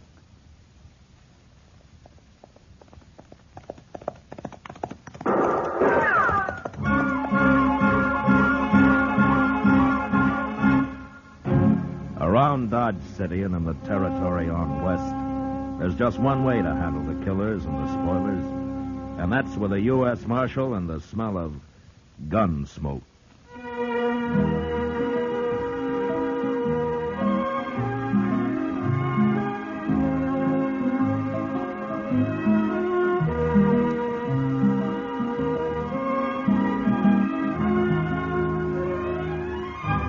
Gunsmoke, the story of the violence that moved west with young America. The story of a man who moved with it. Matt Dillon, United States Marshal. Say there, next time you hear a crackling noise in your kitchen, better get up and investigate. Maybe somebody just couldn't wait for his breakfast of crackling crisp Post Toasties. And that's a treat you shouldn't miss. Post Toasties, you know, are the heat good cornflakes. Why, after one taste, I'll bet anything you'll agree with me. Post Toasties is just the best thing that's happened to corn since the Indians discovered it. There's nothing quite like sweet kernel corn flavor when it's toasted right in. Toasted into crisp, fresh cornflakes. Man, oh man, that's Post Toasties. Heat good cornflakes. Better try 'em. And now, Gunsmoke, starring William Conrad.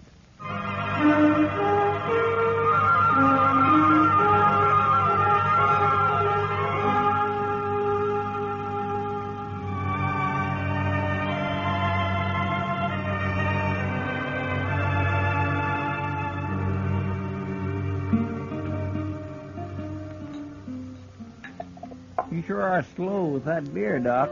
I'm ready for another one. You had enough last night, Chester. Matt told me you were still asleep at 9 o'clock this morning. Oh, I was. And it was mighty kind of him not to wake me up.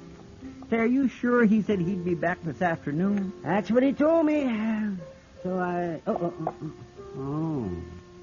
Now, what in the world was that fella? Who? He just come in the door there with Tyler and Short. Oh, him. That's Weed Pendle. He rode in on a mule a couple days ago. Well, which has the bigger ears? Him or the mule? Oh, he is funny looking, all right. And he acts peculiar, too. That's a mighty scrawny mule, Pendle. I seen you on him this morning. Pendle, he was kind of scrawny yourself, Short. Maybe some beer to fatten him up a little. I'd like some beer, all right. But I got no money. Why don't you sell that guitar of yours? Sell my guitar? No, I'd never do that. You must have a nickel at least. Last money I had got stole. Now, who'd dare steal money off a tiger like you, Pendle? I was asleep. I started to wake up, but they kicked me in the head. You call that a head? Looks to me more like your neck just growed out and haired over. I ain't very handsome. You sure ain't. Hey, what'd your old lady think of you when she saw you, Pendle? I don't know. She died. Yeah, laughing, I'll bet.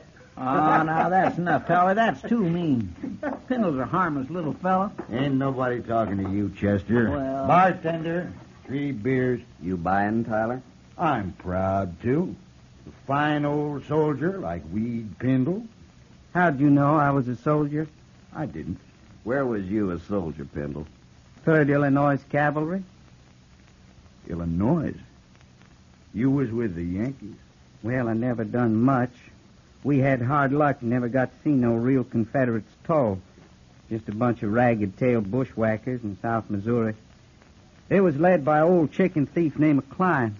Yeah, so there was. Tell me something, Pendle. Did you ever kill any of Klein's men? A few, before I got shot myself. They caught some of them after and hung them, but I never did see a hanging. You never saw a hanging? Nowhere. I never did. That's so. Well, Pendle, you're in luck. Since we was kind of in the war together, so to speak, I'm going to show you a hanging. You're about ready, ain't you, Short? My rope's on my saddle. I'll get it and meet you out back. There going to be a hanging? A real hanging? There sure is. You're lucky, Pendle. You run into us just in time. What are you talking about, Tyler? Who are you going to hang? It's a kind of surprise, Chester. You can watch, too. Here. You know it's against the law to hang people around here? I saw Marshal Dillon ride out of town this morning. When he gets back, it'll be all over. And don't you try to buck me in short, Chester. You'll die if you do. Come on, Pendle. You don't want to miss it. Sure. What do you suppose they're up to, Doc? And I don't know, Chester, but I'd like to find out. Yeah, I guess it's better. I sure do wish Mr. Dillon was here. I never did think much of Tyler and Short. They play no good. I'm worried, Doc. There they are. Why, it's Pendle. They got a rope around his neck. Of course, you won't see all the hanging, Pendle, just the start of it. What are you hanging me for? I ain't done nothing. You was in the 3rd Illinois Cavalry. Well, sure. We was fighting under that old chicken thief Klein in South Missouri. It's a real pleasure to hang a Yankee like you. But I only done what they told me to. I didn't kill nobody on purpose. All right, now, wait a minute, you two. You've gone far enough. Shoot him, Tyler. You go shooting anybody, and you'll be the one to end up on a rope. Doc ain't armed. He never is. Go on, Tyler. All right. You can try it. But you're sure going to have to kill me before you hang anybody. I'll kill you. You'll have to kill me, too, Tyler. Mr. Dillon. Now, where'd he come from? Take your rope off that man's neck, Short, and do it quick. Sure, Marshal. Sure. I told you shouldn't hang me. Oh, we was just funning him, Marshal. We wasn't going to hang him. What's this all about, Short? Well, he's a Yankee, Marshal. Killed a lot of us in Missouri during the war. We was going to scare him and then run him off. Well, you forget about that. And forget about the war, too. It's over. The next time I catch you up to anything like this, you're going to go to jail. Go to jail? Over a dumb Yankee who don't own nothing but a skinny mule and a guitar? Get out of here, Short. And you, too, Tyler. Okay, Marshal. But this Yankee better get out of here, too. Out of Dodge. Shut up, Tyler. And get moving. Sure. See you later, Pendle.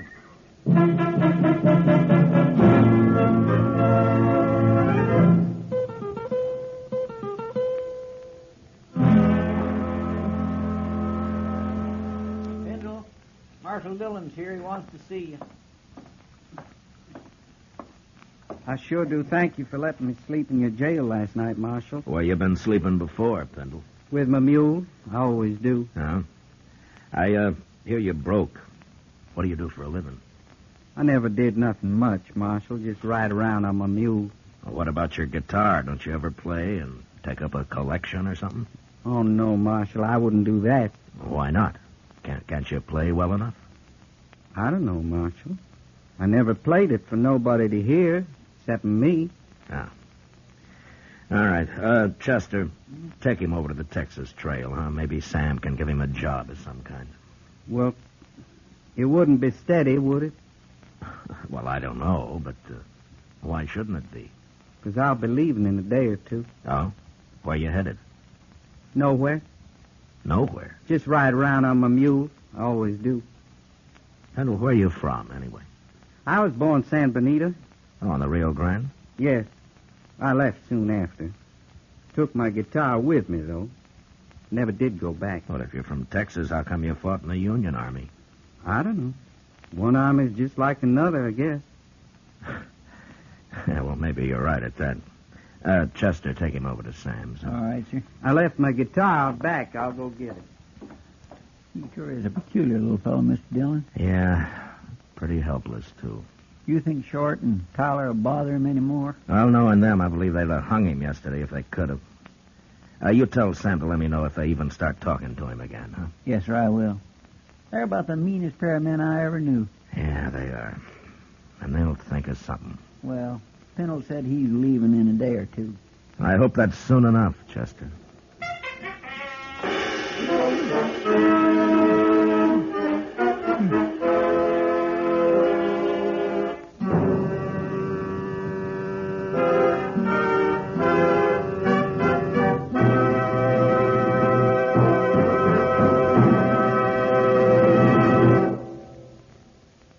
Morning appetites at your house. If they're pretty drowsy, here's a real good way to wake 'em up. Set a bowl full of Post Toasties, the heat-good cornflakes, at everybody's place.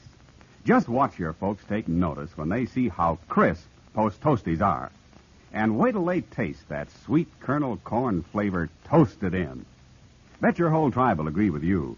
Post Toasties are the best thing that's happened to corn since the Indians discovered it. And here's a thought, if you'd like to make a good thing even better. Try topping Post Toasties with your favorite fruit. You'll find that's a mighty good way to start the day. Fact is, it's a downright delicious way. So next time you shop, be sure to ask for Post Toasties. They're the heat-good cornflakes. You'll see. Post Toasties, heat-good cornflakes. The best thing that's happened to corn since the Indians discovered it. Heat-good cornflakes. Post Toasties, heat-good cornflakes. Now back to Gunsmoke.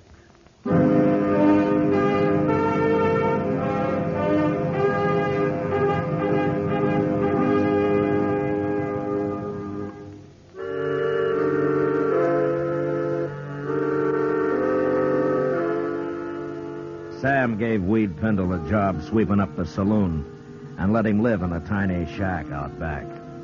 He tried to get him to play his guitar, but Pendle wouldn't do it. And we all began to think that he probably didn't even know how. It's hard to believe that anyone as simple as he was could learn to do anything. I looked up Short and Tyler and warned them again to leave him alone, and they did. Until one morning a couple of days later.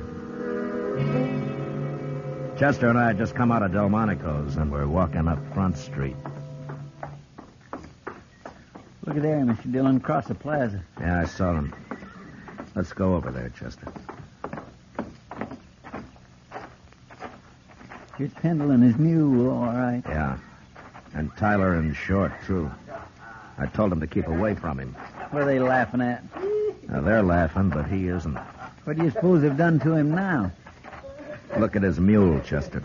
That's what they've done.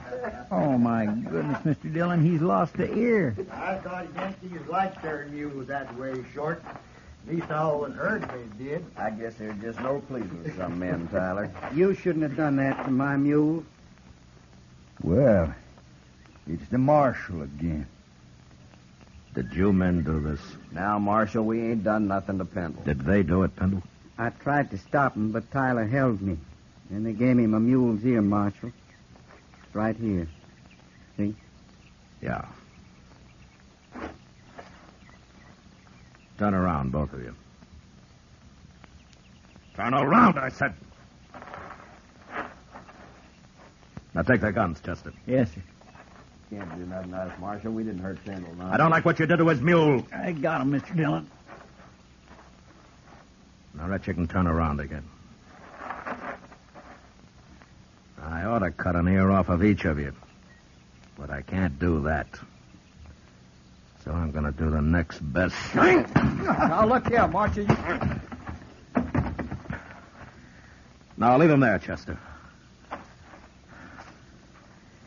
Pendle, I'm sorry about your mule. He ain't much of a mule anymore. Well, you better go take care of him. And maybe these two will leave you alone now. Poor mule.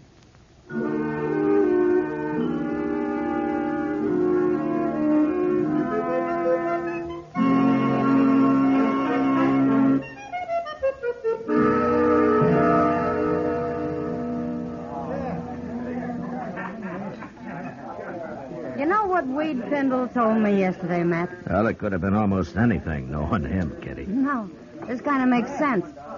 I asked him if he was ever lonely, and he said, no, he never stayed anywhere long enough to get to know anybody that well. He's a little strange, all right.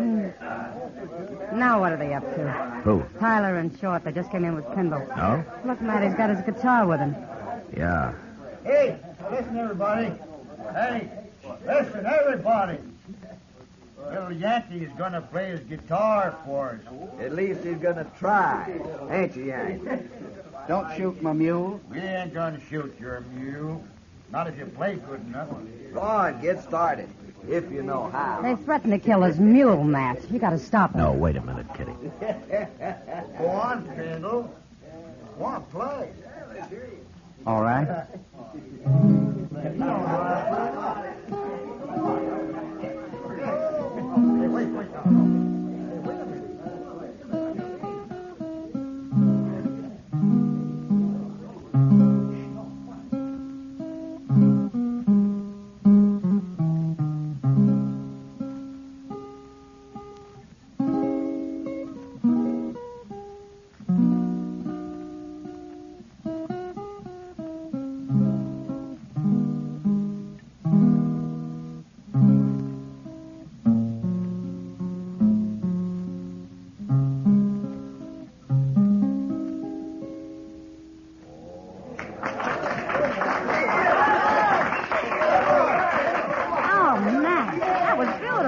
Yeah, he kind of surprised everybody, didn't he? Tyler and Short don't look so happy about it. No. The crowd's with Pendle now. Good. They'll leave him. Yeah, they better.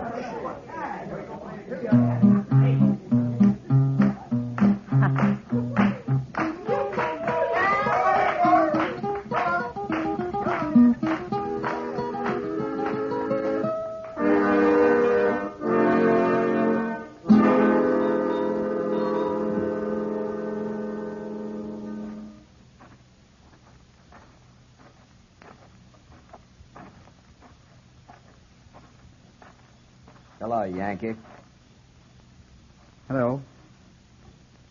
You've been playing that guitar a long time in there, ain't you, Pendle? They wanted me to.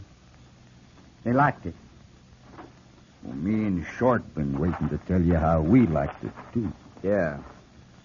Let me see that guitar, Pendle. No. You hurt my mule. Give it to me. I got a gun in your belly, Pendle. Don't move. I want my guitar. You can have it. I just want to sort of tune it for you first. Please. There. Please don't do that. Another thing that's wrong with this guitar, it's a little bit too big for a man like you. But I can make it smaller. There you are, Yankee soldier. Maybe this will learn them. Let's go, Short.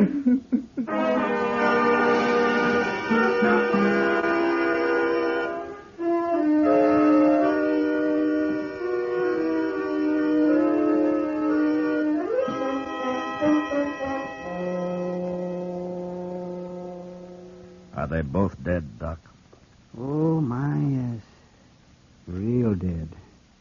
For several hours, at least. Why, they must have been asleep when it happened, Doc. It looks like Short there struggled a little.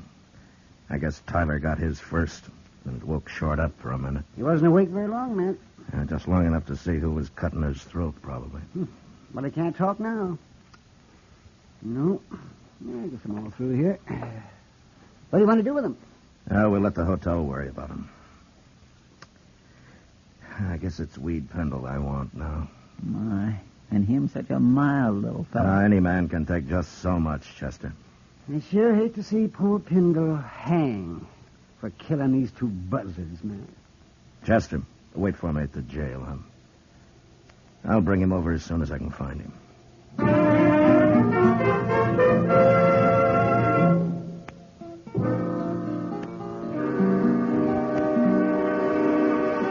Sam? Yeah, what'll it be, Marshal? Where's Weed Pendle, Sam? Oh, I just sent him out back for a bucket of sawdust. What do you want him for? Short and Tyler got their throats cut early this morning. Good. I guess their smashing his guitar was too much for Pendle. That's so. Oh, there he is now. Pendle, come over here. Morning, Marshal. Good morning. Pendle, where was you last night? I don't know. Here, I guess. You don't know? Now, wait a minute, Marshal. Pendle, where was you after they wrecked your guitar? Well, I sat in the alley a while, then I come back here. Yeah, that's right. And he was so broke up about his guitar, I didn't want to leave him alone, so I took him up and let him sleep on the floor of my room. That right, Pendle? Well, go on, tell him now. Sure, Sam.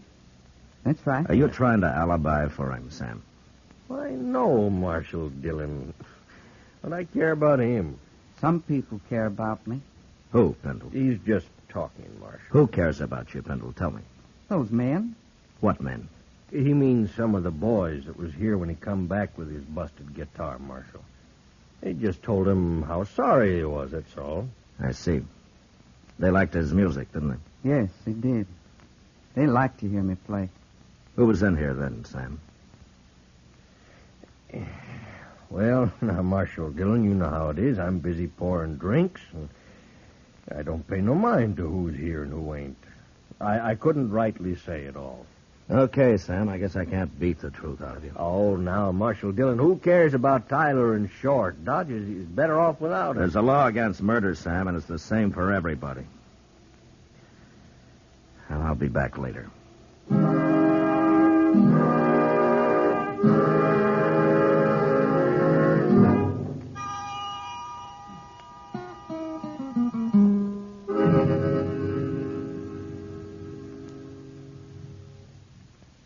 What are you going to do now, Mr. Dillon? Well, I've done all I can, Chester. The whole town's just plain quit talking.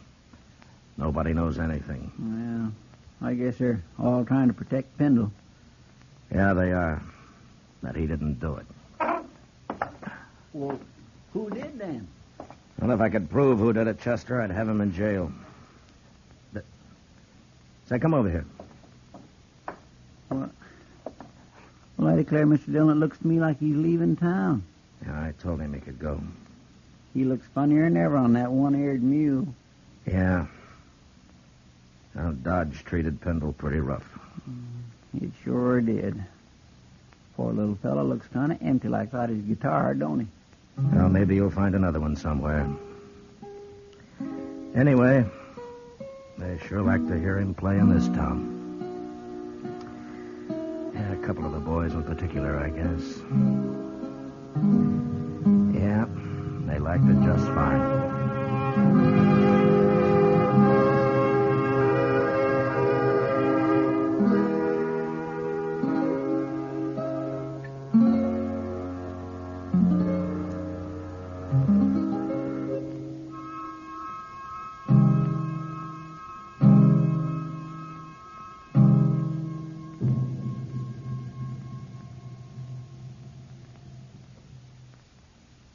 Say, Mother, want to see your small fry eat a better breakfast than ever? Well, may I suggest that you dish 'em up some sugar crinkles to start with? Sugar crinkles, you know, make breakfast more fun than a circus. Sugar Crinkles is the sugar rice treat that's just right sweet. It's high time to forget the sugar-coated cereals that seem too sweet to you and those others that don't seem sweet enough to the kids. Just pour out crisp golden Sugar Crinkles and see how just right sweet a sugar-coated cereal can be. Just right sweet. Be sure to get several packages of Sugar Crinkles because they're great for snacks. Kids love them that way. Kids love them anyway. Try Sugar Crinkles and you'll love them too. Remember, new Sugar Crinkles is the sugar rice treat that's just right sweet.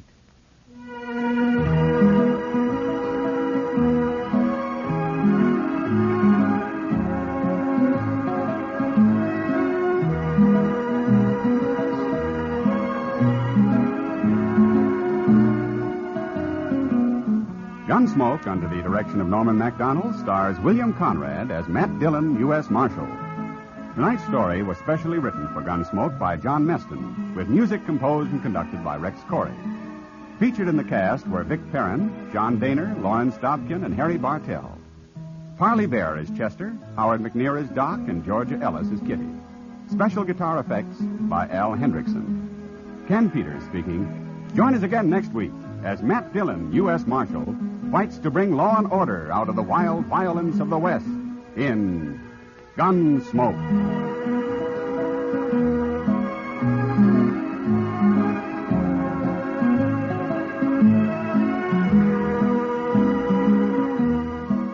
Gunsmoke was brought to you tonight by Post Toasties and Sugar Crinkles.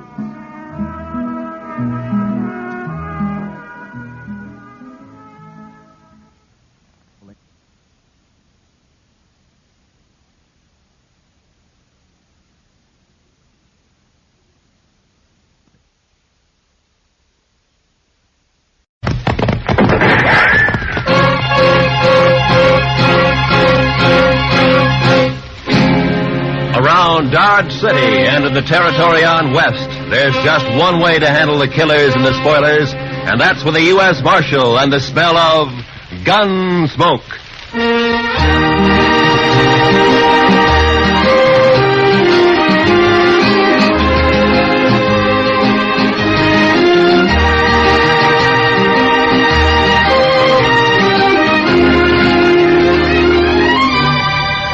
Gunsmoke, starring William Conrad. The story of the violence that moved west with young America. The story of a man who moved with it. Matt Dillon, United States Marshal.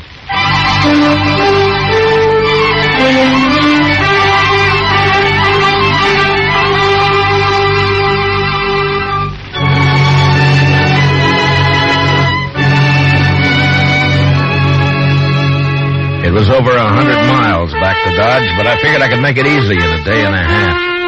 I'd been in Hays City as a government witness in a murder trial, and I was anxious to get back. So I rode out of Hays one morning a couple of hours before light. The ground was clear of snow, but it was midwinter, and it was sharp cold. When the day came, there was no sun, only dark gray sky drilled by a high, cold, searching wind. The air was as thin as I could ever remember it being. And behind me in the north lay a great slab of blackness. When I saw that, I should have turned back, for the wind stood out of the north, too, and sooner or later it would drive that black slab right down on top of me. This was blizzard weather, the kind of weather that kills the land and everything on it. I don't know why I went on, maybe because of the wind. You know, a high wind will distemper a man. Make him drunk like. Anyway, I didn't turn back. And about noon, the sky began to turn white with snow, and I could smell a touch of moisture in the air. And finally it came. The sleet, shrilling in on the wind like small buckshot as the blizzard howled down the prairie. I couldn't look right or left without being stung blind, but as long as I kept the wind on my back, I knew I was headed south. 2 hours of this, and I could feel my horse slowing down and weakening under me. My own body stiffened with the cold. Men died when they got caught in a thing like this. They died easy.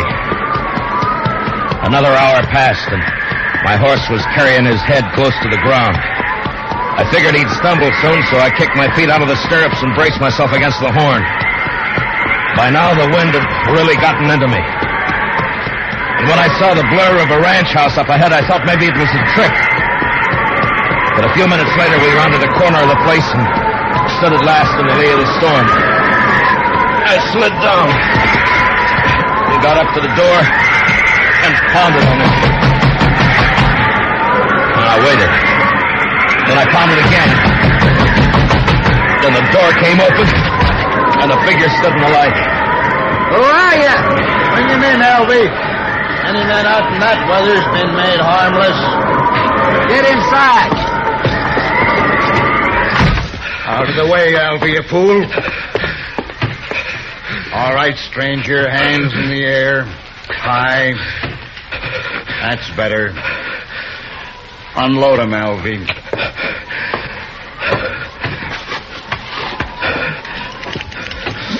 Nice gun, Hank. Real nice gun. Shut up.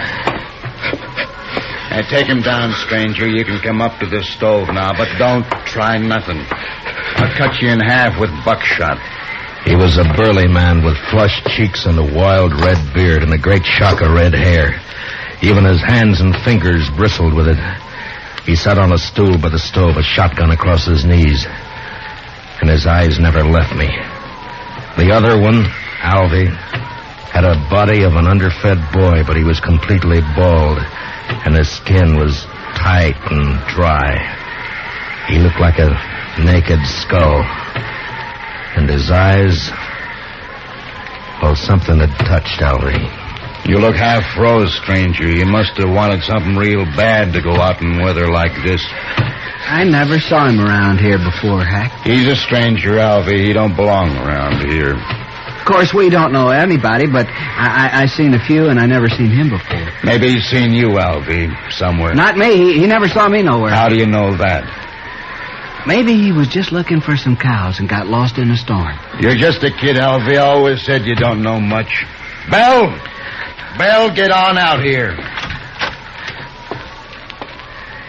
She was a pretty girl, but with a dark, half-wild look that I'd never seen before in a woman. Her eyes jumped from man to man and then came to rest on me, fixed and curious. And then after a moment, she looked away and moved into a chair across the room. Supper ready, Belle? It's awful cold out. You recognize him, Belle? You ever see him before? Nope. You're sure now? Maybe Hayes City. Maybe you saw him up there sometime. I don't know him. You sure?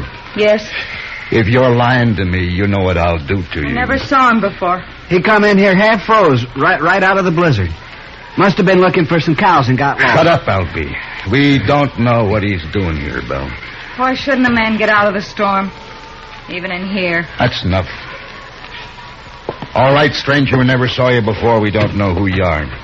And as soon as I think you're lying, I'm going to blow a big hole in you. What about my horse? I'd like to put him in the barn if you've got one. Alvy? Oh, now, Hack, I ain't going out there. I'd freeze. And the horse will freeze if you don't. It's his horse. We might need it. Go on, Alvy, before I get cross. All right, I'll go. I don't know why a horse is so important.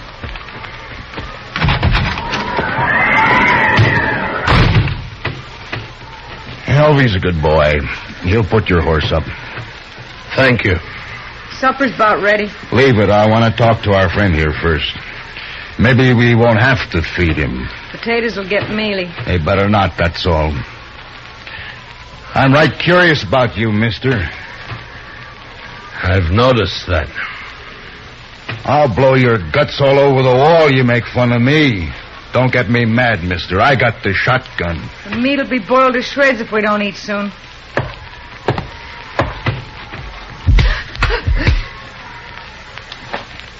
You just won't understand any other way, will you, Belle? What is it you want to know about me? I can tell, mister, I can handle you easy now. What do you mean? All I got to do is wallop the girl and you'll talk. I don't have to do nothing to you. All right, if I take my jacket off? I've warmed up now. I mind. You might have a gun hid out in there. He can raise his hands. I'll unbutton it. Well, now, that's right smart of you, Belle.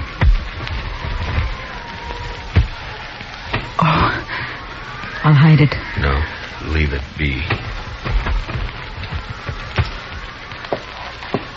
Belle. Come over here, Belle. Drop the jacket, Belle. Now hold out your other hand. Now open it, Belle. Open your hand.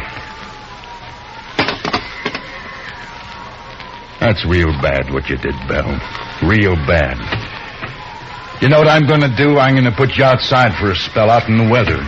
After supper, after you've cleaned up supper, you can be thinking about it till then.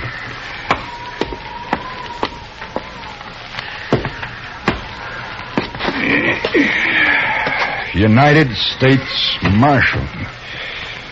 You're in bad company, Marshal. You shouldn't have come here. Oh? It looks to me like I sort of struck gold coming here. Now, why do you talk like that, Marshal? I still got the shotgun. Let me get that stove. Seems like it's getting colder and colder. You didn't see any sign of nobody outside, did you, Alvy? What? Who? Somebody might have come along to cover the Marshal here, it's all. Marshal? What Marshal? Me. I'm a Marshal, Alvy. Shoot him, Hack. Shoot him. Shut up and answer me. Was there sign of another horse, footprints, anything like that? Oh, I didn't see nothing. Maybe you didn't look. Would I have walked in here the way I did if I'd been after you people? Maybe your head got muddled with the cold. Where'd you ride from, Marshal? Hayes City. Left there this morning.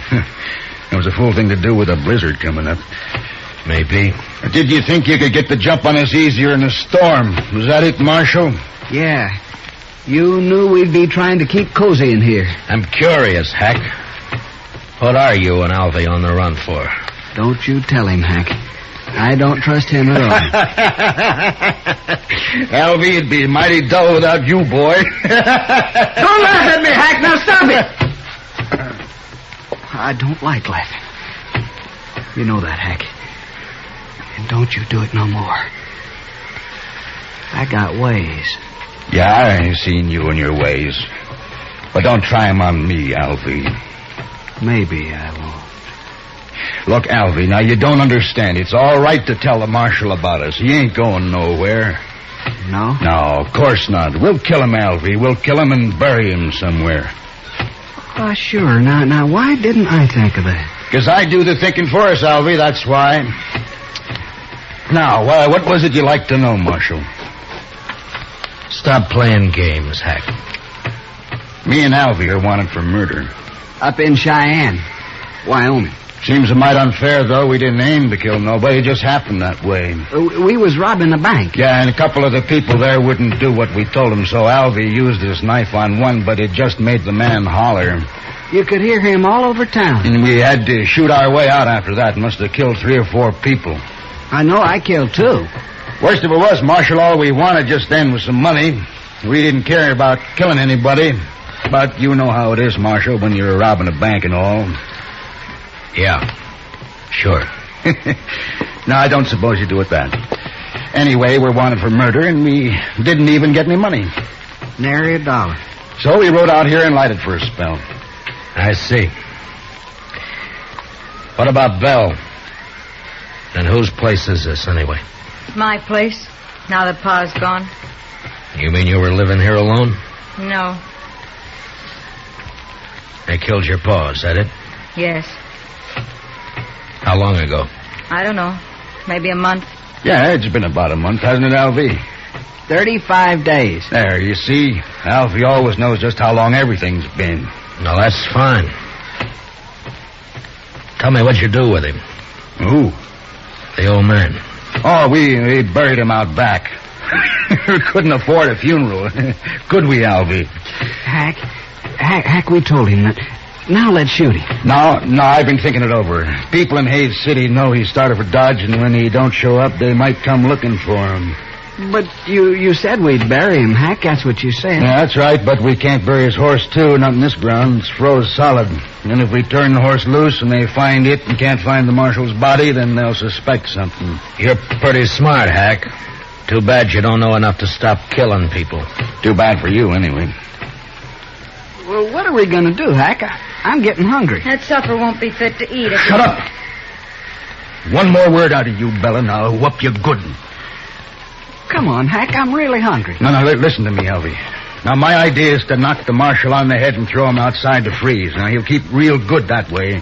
And when the storm breaks, we can carry him off 20 miles or so and dump him on the ground. Look like he got throwed and hit his head and froze. Oh, that's fine, Hack. That's just fine. Then we'll break his horse's leg, make it easier for them to find him. You just don't care about anything, do you, Hack? Just me. Sometimes, Alvy. Sure. Me and Hack are friends, ain't we, Hack? Of course, if it don't want snowing, we'll have to think of something else. Can't leave tracks for them to follow back there. Oh, Hack, ain't we going to kill him now? Well, sure we are, Alvy. I didn't mean that. Let me hit him, huh? You keep the gun on him, and I'll get up behind and hit him. There was a branding iron around here somewhere. I'll hit him with that. Hack, you sunk pretty far, but I'm sort of wondering just how far. What do you mean? I'm wondering if you're low enough to kill a man before he's been fed. Here it is, Hack. Here, see? I found it. Leave it be, Alvy. We're going to eat first.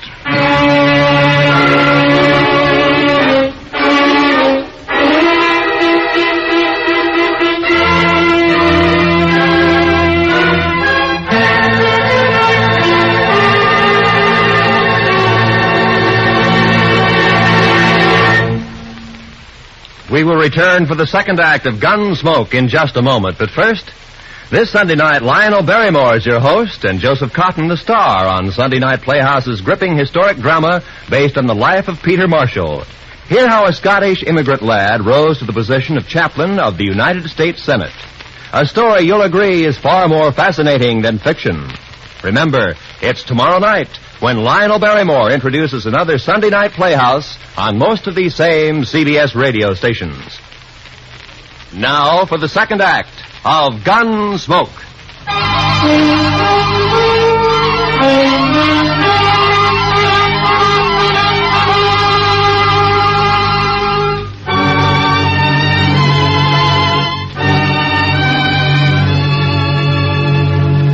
It was only 5 in the afternoon, but the blizzard had darkened the land, and its blackness showed in at the windows. Here and there along the walls of the ranch house, tricklets of snow blew in through the warped timber. In the kitchen, Hank sat directly behind me while I ate. Later changed places with Alvy and fed himself heartily, as though he had nothing at all on his mind. Hank was just a nerveless brute, born with no conscience at all. His intelligence was the instinct of an animal that snapped at or killed whatever got in its way of survival. Every living thing was his enemy. And Alvy? Well, there was no way to figure Alvy. Too much of him was missing. My only chance lay in the girl, Belle, even though Hack had pretty well beaten all resistance out of her. Supper was over soon enough, but Hack seemed in no particular hurry to get on with his plans. I've eaten better food on the trail than that. Can't blame me for it. Now, get it cleaned up, Belle. You can talk your head off when you're outside alone, and you're going outside. I'll learn you to heel if I have to break your neck. No, don't do that, Hack. Not till we're ready to pull out, anyway. Why? Well, I ain't gonna do the cooking. Well, I hope not. I've eaten your cooking. My sister was a good cook. Yeah, we should have brought her along, Alvy. No. I don't like her. Where are you from, anyway? Which, me or Alvy? Well, you to start with. Wyoming, place called Crowheart. I didn't stay there long, though. What about you, Alvy? Yeah, where were you born, Alvy? I never did know. Republican River. That's not a place, you fool. Well, that's what they told me. Republican River. They always lived in a wagon, my ma and pa. Had a lot of kids, too. Of course, most of them died. I'm about the only one that made out any good at all. And you did fine, Alvy, fine. Give me the shotgun. All right, Marshal, let's get back by the stove while Belle cleans this mess up. Shall we hit him and throw him out to freeze up now, Hack? Not yet. I want to punish Belle first. You know, someday you're going to get caught without that shotgun, Hack. Somebody's going to tear you apart. That's fair enough, Marshal. Give me a fair chance at you then, huh? Barehanded? No. Oh, you're bigger than I am, Hack. Might be fun for you. I don't know nothing about fun. I ain't gonna kill you because it's fun. Oh, come on, Hack. I want to go to bed. Bell, come out here.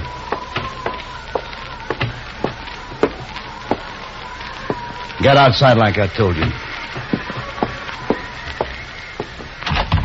And don't open that door so wide you'll blow the lamp out.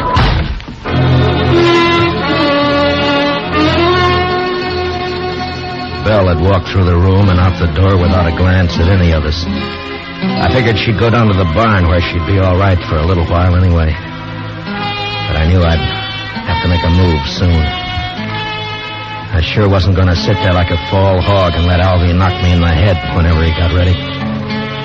But it didn't take much more sense to try to jump Hack in that shotgun and let him blow me all over the place. It was a beggar's choice, and the more I thought about it, the madder I got.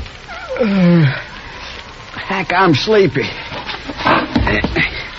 I'm going to hit him and go to bed. You can do what you want after, but I ain't staying up all night. Alvy's got his mind made up, Marshal, I can tell. Just what do you call his mind, Hack? I got ways to fix you, Marshal. Nah, never mind, Alvy. Wrap something around that iron, otherwise it won't look like he hit his head on a rock. What difference it makes? Do what I say, Alvy. All right, Hack. Here, I'll use this curtain. Now, keep your eyes on me, Marshal. Alvy moved around behind me and was getting a good grip on his branding iron. I leaned slightly forward in the chair and was tensed and waiting for the split second when my instinct had told me to jump. And then suddenly the door was flung wide open and the wind roared in, almost lifting the room as it came. The lamp flared and then went out as I plunged sideways from the chair. Did you hit him, Alvy? Did you hit him? You bloody fool. Don't you try nothing, Marshal. I got some more shells right here. Don't you move now. I crawled across the room and was out the door before Hack could reload. In the snow outside, I stood up and turned to find Belle waiting by the side of the door, a pitchfork in her hand. I couldn't see her face very well in the dark, but I could tell she was shaking with cold. I reached out and took the fork from her and then flattened myself against the wall and waited. I was afraid it was you he shot. That was a smart trick, Belle, throwing the door open that way. He shot Alvy, didn't he? Yeah. Good. I think he's found out I'm not in there. What are you going to do? Wait. Marshal! Marshal! I'm going to kill you and the girl both now. I waited, praying he'd come through the door before my hands got too cold to hold the pitchfork. And finally the barrel of the shotgun appeared waist high and began to fork its way around in our direction. It was stupid of him, but a man behind a gun often gets a false sense of power. I let him shove it out 3 or 4 inches, and then I slammed down on it. Then I jumped into the room. Hack tried to club me with a gun, but he missed. And I got in under him with a fork and lifted him off his feet. And he struggled for a moment like a speared fish and then went limp. And I let him fall. One of the prongs had reached his heart.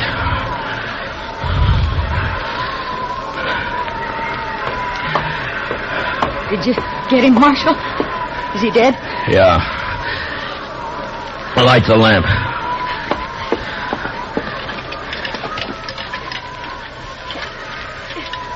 I can't do it, Marshal.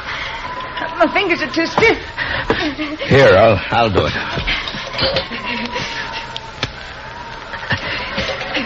There.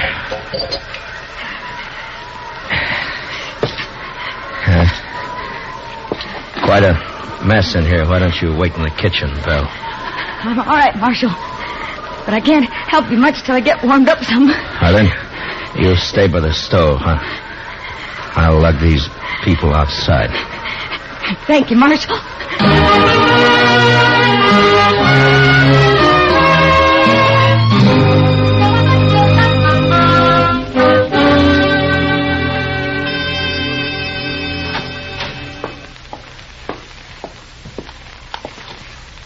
Marshal? Marshal Dillon. What? Oh. Morning, Belle. Come on out in the kitchen, Marshal. It's warm there, and I got some hot coffee waiting. That sounds good. Say, it looks like the storm's lifted. It has. The wind's gone, but it's mighty cold out. I don't mind the cold. It's that wind that breaks a man down. There. Get some of that in you.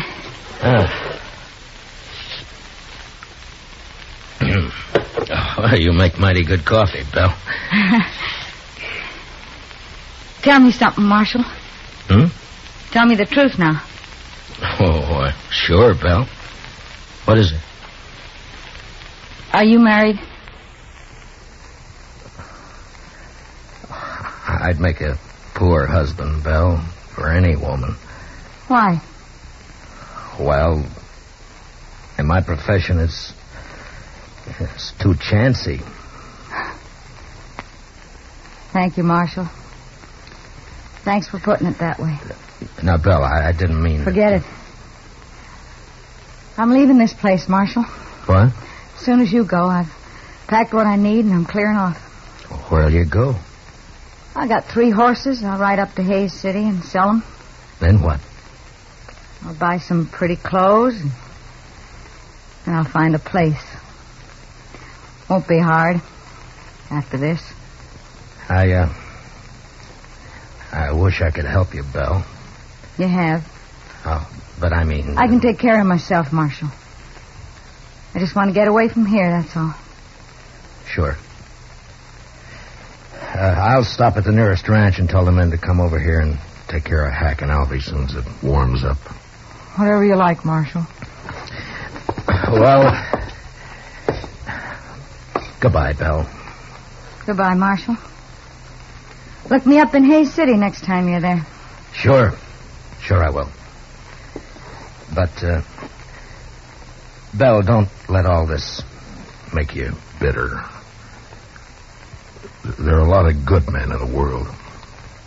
So they say. So long, Marshal.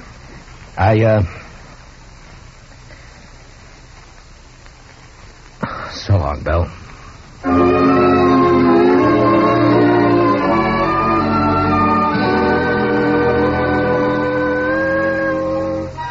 A few minutes later, I'd saddled up and was on the trail to Dodge.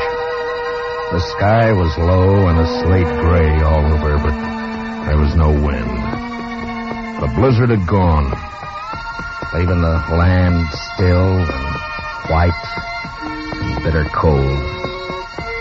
There wasn't a sign of life anywhere.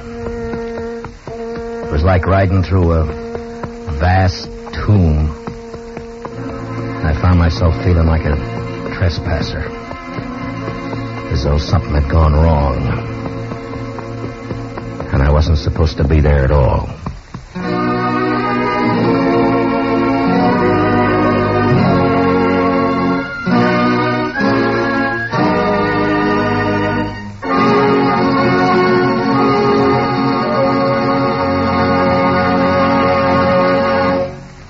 Gunsmoke, under the direction of Norman MacDonald, stars William Conrad as Matt Dillon, U.S. Marshal. Tonight's story was specially written for Gunsmoke by John Meston, with music composed and conducted by Rex Corey. Featured in the cast were John Daner as Hack, Harry Bartell as Alvy, and Vivi Janis as Belle. Gunsmoke is heard by our troops overseas through the facilities of the Armed Forces Radio Service. Join us again next week as Matt Dillon, U.S. Marshal, fights to bring law and order out of the wild violence of the West in Gunsmoke.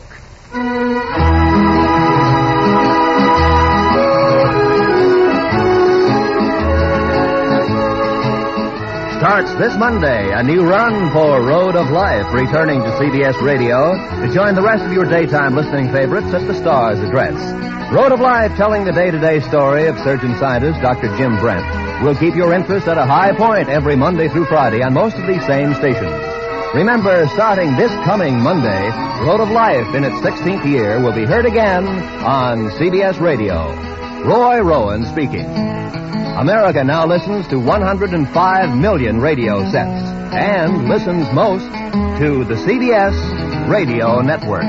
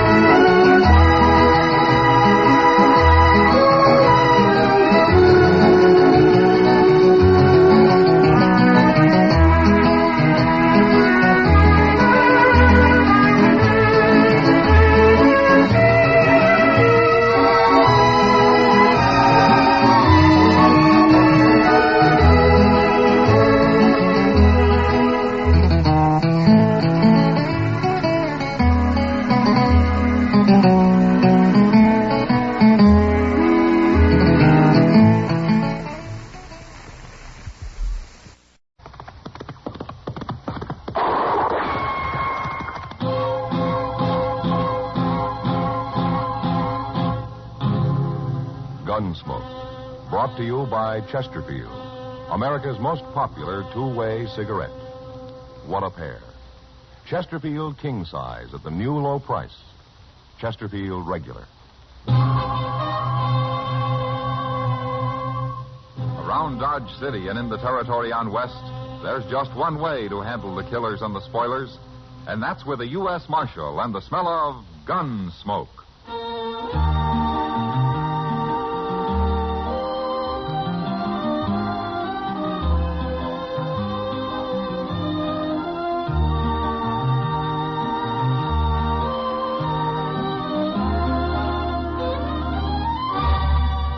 Gunsmoke, starring William Conrad, the transcribed story of the violence that moved west with young America, and the story of a man who moved with it.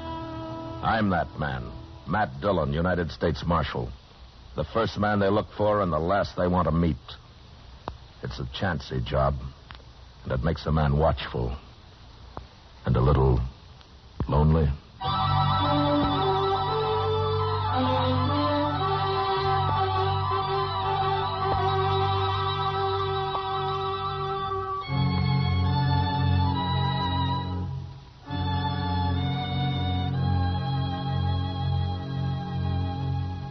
It was a hard 2-day ride back from Fort Wallace, or I'd gone on government business. And I was pretty saddle-weary when I reached Dodge late the second night. So I went straight to bed without seeing anybody. I'd been gone a couple of weeks, but I'd wired Chester a few days before when to expect me back. And he wasn't surprised when I walked into the office next morning. I figured you'd rode in last night sometime, Mr. Dillon, but I didn't want to bother you. Oh, bother me? Why? Was there trouble last night, Chester? Well, no, sir, but everybody was sort of expecting you. Oh. Where was you yesterday, anyway? I mean, where'd you ride from? Pawnee Creek. I camped at Rocky Bend up there. Oh, Rocky Bend's a good camp. I remember it. Oh, I meant to tell you, Mr. Dillon, they hung up a new sign at the Texas Trail across the street there. Come on over here at the window and you can see it. Well, I'll look later, Chester. I'd like to go through my mail now. Yes, sir. Well, now who's that? What? About 4 men just pulled up in a wagon right out in front there. They're getting down. Hey, they're heading this way. I don't believe I know any of them. Well, let them in anyway, huh, Chester? Oh, yes, sir. Come in, gentlemen, come in. Where's Marshal Dillon? He's just sitting right there at his desk, mister. Marshal? I'm Red Samples. Hello? These other men here work for me, except him. Huggins, come up here. This is Jim Huggins, Marshal. Huggins? Hello, Marshal. There's another man laying in the back of the wagon out there, Marshal. He's been shot. Did you say shot? That's what I said. Oh, then I better run upstairs and get Doc Adams. I'll be back, Mr. Dillon. Doc Adams ain't going to do him any good. No? That man's dead, Marshal. He's been dead since yesterday morning. Who is he? Lou Price. Lou Price? That's right. Same man you ran out of town about a month ago. You were pretty mad at him the way I heard it. Yeah, I was. He tried to put a knife into me. Nobody saw him try. Now, how do you know that? He told me. Lou Price was a sort of partner of mine, Marshal. Oh? Buying up cattle, Marshal, all over Kansas. Buying lots of them. Gonna have me a big ranch when I'm through, up on Pawnee Creek. Well, that's fine. You were camped on Pawnee Creek night before last, weren't you, Marshal? Yeah, I was. At Rocky Bend. That's right. Hear that, men? The only reason I asked Marshal was that Jim Huggins happened to see you there. Oh, is that so? I don't remember seeing him. Doesn't matter. As long as he saw you. Tell him, Huggins. It was him, all right. That's where Lou Price was shot, Marshal, at Rocky Bend. Poor Lou, he never had a chance. He wasn't even armed. Happened yesterday morning. I seen the whole thing. Huggins, tell us who killed Lou. He did. What? You did, Marshal. You're the man I saw. You shot him.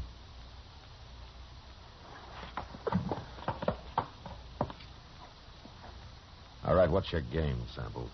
I've got no game. My partner was murdered. You had a grudge against him. You just admitted before witnesses you were at Rocky Bend.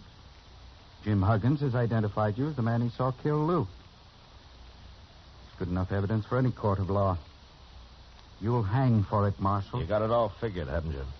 We're going down right now and swear it out legal on paper. Then I'm going to send it to the governor. Don't you try to get away, Marshal.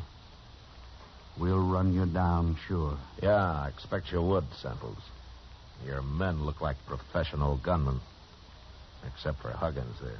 I never saw Huggins till he run into us yesterday. I don't bear you no grudge, Marshal. I'm only trying to do what's right. Sure. Sure you are. All right, let's get going, men. The sooner I get this to the governor, the sooner we'll see justice done. Remember what I said, Marshal. Don't you try to run.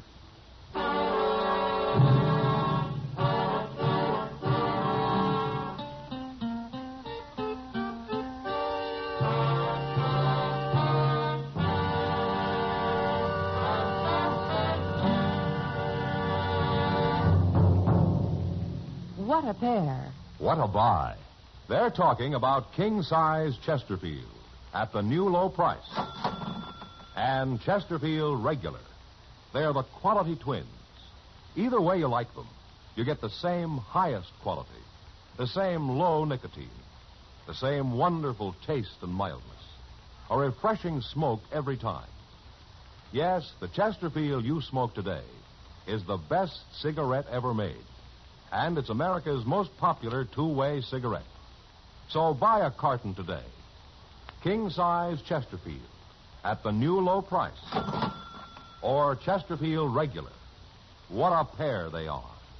They satisfy millions. They're best for you.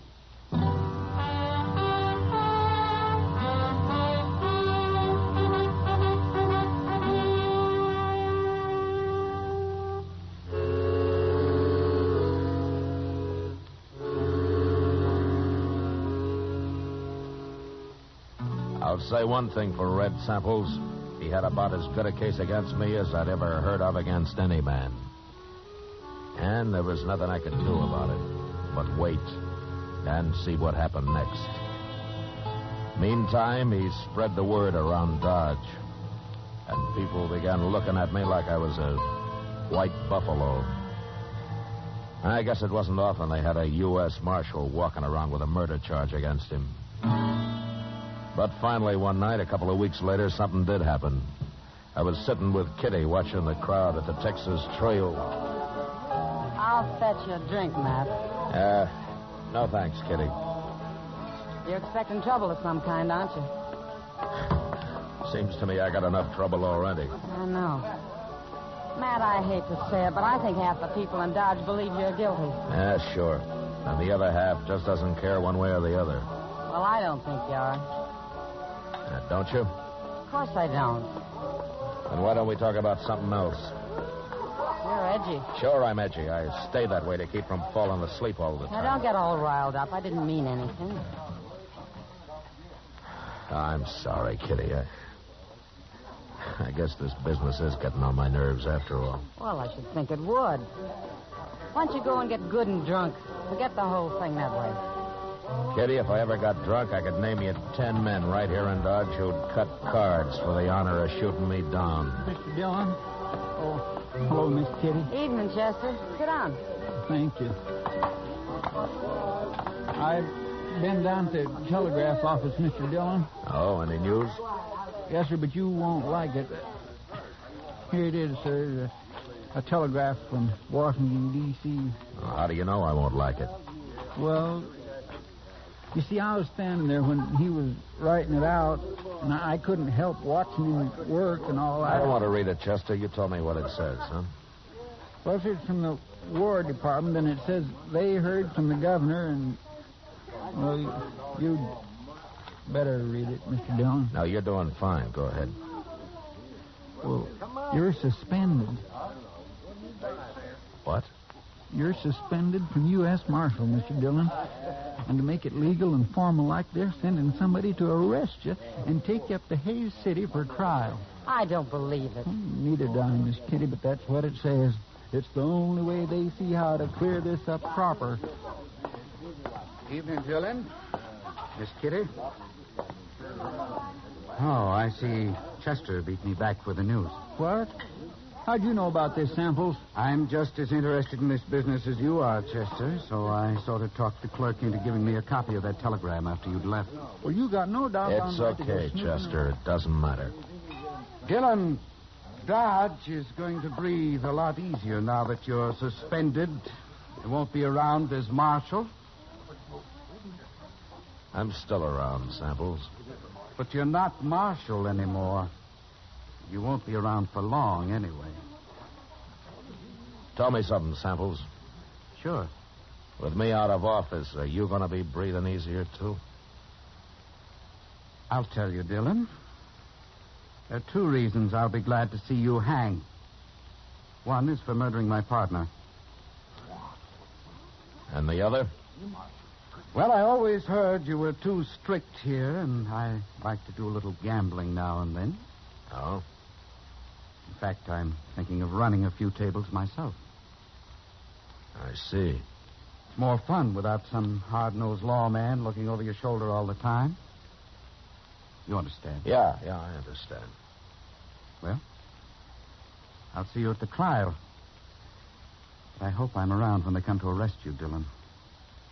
Yeah, you probably will be. So long. What's he talking about, Mr. Dillon? You're being too strict. Why, there's plenty of gambling going on in Dodge right now. Not his kind of gambling, Chester. What do you mean? Well, he told me he's buying up cattle and getting himself a big ranch. But he's probably going to finance it from his gambling. And that takes a lot of money. Sure, steady money. Oh. And I've always run crooked gamblers out of Dodge. Matt, what are you going to do? I don't know, Kitty. I'd sure like to have a talk with that witness of theirs, Jim Huggins. Well, why don't you? Well, I can't find him. I got him hid out someplace. Matt, is there something I can do? No, nothing, Kitty. Thanks anyway.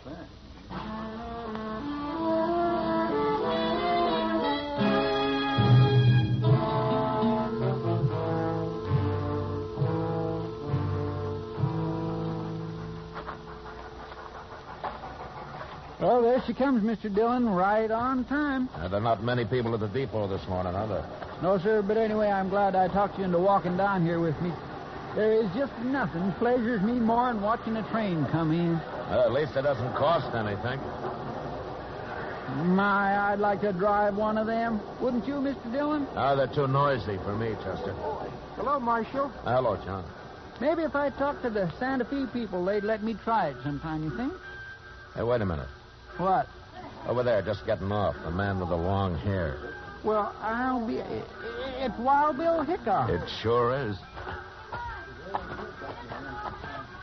Hey, Bill.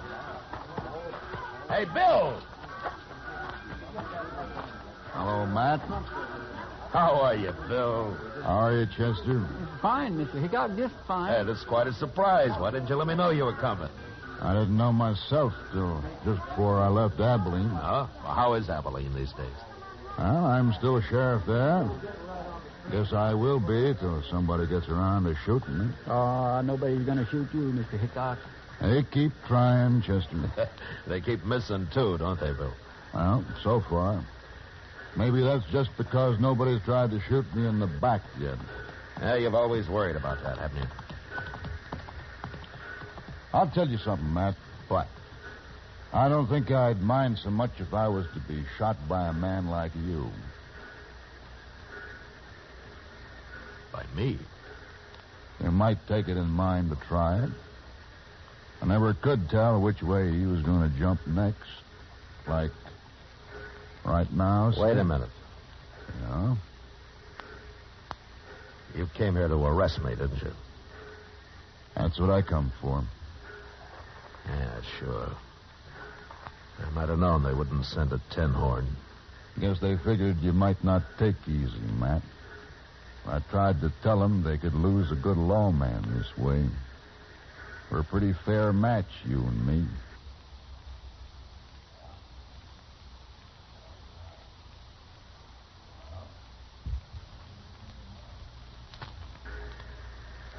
Yeah? Yeah, we are. Well? It's your play, Bill. No, I guess that can wait a while. Okay. I'm still on salary, man. So? Let's go have ourselves a drink. Good. You too, Chester?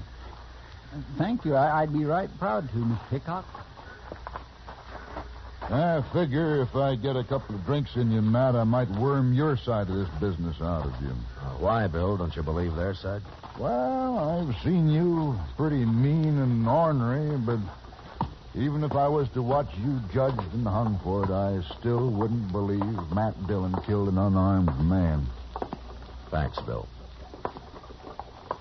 Yeah, that girl headed this way. Ain't that Kitty? Yes, sir, it sure is. Matt, I've been looking everywhere for you. Well, it's Bill Hickok. Hello, Kitty. How are you? Oh, I'm fine. What are you doing in Dodge? Well, I sort of come on business. You said you were looking for me, Kitty? Matt, I know where he is. Where who is? The witness they've been hiding, Jim Huggins. Huh? Well, where is he? Red Samples was in the Texas Trail drinking last night, and the bartender heard him tell one of his gunmen to take some food out to the loft at the OK stable. Bill. Yeah? While you're buying me a drink, I think I'd kind of like to buy Kitty one.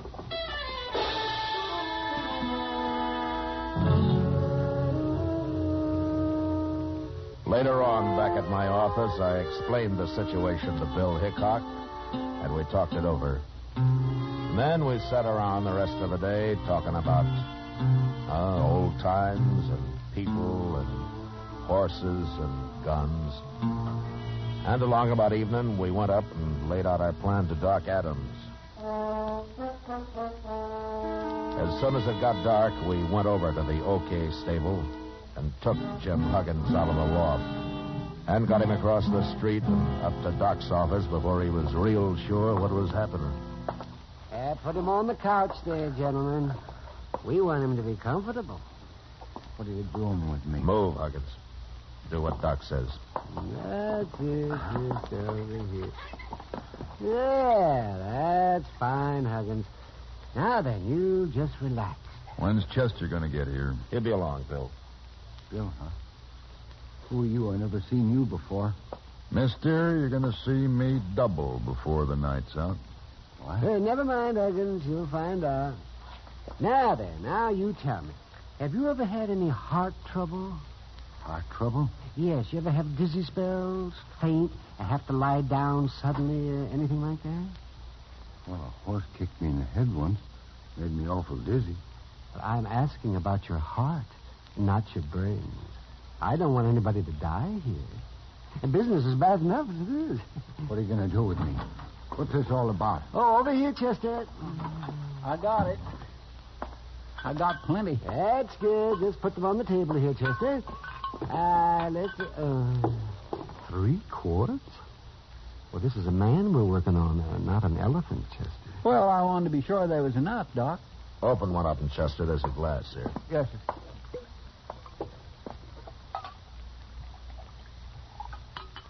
Here you are, Mr. Dillon. Yeah.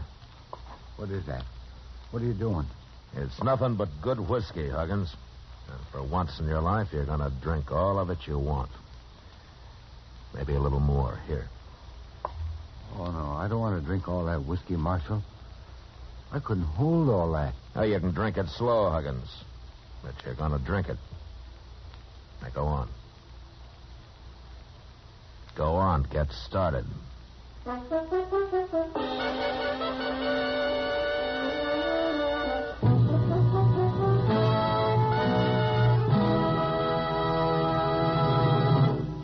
We will return for the last act of Gunsmoke in just a moment. They've got the taste and they've got mildness, millions all agree. They're low in nicotine and they're the highest quality. 30 years research went into this great cigarette. So here is all you say to get the finest smoking yet. Chesterfield's for me, Chesterfield's for me. You just say it's Chesterfield's for me. Remember, friends, Chesterfield is tested and approved by 30 years of scientific tobacco research. For the taste and mildness you want, next time say Chesterfield's for me. Buy a carton of king-size Chesterfield at the new low price, or Chesterfield Regular. What a pair they are. They're best for you.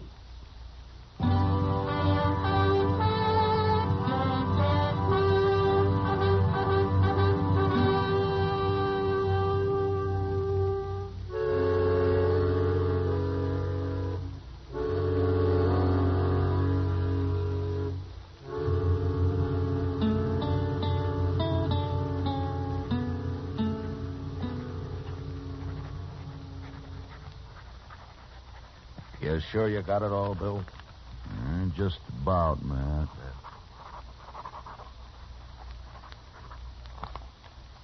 There she is. Want to read it over? No, you heard everything I did. Oh, very well, gentlemen.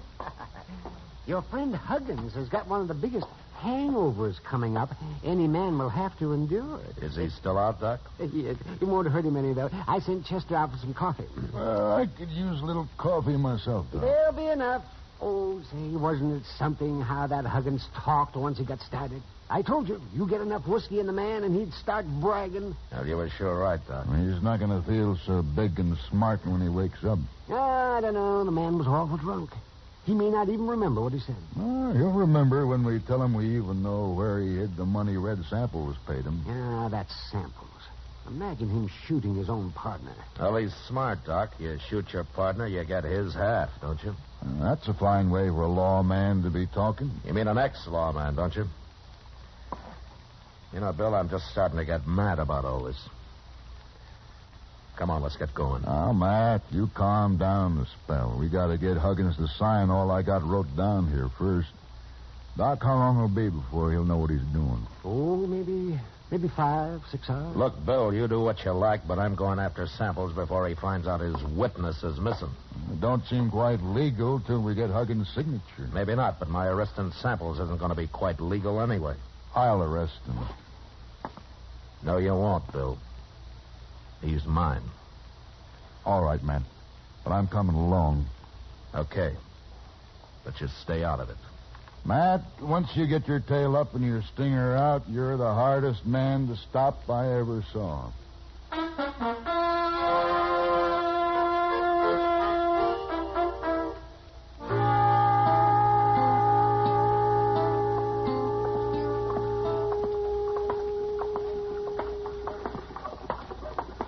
Matt, I've been thinking.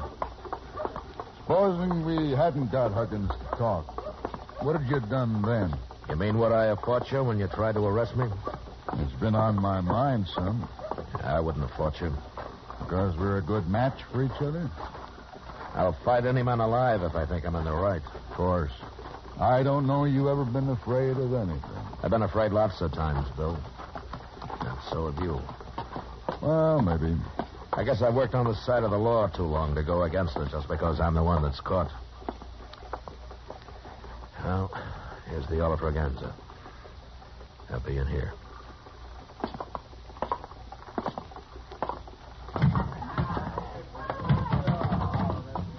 Which one's Samples, Matt? The end of the bar, the one in the middle.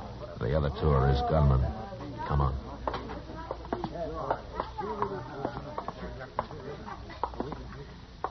Samples? Samples, I'm taking you to jail. You gone crazy, Dillon?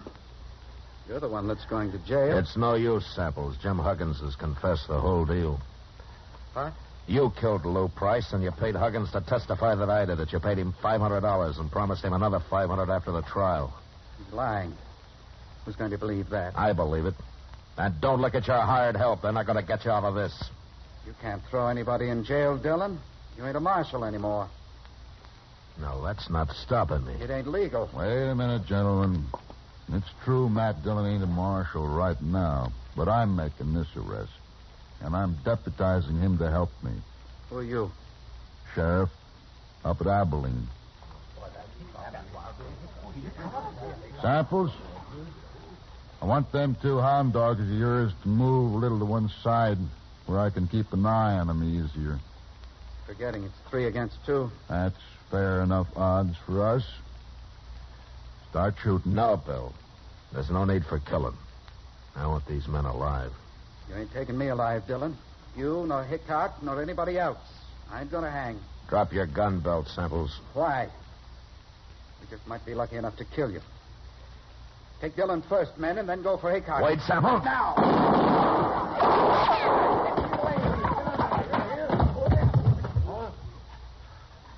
All right. What about you two? They never moved a finger, Matt. They're too scared. All right, you gunmen. Pick up Samples and carry him out of here. Ain't you going to take their guns first, Matt? You don't hobble a horse with a busted leg, Bill. Let them keep their guns.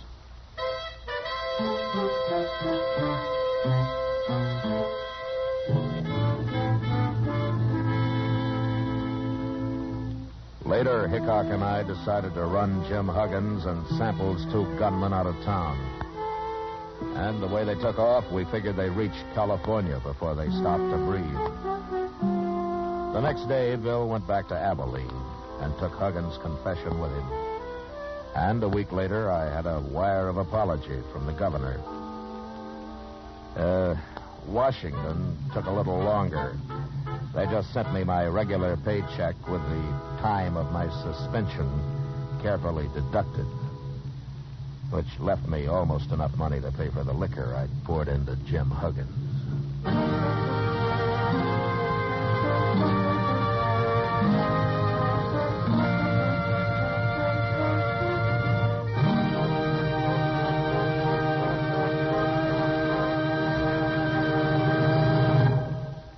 Here is our star, William Conrad. I'd just like to repeat what George Fenneman told you earlier. The Chesterfield you smoke today is the best cigarette ever made. I hope you'll try them. Regular or king size, I'm sure you'll find Chesterfield is best for you.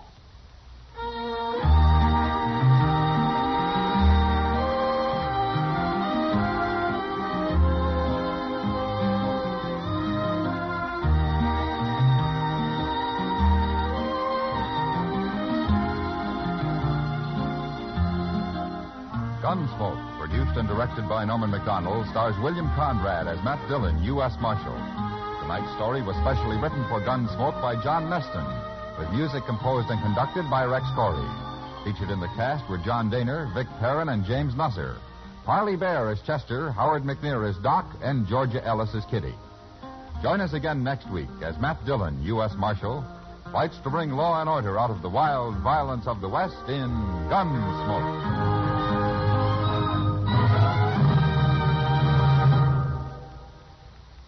Filter tip smokers, this is it.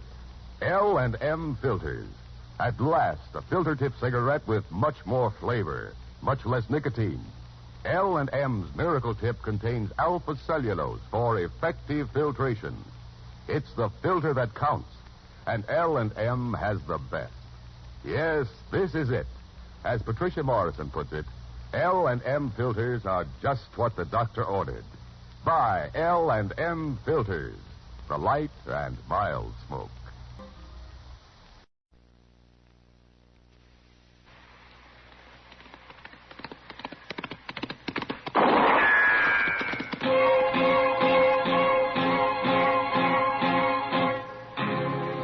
Gunsmoke, brought to you by L&M Filters.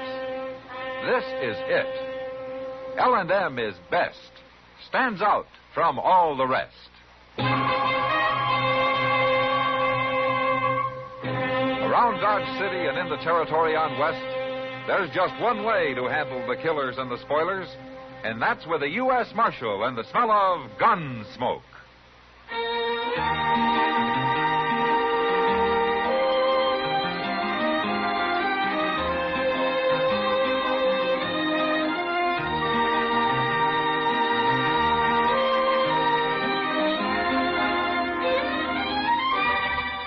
Gunsmoke, starring William Conrad.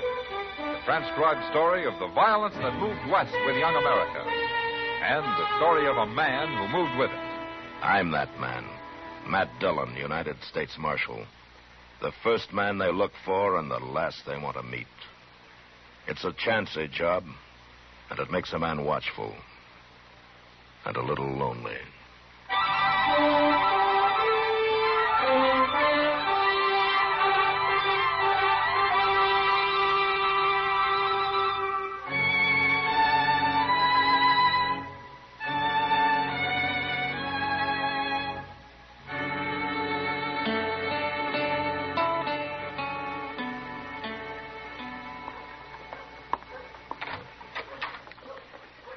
Oh, hello, Chester. Oh, come on in, Doc. Where's Matt? He ain't here. Say, where have you two been the last couple of days? I haven't seen either one of you. Well, I just got back from Hayes City. Mr. Dillon sent me there to fetch some government papers. And you know what? I took the Santa Fe both ways, You Doc. did? Oh, well, that beats riding. But where's Matt, you say? He left a note, but he didn't say exactly where he was at. Well, you mean he's out of town? That's what the note said. It seems somebody told him where he could find Jack Brand. Jack Brand? Well, what's he doing around here? I don't know. I guess Missouri got too rough for him. Why don't they handle their own outlaws instead of chasing them into Kansas for Matt to catch? Mr. Dillon says Brand's got 3 of his gang with him. You mean Matt's gone out alone after 4 men? Well, if I knew where he was, I'd go help him, Doc. Oh, well, there's nothing you can do about it, Chester. It worries me, though. That last holdup the gang pulled, they say 4 men got shot down. Oh. Well, maybe they've quit. Maybe that's why they came to Kansas. When did you ever hear of a bunch of outlaws quitting? No, I guess not. I guess I was just talking to myself, Chester. Chester! Oh. Chester! Oh, that's Mr. Dillon, Doc. Where is he? Well, there he is, sitting on that wagon. Oh, yes. Well, who's that with him? Some fella give him a ride, I guess. Hello, Mr. Dillon. Hello, Chester. Doc. Hey, you lose your horse, Matt? We left our horses out at Bowers Ranch and borrowed this wagon. One of his riders will bring him in tomorrow. Who's this with you, Mr. Dillon? You've seen his picture, Chester. Oh, my goodness. It's Jack Brand. Let's get on, Brand. You first. Sure. How come you let him drive the wagon, Mr. Dillon? To keep his hands full, Chester. Here, take my shotgun and lock him up. Yes, sir. Where's the others? I thought he had 3 men with him. Well, tell him, Marshal. Tell him where they are. They're in the wagon, Chester. Under that canvas. Oh. Well, are they all dead, Matt? All 3 of them? They're all dead, Doc. The bloodiest marshal I ever saw. It's just a wagon load of meat to him. That's enough, Brand. It ain't hardly enough. I never seen such killing. What happened, Mr. Dillon? It doesn't matter. They put up a fight, and I had to take them. Well, I'll tell him what happened. Your lawman here hid himself in the grass and just waited for us to come out of that cabin. And then he yelled, so naturally we headed for cover. Who wouldn't? He just laid there, and he cut loose with a shotgun. tore up 2 of the boys that way. Then he stood up and he cut down Hank Smith with a 6-shooter. How come you got out of it, Brand? I jumped back in the cabin and I give up. We weren't putting up a fight. He spooked us yelling like that. Make any man jump. Oh, I suppose you're trying to say that you wouldn't have shot him. We tried to shoot him. Who wouldn't? Any man's got a right to defend himself. Oh, well, I never heard of resisting arrest called self-defense. I never heard of no Marshal shooting down everybody on the landscape. Lock him up, Chester. Get going, Brand. Well, he actually think he was killing hogs, not men. Shut up and keep bloody. See, how come you brought the bodies back, Matt? Why didn't you just bury them out there? I wanted more witnesses than me to identify him, Doc. Might save trouble when Brand goes to trial. You say you were mighty lucky taking 4 outlaws that way, man. Yeah. And you killed 3 out of... Oh, say, wait till people around here hear about this. Brand's right, Doc. It's a lot of killing. An awful lot. Oh, no, you don't. Don't get to thinking about it too much now, man. It's your job. You did it, and so it's over. It's over? Wait till tomorrow or the next day. It'll be somebody else. There's always another man to kill. Oh, no, that's not the way to look at it, man. I've never heard of you shooting anybody you didn't have to. No, I never did. But sometimes that doesn't help much. Say, you look tired, man.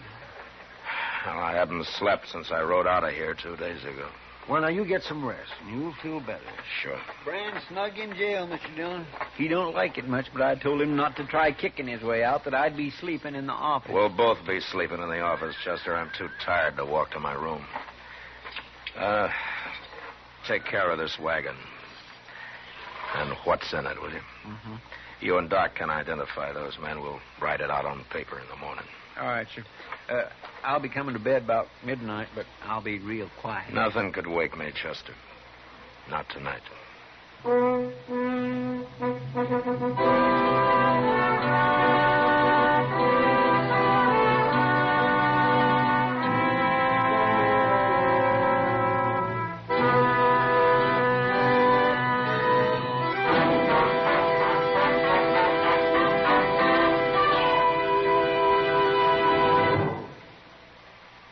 This is it, L&M filters. It stands out from all the rest. Miracle tip, much more flavor. L&M's got everything. It's the best. L&M is best. Stands out from all the rest. L&M's got everything. Everything? Everything. Best flavor? L&M stands out for flavor. The Miracle Tip draws easy. Lets you enjoy all the taste. Best filter? L&M stands out for effective filtration. No filter compares with L&M's pure white Miracle Tip for quality or effectiveness. Best tobaccos? Highest quality tobaccos. Low nicotine tobaccos. L&M tobaccos. Light and mild. Every way, L&M is best. Stands out from all the rest. How easy they draw. How mild they are. L&M is sweeping the country. It's America's best filter tip cigarette.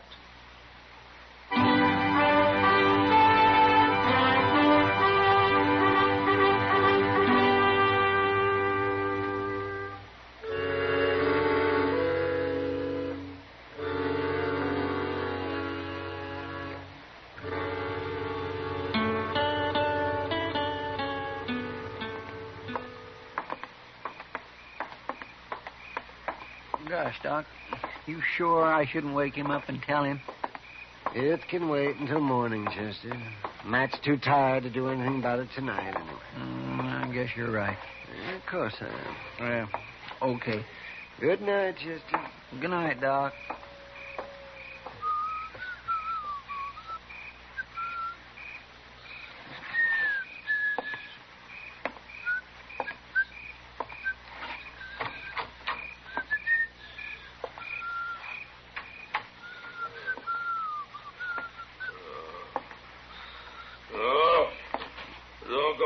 Gun. Don't go for my... No, What? don't do it. I tell you to leave the gun alone. Okay, Mr. Dillon? No. Don't make me kill you. Don't make me kill another man. Mr. Dillon? No, I've spilled enough blood. I don't want to kill you. No. Mr. Dillon, wait. No. It's me, Mr. Dillon. It's Chester. There ain't nobody here. What? You was asleep. You've been dreaming. Oh, yeah. Yeah. Well, I'll light the lamp. No. It's all right, Chester. My gracious, I come in and I heard you talking, and I thought somebody was here. That moonlight ain't too bright. I couldn't see good at first. Sure. I had to yell at you a couple of times before you woke up. You was dreaming you was in a fight, I guess. Yeah. Yeah, that's what I was dreaming. Nightmares like that, they're just terrible, ain't they? There's a bottle in the desk drawer over there. Chester, get it for me, will you? Yes, sir, I know where it is. I used to have nightmares sometimes when I was a boy, but I don't get them much no more. Here it is, Mr. Dillon. A good stiff drink will do you good. Thanks, Chester.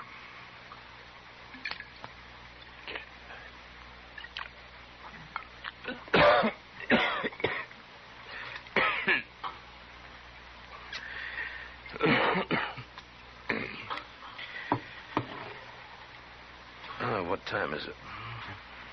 A little past midnight. Jack Brand awake? No, he'd be bellering if he was. But, Mr. Dillon, now that you're awake, there's something I ought to tell you. Oh, what? Well, me and Doc was having a drink over at the Alfregans, and a fella come in there and started talking real loud. Talking about what? Well, sir, mostly about how he's going to tree dodge and how he's going to tell you, too. Oh? He says he's a friend of Jack Brand's, and he's heard about how you caught him and all. What's his name? Stanger. Joe Stanger. Yeah, I know him. Well, do you think he'll cause trouble? Probably. But I'm not going to worry about him tonight. No, sir, that's what me and Doc figured. He won't try nothing tonight. All the same, keep your gun handy, Chester.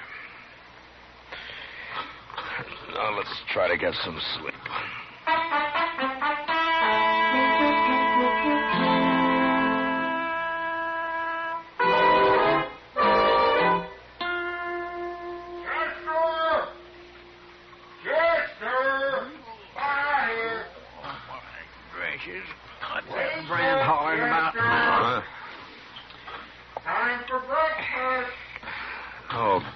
Shut him up, Chester. It's hardly dawn. Sure, I'd like to throw a bucket of water on him. Oh, shut up, Brand. I'm coming. I'm trying to. Cut out that cut yelling, Brand. What's the matter with you? Come on over here. Just unlock this cage, Chester. What? I'm holding a gun on you. Can't you see it? Where'd you get that gun? Right there. Come on over here, I said. Well, the keys ain't over there. They're hanging on the wall over down here. Well, take your own sweet time about it. I've been in this chicken coop long enough. Drop it, Brand. What? Oh.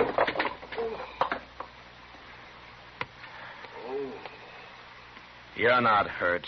I hit the gun. I got the keys, Mr. Dillon. I'll get his gun out of there. All right, go ahead. Stand back, Brand. You like to bust my hand. You're lucky. Lucky you didn't kill me, I suppose, just like you kill everybody. Shut up. I got it, Mr. Dillon. It ain't no good anyway. Not now. Where'd you get that gun, Brand? I made it, Marshal. Don't be smart. Oh. Wait a minute. Joe Stanger brought it to you. He tossed it to you right through those bars on the window. I didn't know Stanger was in town. Didn't you? Chester, get some boards and nail them over the window so nothing can get through it. I'll fix it, Mr. Dillon. Oh, wait a minute, Marshal. That's the only window in here. You can't board it up. You'll get enough here. Nobody'll be dark. I don't like it dark. Don't you? When you get it fixed, we'll go to breakfast, Chester. It won't take long, Mr. Dillon.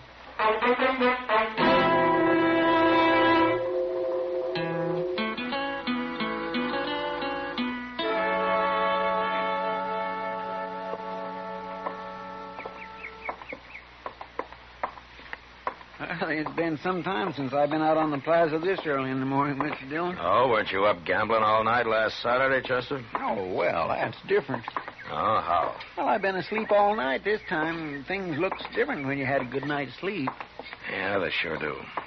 You didn't have no more nightmares last night, did you? No, but I didn't sleep well. You ought to take some time off. Go out buffalo hunting or something. Yeah, maybe I ought to take a lot of time off. Wait a minute, Chester. What? That's Joe Stanger coming there. Say, by golly, it is. What's he doing up so early? Maybe he wants to find out why Jack Brand hasn't shot his way out of jail yet. Well, he won't throw him no more guns, not the way I got that place boarded up now. Get out of the way, Chester. Yes, sir.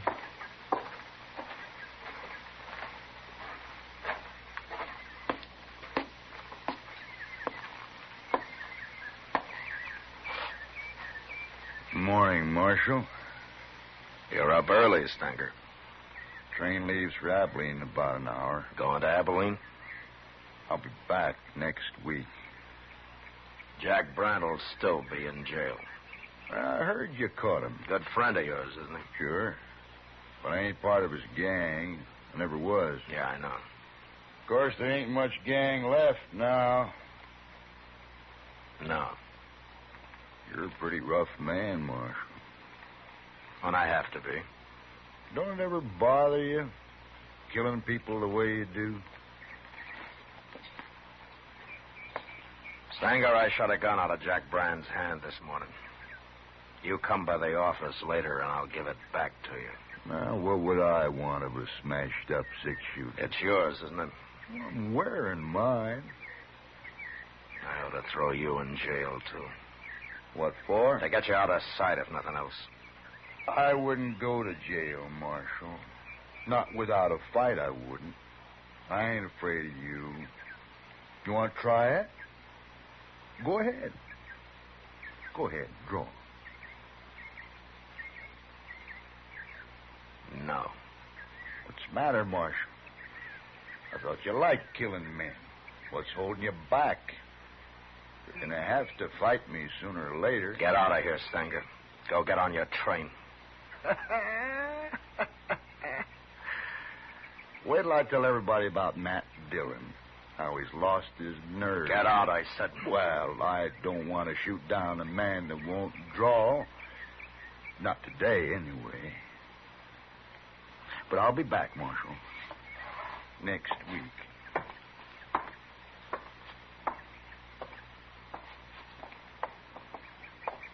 Why didn't you shoot him, Mr. Dillon? He's nothing but a big bluff. Chester, you go on to breakfast. I'm going back to the office. What? Why, you told me... You heard me. Well, yes, sir. Okay, Mr. Dillon.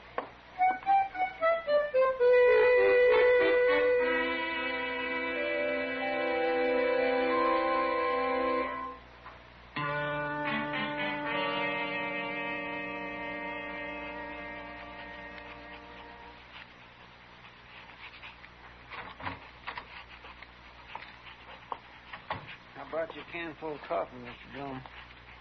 Thanks, Chester. I'm going to put it right here. What you doing, writing a letter?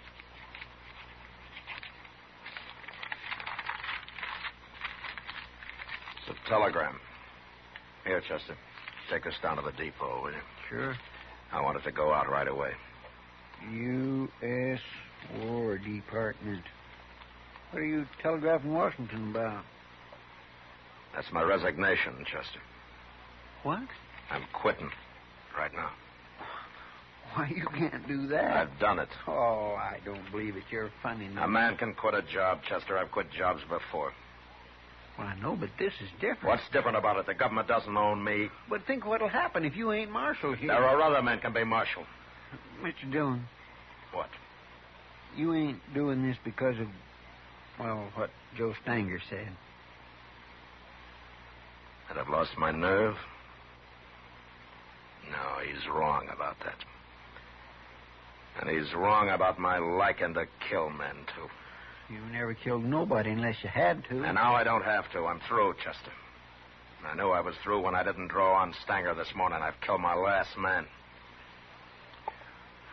I just don't know what to say, Mr. Dillon. I've hated this job since the day I took it. I never did have a taste for killing, and now they can find somebody who has. And he'll make a better Marshal than I ever was. That ain't true. Go send a telegram, Chester. I'll be at Delmonico's having breakfast. And with a good appetite for a change.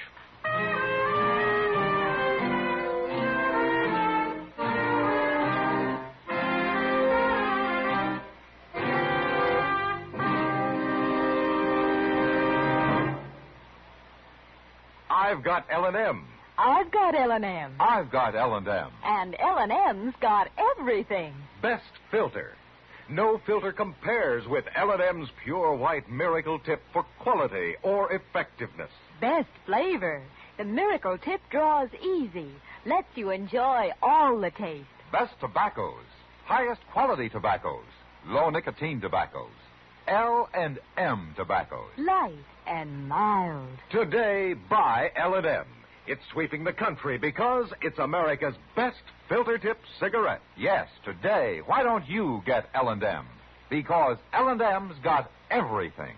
This is it. L&M filters. L&M's got everything. It's the best.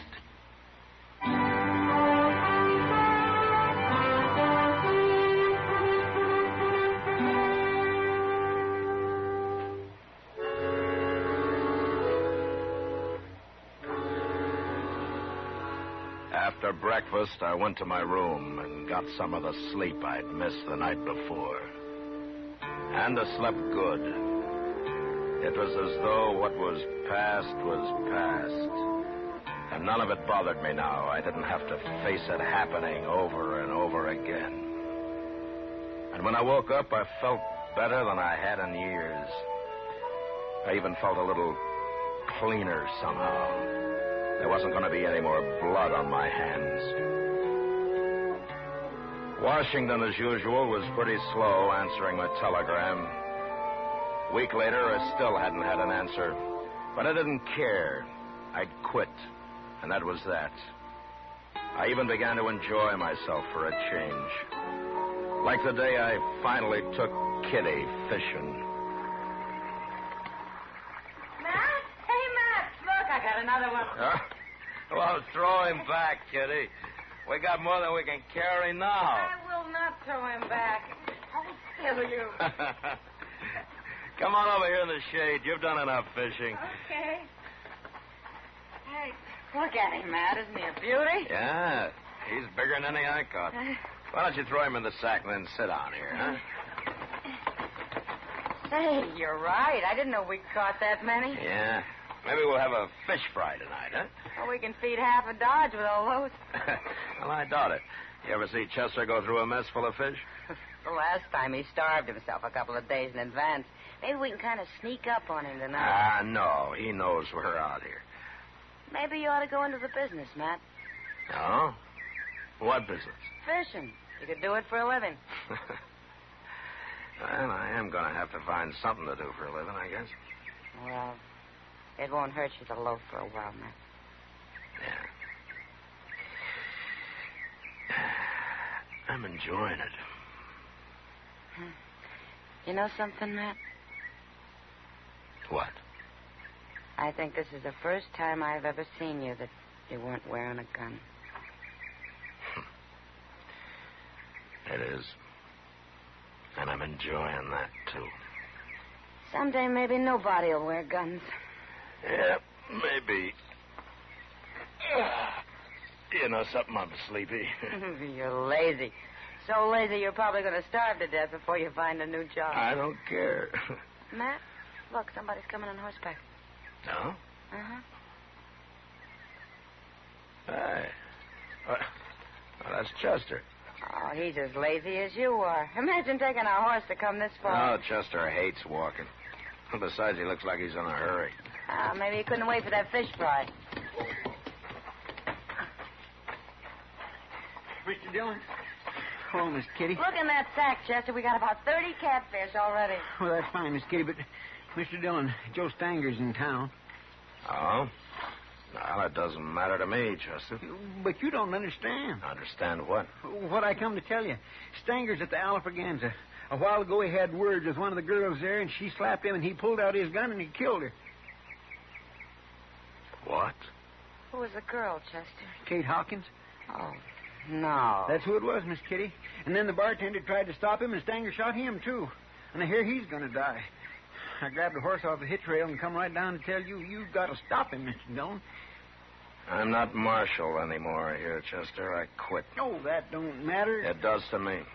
You mean you're going to let Joe Stanger walk around Dodge and shoot everybody that gets in his way, including women? I'm through killing. I told you that. Who's going to stop him then? You're the only man around here that'll go up against him, and you know it. That may be true. But I'm still not going to do it. Wait, Mr. Dillon. Wait a minute. I've been thinking a lot about all this lately, and there's something you've been overlooking. Oh? Men like Stanger and Brand, they got to be stopped. I'd do it if I could, but I can't. I ain't good enough. Most men ain't. But you are. It's kind of too bad for you that you are, but that's the way it is. And there's nothing you can do about it. Not now. It's too late. It's way too late.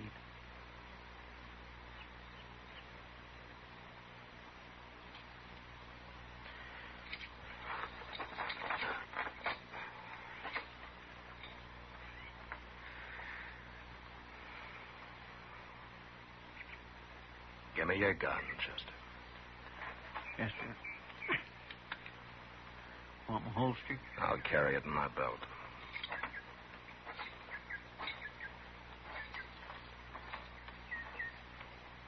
Oh, Kitty. Chester will help you carry the fish back. Sure, Matt. Sure.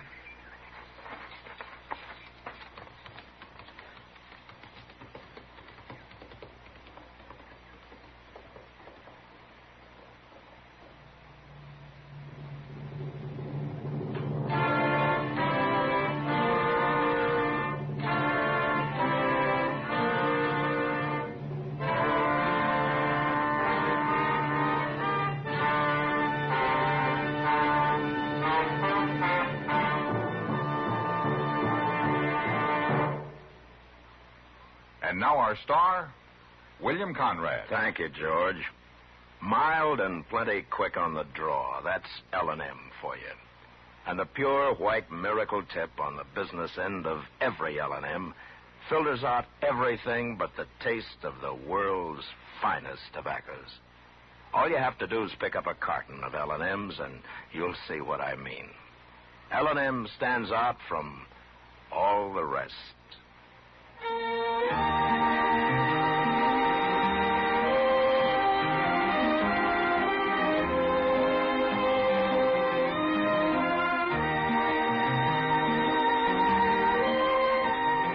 Gunsmoke, produced and directed by Norman Macdonald, stars William Conrad as Matt Dillon, U.S. Marshal. Our story was specially written for Gunsmoke by John Meston, with music composed and conducted by Rex Corey. Sound patterns by Tom Hanley and Ray Kemper. Featured in the cast were John Daner and Lawrence Dobkin. Harley Bear is Chester, Howard McNear is Doc, and Georgia Ellis is Kitty.